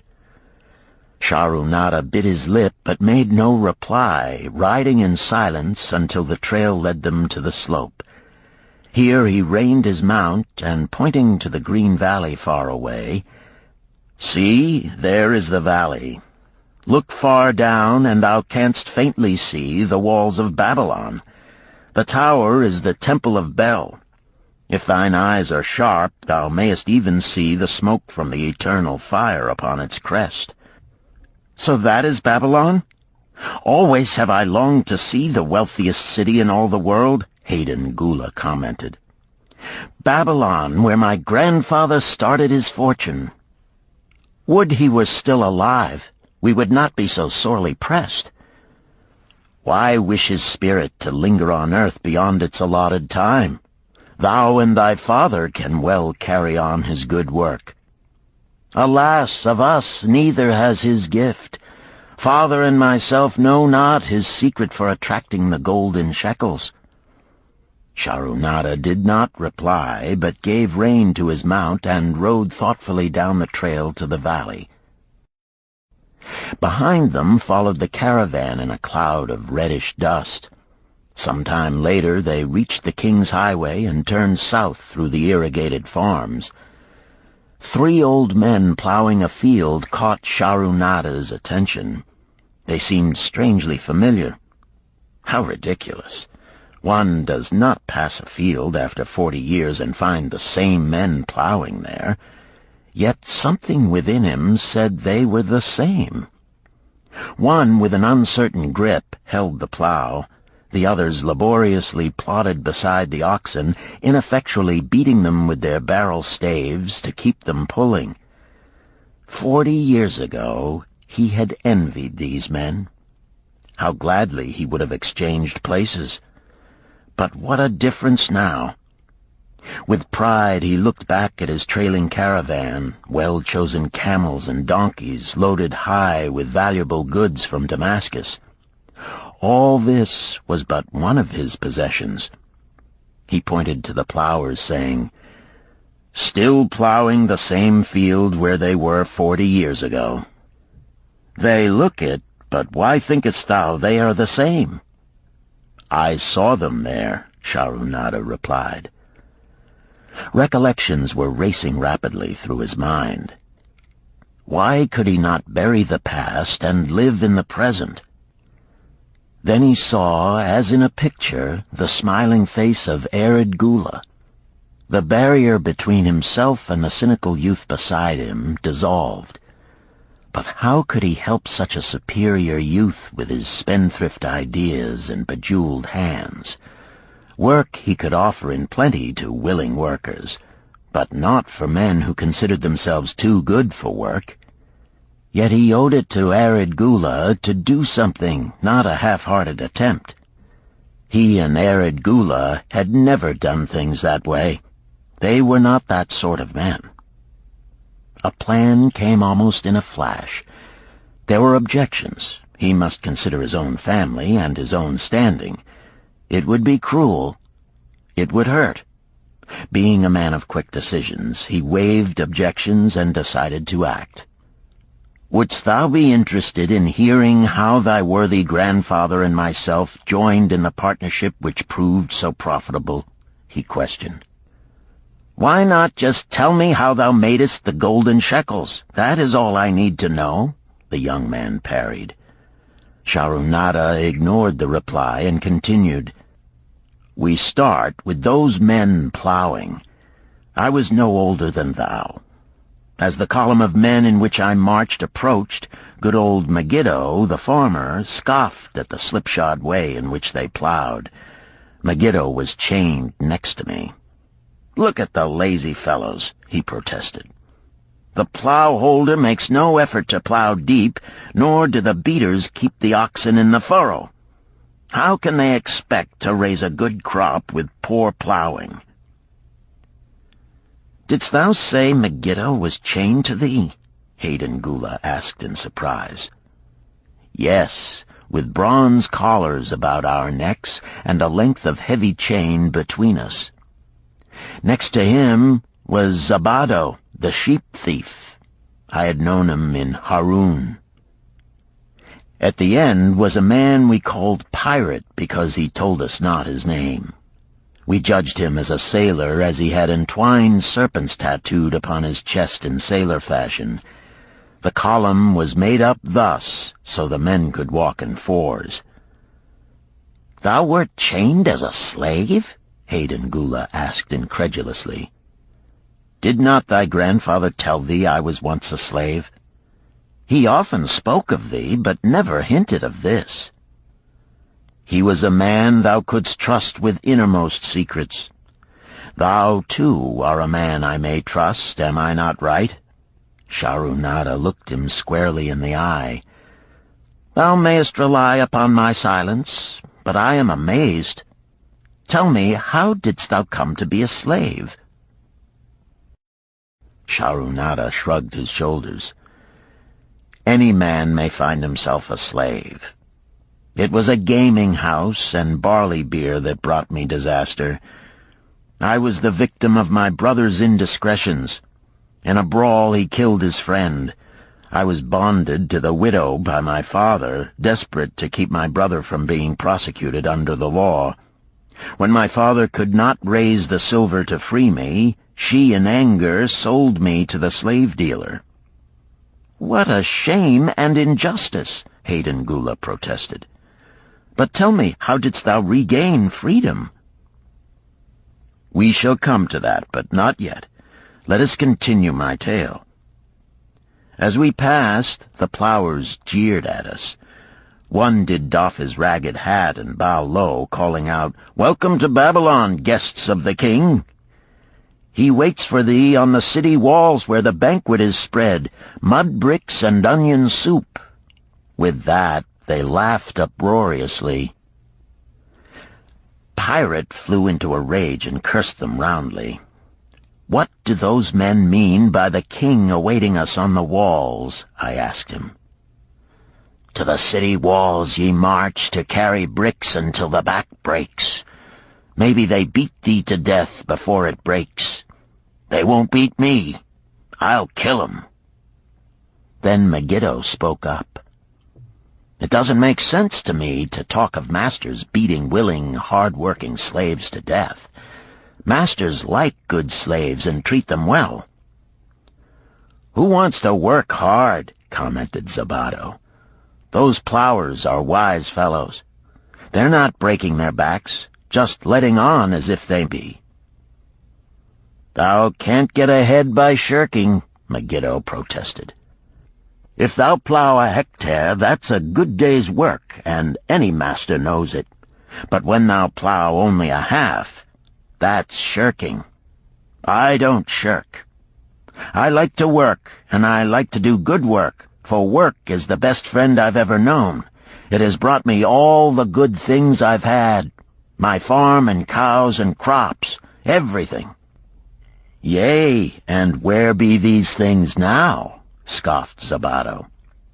"I figure it pays better to be smart and get by without working. You watch Zabato. If we're sold to the walls, he'll be carrying the water bag or some easy job, when thou, who like to work, will be breaking thy back carrying bricks." He laughed his silly laugh. Terror gripped me that night. I could not sleep. I crowded close to the guard rope, and when the others slept, I attracted the attention of Godoso, who was doing the first guard watch. He was one of those brigand Arabs, the sort of rogue who, if he robbed thee of thy purse, would think he must also cut thy throat. "Tell me, Godoso," I whispered, "when we get to Babylon, will we be sold to the walls?" "Why want to know?" he questioned cautiously. "Canst thou not understand?" I pleaded. "I am young. I want to live. I don't want to be worked or beaten to death on the walls. Is there any chance for me to get a good master?" He whispered back, "I tell something. Thou good fellow, give Godoso no trouble. Most times we go first to slave market. Listen now. When buyers come, tell 'em you good worker, like to work hard for good master, make 'em want to buy. You not make 'em buy, next day you carry brick. Mighty hard work." After he walked away, I lay in the warm sand looking up at the stars and thinking about work. What Megiddo had said about it being his best friend made me wonder if it would be my best friend. Certainly it would be if it helped me out of this. When Megiddo awoke, I whispered my good news to him. It was our one ray of hope as we marched toward Babylon. Late in the afternoon, we approached the walls and could see the lines of men, like black ants, climbing up and down the steep diagonal paths. As we drew closer, we were amazed at the thousands of men working. Some were digging in the moat, others mixed the dirt into mud bricks. The greatest number were carrying the bricks in large baskets up those steep trails to the masons. Overseers cursed the laggards and cracked bullock whips over the backs of those who failed to keep in line. Poor, worn-out fellows were seen to stagger and fall beneath their heavy baskets, unable to rise again. If the lash failed to bring them to their feet, they were pushed to the side of the paths and left writhing in agony. Soon they would be dragged down to join other craven bodies beside the roadway to await unsanctified graves. As I beheld the ghastly sight, I shuddered. So this was what awaited my father's son if he failed at the slave market. Godoso had been right. We were taken through the gates of the city to the slave prison, and next morning marched to the pens in the market. Here the rest of the men huddled in fear, and only the whips of our guard could keep them moving so the buyers could examine them. Megiddo and myself eagerly talked to every man who permitted us to address him. The slave dealer brought soldiers from the king's guard who shackled Pirate and brutally beat him when he protested. As they led him away, I felt sorry for him. Megiddo felt that we would soon part. When no buyers were near, he talked to me earnestly to impress upon me how valuable work would be to me in the future. Some men hate it. They make it their enemy. Better to treat it like a friend. Make thyself like it. Don't mind because it is hard. If thou thinkest about what a good house thou build, then who cares if the beams are heavy and it is far from the well to carry the water for the plaster? Promise me, boy, if thou get a master, work for him as hard as thou canst. If he does not appreciate all thou do, never mind. Remember, work well done does good to the man who does it. It makes him a better man. He stopped as a burly farmer came to the enclosure and looked at us critically. Megiddo asked about his farm and crops, soon convincing him that he would be a valuable man. After violent bargaining with the slave dealer, the farmer drew a fat purse from beneath his robe, and soon Megiddo had followed his new master out of sight. A few other men were sold during the morning. At noon, Godoso confided to me that the dealer was disgusted and would not stay over another night, but would take all who remained at sundown to the king's buyer. I was becoming desperate when a fat, good-natured man walked up to the wall and inquired if there was a baker among us. I approached him, saying, "Why should a good baker like thyself seek another baker of inferior ways? Would it not be easier to teach a willing man like myself thy skilled ways? Look at me. I am young, strong, and like to work.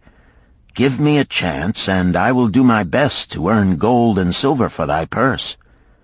He was impressed by my willingness, and began bargaining with the dealer, who had never noticed me since he had bought me, but now waxed eloquent on my abilities, good health, and good disposition. I felt like a fat ox being sold to a butcher.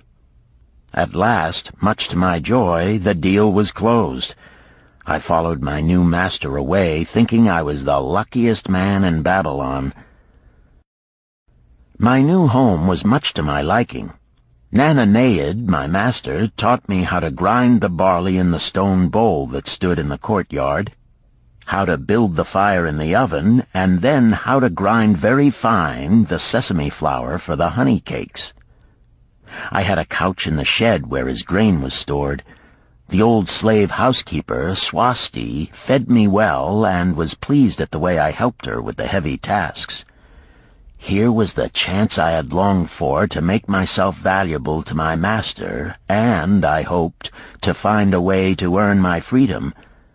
I asked Nananeid to show me how to knead the bread and to bake. This he did, much pleased at my willingness. Later, when I could do this well, I asked him to show me how to make the honey cakes, and soon I was doing all the baking. My master was glad to be idle, but Swasti shook her head in disapproval. "No work to do is bad for any man," she declared. I felt it was time for me to think of a way by which I might start to earn coins to buy my freedom. As the baking was finished at noon, I thought Nananeid would approve if I found profitable employment for the afternoons and might share my earnings with me. Then the thought came to me, why not bake more of the honey cakes and peddle them to hungry men upon the streets of the city? I presented my plan to Nananeid this way. "If I can use my afternoons after the baking is finished to earn for thee coins, would it be only fair for thee to share my earnings with me, that I might have money of my own to spend for those things which every man desires and needs?" Fair enough," he admitted. When I told him of my plan to peddle our honey cakes, he was well pleased. "Here is what we will do," he suggested. "Thou sellest them at 2 for a penny, then half of the pennies will be mine to pay for the flour and the honey and the wood to bake them. Of the rest I shall take half, and thou shalt keep half." I was much pleased by this generous offer that I might keep for myself 1/4 of my sales. That night I worked late to make a tray upon which to display them. Nananeid gave me one of his worn robes that I might look well, and Swasti helped me patch it and wash it clean. The next day I baked an extra supply of honey cakes. They looked brown and tempting upon the tray as I went along the street, loudly calling my wares. At first no one seemed interested, and I became discouraged. I kept on, and later in the afternoon, as men became hungry, the cakes began to sell, and soon my tray was empty. Napoleon was well pleased with my success and gladly paid me my share. I was delighted to own pennies. Megiddo had been right when he said a master appreciated good work from his slaves. That night I was so excited over my success I could hardly sleep, and tried to figure how much I could earn in a year and how many years would be required to buy my freedom. As I went forth with my tray of cakes every day, I soon found regular customers. One of these was none other than thy grandfather, Arid Gula. He was a rug merchant and sold to the housewives, going from one end of the city to the other, accompanied by a donkey loaded high with rugs and a black slave to tend it. He would buy 2 cakes for himself and 2 for his slave, always tarrying to talk with me while they ate them. Thy grandfather said something to me one day that I shall always remember. "I like thy cakes, boy, but better still, I like the fine enterprise with which thou offerest them. Such spirit can carry thee far on the road to success." But how canst thou understand, Hayden Gula, what such words of encouragement could mean to a slave boy, lonesome in a great city, struggling with all he had in him to find a way out of his humiliation? As the months went by, I continued to add pennies to my purse. It began to have a comforting weight upon my belt. Work was proving to be my best friend, just as Megiddo had said. I was happy, but Swasti was worried. "Thy master, I fear to have him spend so much time at the gaming houses," she protested. I was overjoyed one day to meet my friend Megiddo upon the street. He was leading 3 donkeys loaded with vegetables to the market. "I am doing mighty well," he said. "My master does appreciate my good work, for now I am a foreman. See, he does trust the marketing to me. And also he is sending for my family. Work is helping me to recover from my great trouble. Someday it will help me to buy my freedom and once more own a farm of my own." Time went on, and Napoleon became more and more anxious for me to return from selling. He would be waiting when I returned and would eagerly count and divide our money. He would also urge me to seek further markets and increase my sales.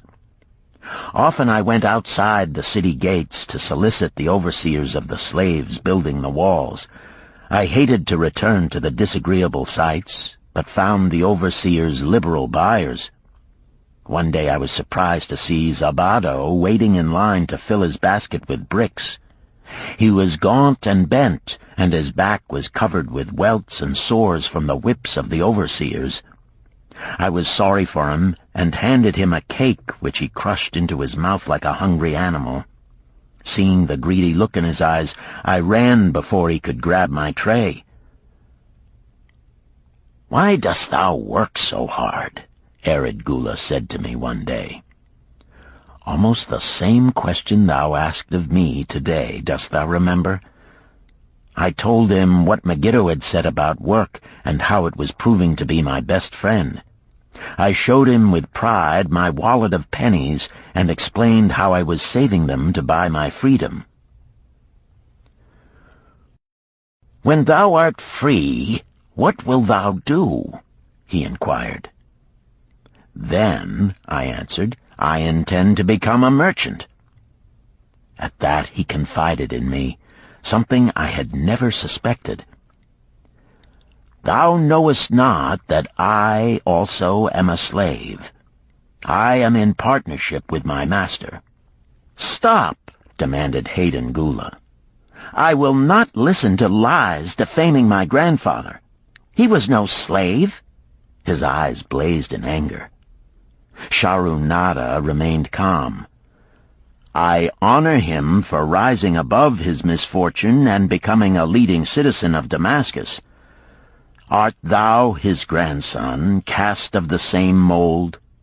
Art thou man enough to face true facts, or dost thou prefer to live under false illusions?" Hayden Gula straightened in his saddle. In a voice suppressed with deep emotion, he replied, "My grandfather was beloved by all. Countless were his good deeds. When the famine came, did not his gold buy grain in Egypt, and did not his caravan bring it to Damascus and distribute it to the people so none would starve? Now thou sayest he was but a despised slave in Babylon. Had he remained a slave in Babylon, then he might well have been despised. But when, through his own efforts, he became a great man in Damascus, the gods indeed condoned his misfortunes and honored him with their respect," Sharunada replied. "After telling me that he was a slave," Sharunada continued, "he explained how anxious he had been to earn his freedom. Now that he had enough money to buy this, he was much disturbed as to what he should do. He was no longer making good sales and feared to leave the support of his master." I protested his indecision. "Cling no longer to thy master.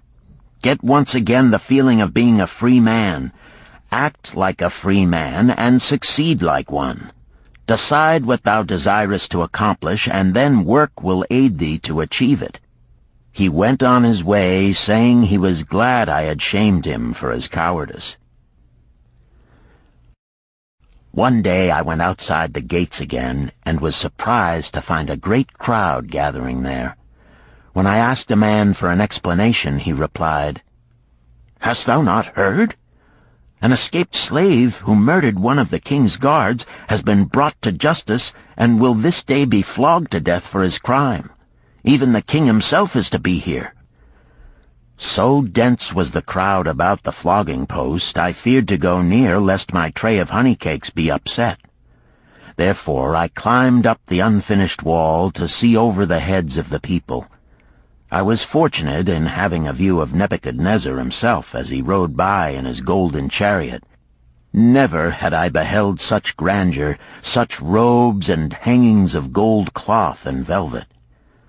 I could not see the flogging, though I could hear the shrieks of the poor slave. I wondered how one so noble as our handsome king could endure to see such suffering, yet when I saw he was laughing and joking with his nobles, I knew he was cruel and understood why such inhuman tasks were demanded of the slaves building the walls. After the slave was dead, his body was hung upon a pole by a rope attached to his leg so all might see. As the crowd began to thin, I went close. On the hairy chest, I saw tattooed 2 entwined serpents. It was Pirate. The next time I met Arid Gula, he was a changed man. Full of enthusiasm, he greeted me. "Behold, the slave thou knewest is now a free man. There was magic in thy words. Already my sales and my profits are increasing. My wife is overjoyed. She was a free woman, the niece of my master. She much desires that we move to a strange city where no man shall know I was once a slave. Thus our children shall be above reproach for their father's misfortune. Work has become my best helper. It has enabled me to recapture my confidence and my skill to sell." I was overjoyed that I had been able, even in a small way, to repay him for the encouragement he had given me. One evening Swasti came to me in deep distress. "Thy master is in trouble. I fear for him. Some months ago he lost much at the gaming tables. He pays not the farmer for his grain, nor his honey. He pays not the money-lender. They are angry and threaten him." "Why should we worry over his folly? We are not his keepers," I replied thoughtlessly. "Foolish youth, thou understandest not. To the moneylender didst he give thy title to secure a loan? Under the law he can claim thee and sell thee. I know not what to do. He is a good master. Why, oh, why should such trouble come upon him? Not were Swasti's fears groundless. While I was doing the baking next morning, the moneylender returned with a man he called Sasi.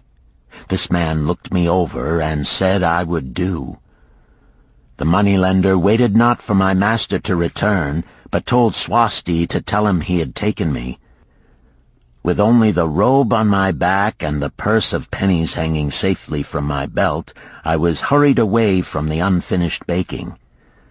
I was whirled away from my dearest hopes as the hurricane snatches the tree from the forest and casts it into the surging sea. Again a gaming house and barley beer had caused me disaster. Sasi was a blunt, gruff man. As he led me across the city, I told him of the good work I had been doing for Nananeid, and said I hoped to do good work for him. His reply offered no encouragement. I like not this work. My master likes it not. The king has told him to send me to build a section of the Grand Canal. Master tells Sasi to buy more slaves, work hard, and finish quick. Bah! How can any man finish a big job quick? Picture a desert with not a tree, just low shrubs and a sun burning with such fury the water in our barrels became so hot we could scarcely drink it. Then picture rows of men going down into the deep excavation and lugging heavy baskets of dirt up soft, dusty trails from daylight until dark. Picture food served in open troughs from which we helped ourselves like swine. We had no tents, no straw for beds. That was the situation in which I found myself. I buried my wallet in a marked spot, wondering if I would ever dig it up again. At first I worked with good will, but as the months dragged on I felt my spirit breaking.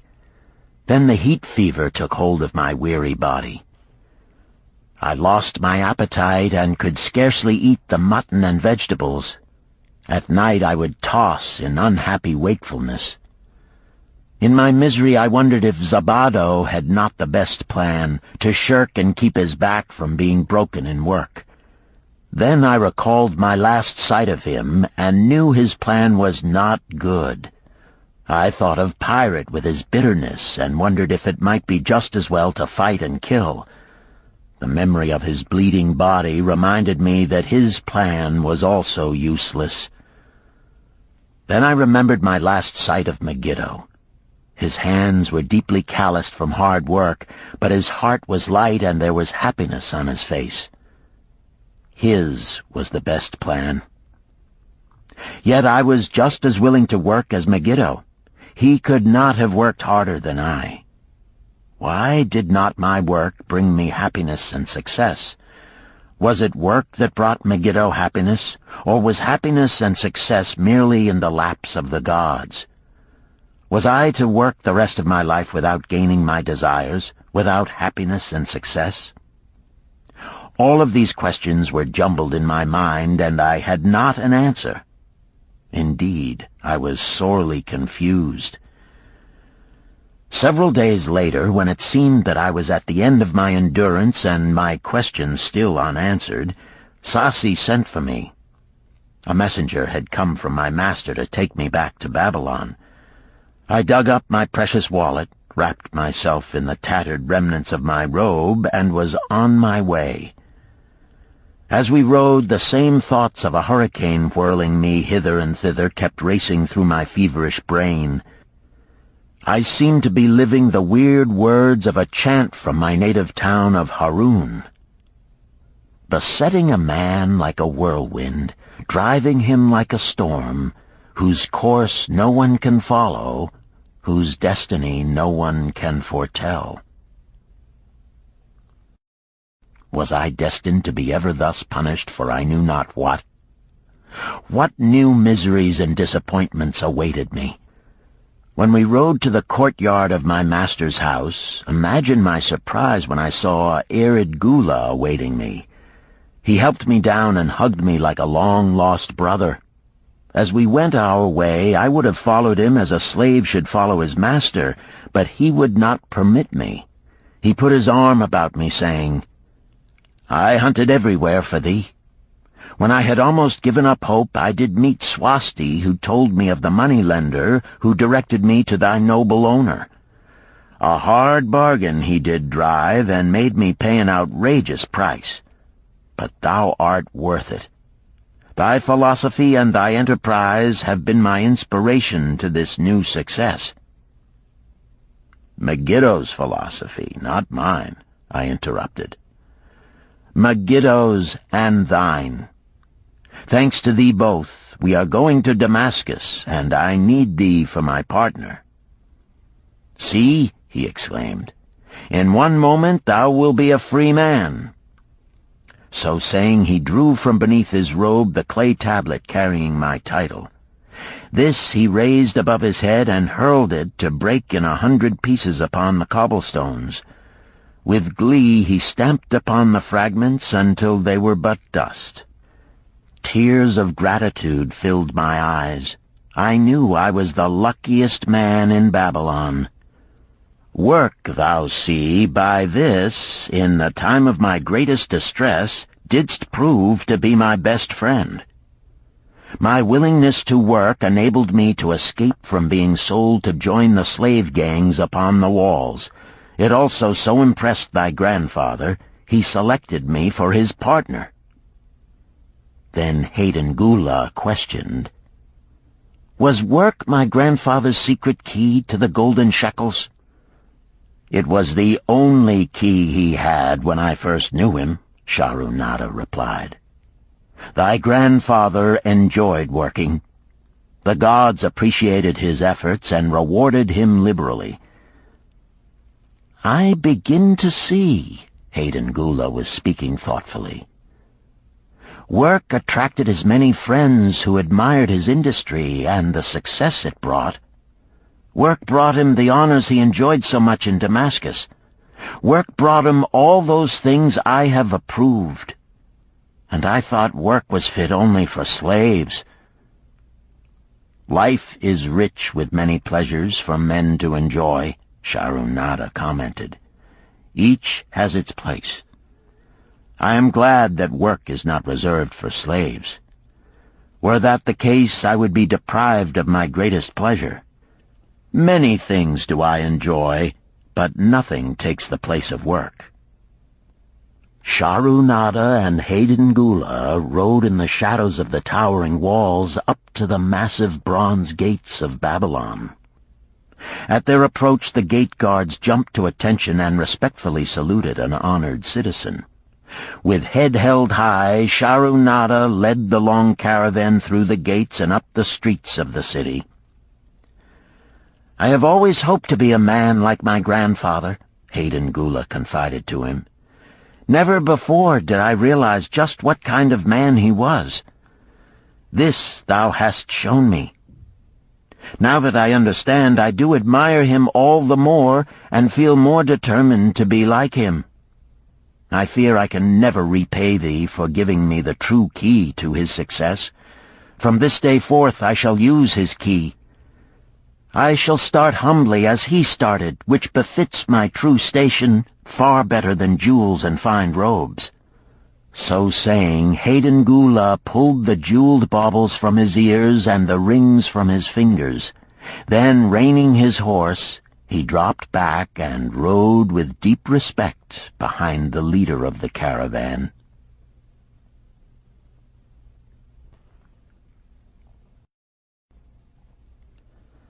Chapter 11.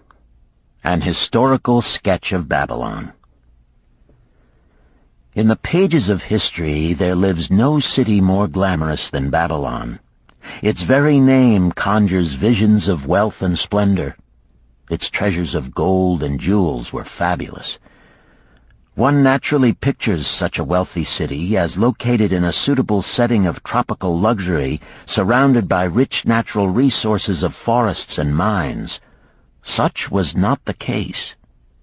It was located beside the Euphrates River in a flat, arid valley. It had no forests, no mines, not even stone for building. It was not even located upon a natural trade route. The rainfall was insufficient to raise crops. Babylon is an outstanding example of man's ability to achieve great objectives using whatever means are at his disposal. All of the resources supporting this large city were man-developed. All of its riches were man-made. Babylon possessed just two natural resources: a fertile soil and water in the river. With one of the greatest engineering accomplishments of this or any other day, Babylonian engineers diverted the waters from the river by means of dams and immense irrigation canals. Far out across that arid valley went these canals to pour the life-giving waters over the fertile soil. This ranks among the first engineering feats known to history. Such abundant crops as were the reward of this irrigation system the world had never seen before. Fortunately, during its long existence, Babylon was ruled by successive lines of kings to whom conquest and plunder were but incidental. While it engaged in many wars, most of these were local or defensive against ambitious conquerors from other countries who coveted the fabulous treasures of Babylon. The outstanding rulers of Babylon live in history because of their wisdom, enterprise, and justice. Babylon produced no strutting monarchs who sought to conquer the known world that all nations might pay homage to their egotism. As a city, Babylon exists no more. When those energizing human forces that built and maintained the city for thousands of years were withdrawn, it soon became a deserted ruin. The site of the city is in Asia, about 600 miles east of the Suez Canal, just north of the Persian Gulf. The latitude is about 30 degrees above the equator, practically the same as that of Yuma, Arizona. It possessed a climate similar to that of this American city, hot and dry. Today, this valley of the Euphrates, once a populous irrigated farming district, is again a windswept arid waste. Scant grass and desert shrubs strive for existence against the wind-blown sands. Gone are the fertile fields, the mammoth cities, and the long caravans of rich merchandise. Nomadic bands of Arabs, securing a scant living by tending small herds, are the only inhabitants. Such it has been since about the beginning of the Christian era. Dotting this valley are earthen hills. For centuries they were considered by travelers to be nothing else. The attention of archaeologists were finally attracted to them because of broken pieces of pottery and brick washed down by the occasional rainstorms. Expeditions, financed by European and American museums, were sent here to excavate and see what could be found. Picks and shovels soon proved these hills to be ancient cities. City graves, they might well be called. Babylon was one of these. Over it for something like 20 centuries, the winds had scattered the desert dust. Built originally of brick, all exposed walls had disintegrated and gone back to earth once more. Such is Babylon, the wealthy city, today. A heap of dirt, so long abandoned that no living person even knew its name until it was discovered by carefully removing the refuse of centuries from the streets and the fallen wreckage of its noble temples and palaces. Many scientists considered the civilization of Babylon and other cities in this valley to be the oldest of which there is a definite record. Positive dates have been proved reaching back 8,000 years. An interesting fact in this connection is the means used to determine these dates. Uncovered in the ruins of Babylon were descriptions of an eclipse of the sun. Modern astronomers readily computed the time when such an eclipse, visible in Babylon, occurred, and thus established a known relationship between their calendar and our own. In this way, we have proved that 8,000 years ago, the Sumerites, who inhabited Babylonia, were living in walled cities. one can only conjecture for how many centuries previous such cities had existed. Their inhabitants were not mere barbarians living within protecting walls. They were an educated and enlightened people. So far as written history goes, they were the first engineers, the first astronomers, the first mathematicians, the first financiers, and the first people to have a written language. Mention has already been made of the irrigation systems which transformed the arid valley into an agricultural paradise. The remains of these canals can still be traced, although they are mostly filled with accumulated sand. Some of them were of such size that, when empty of water, a dozen horses could be ridden abreast along their bottoms. In size they compare favorably with the largest canals in Colorado and Utah. In addition to irrigating the valley lands, Babylonian engineers completed another project of similar magnitude. By means of an elaborate drainage system, they reclaimed an immense area of swampland at the mouths of the Euphrates and Tigris rivers and put this also under cultivation. Herodotus, the Greek traveler and historian, visited Babylon while it was in its prime and has given us the only known description by an outsider. His writings give a graphic description of the city and some of the unusual customs of its people. He mentions the remarkable fertility of the soil and the bountiful harvest of wheat and barley which they produced. The glory of Babylon has faded, but its wisdom has been preserved for us. For this we are indebted to their form of records. In that distant day, the use of paper had not been invented. Instead, they laboriously engraved their writing upon tablets of moist clay. When completed, these were baked and became hard tile. In size, they were about 6 by 8 inches and an inch in thickness. These clay tablets, as they are commonly called, were used much as we use modern forms of writing.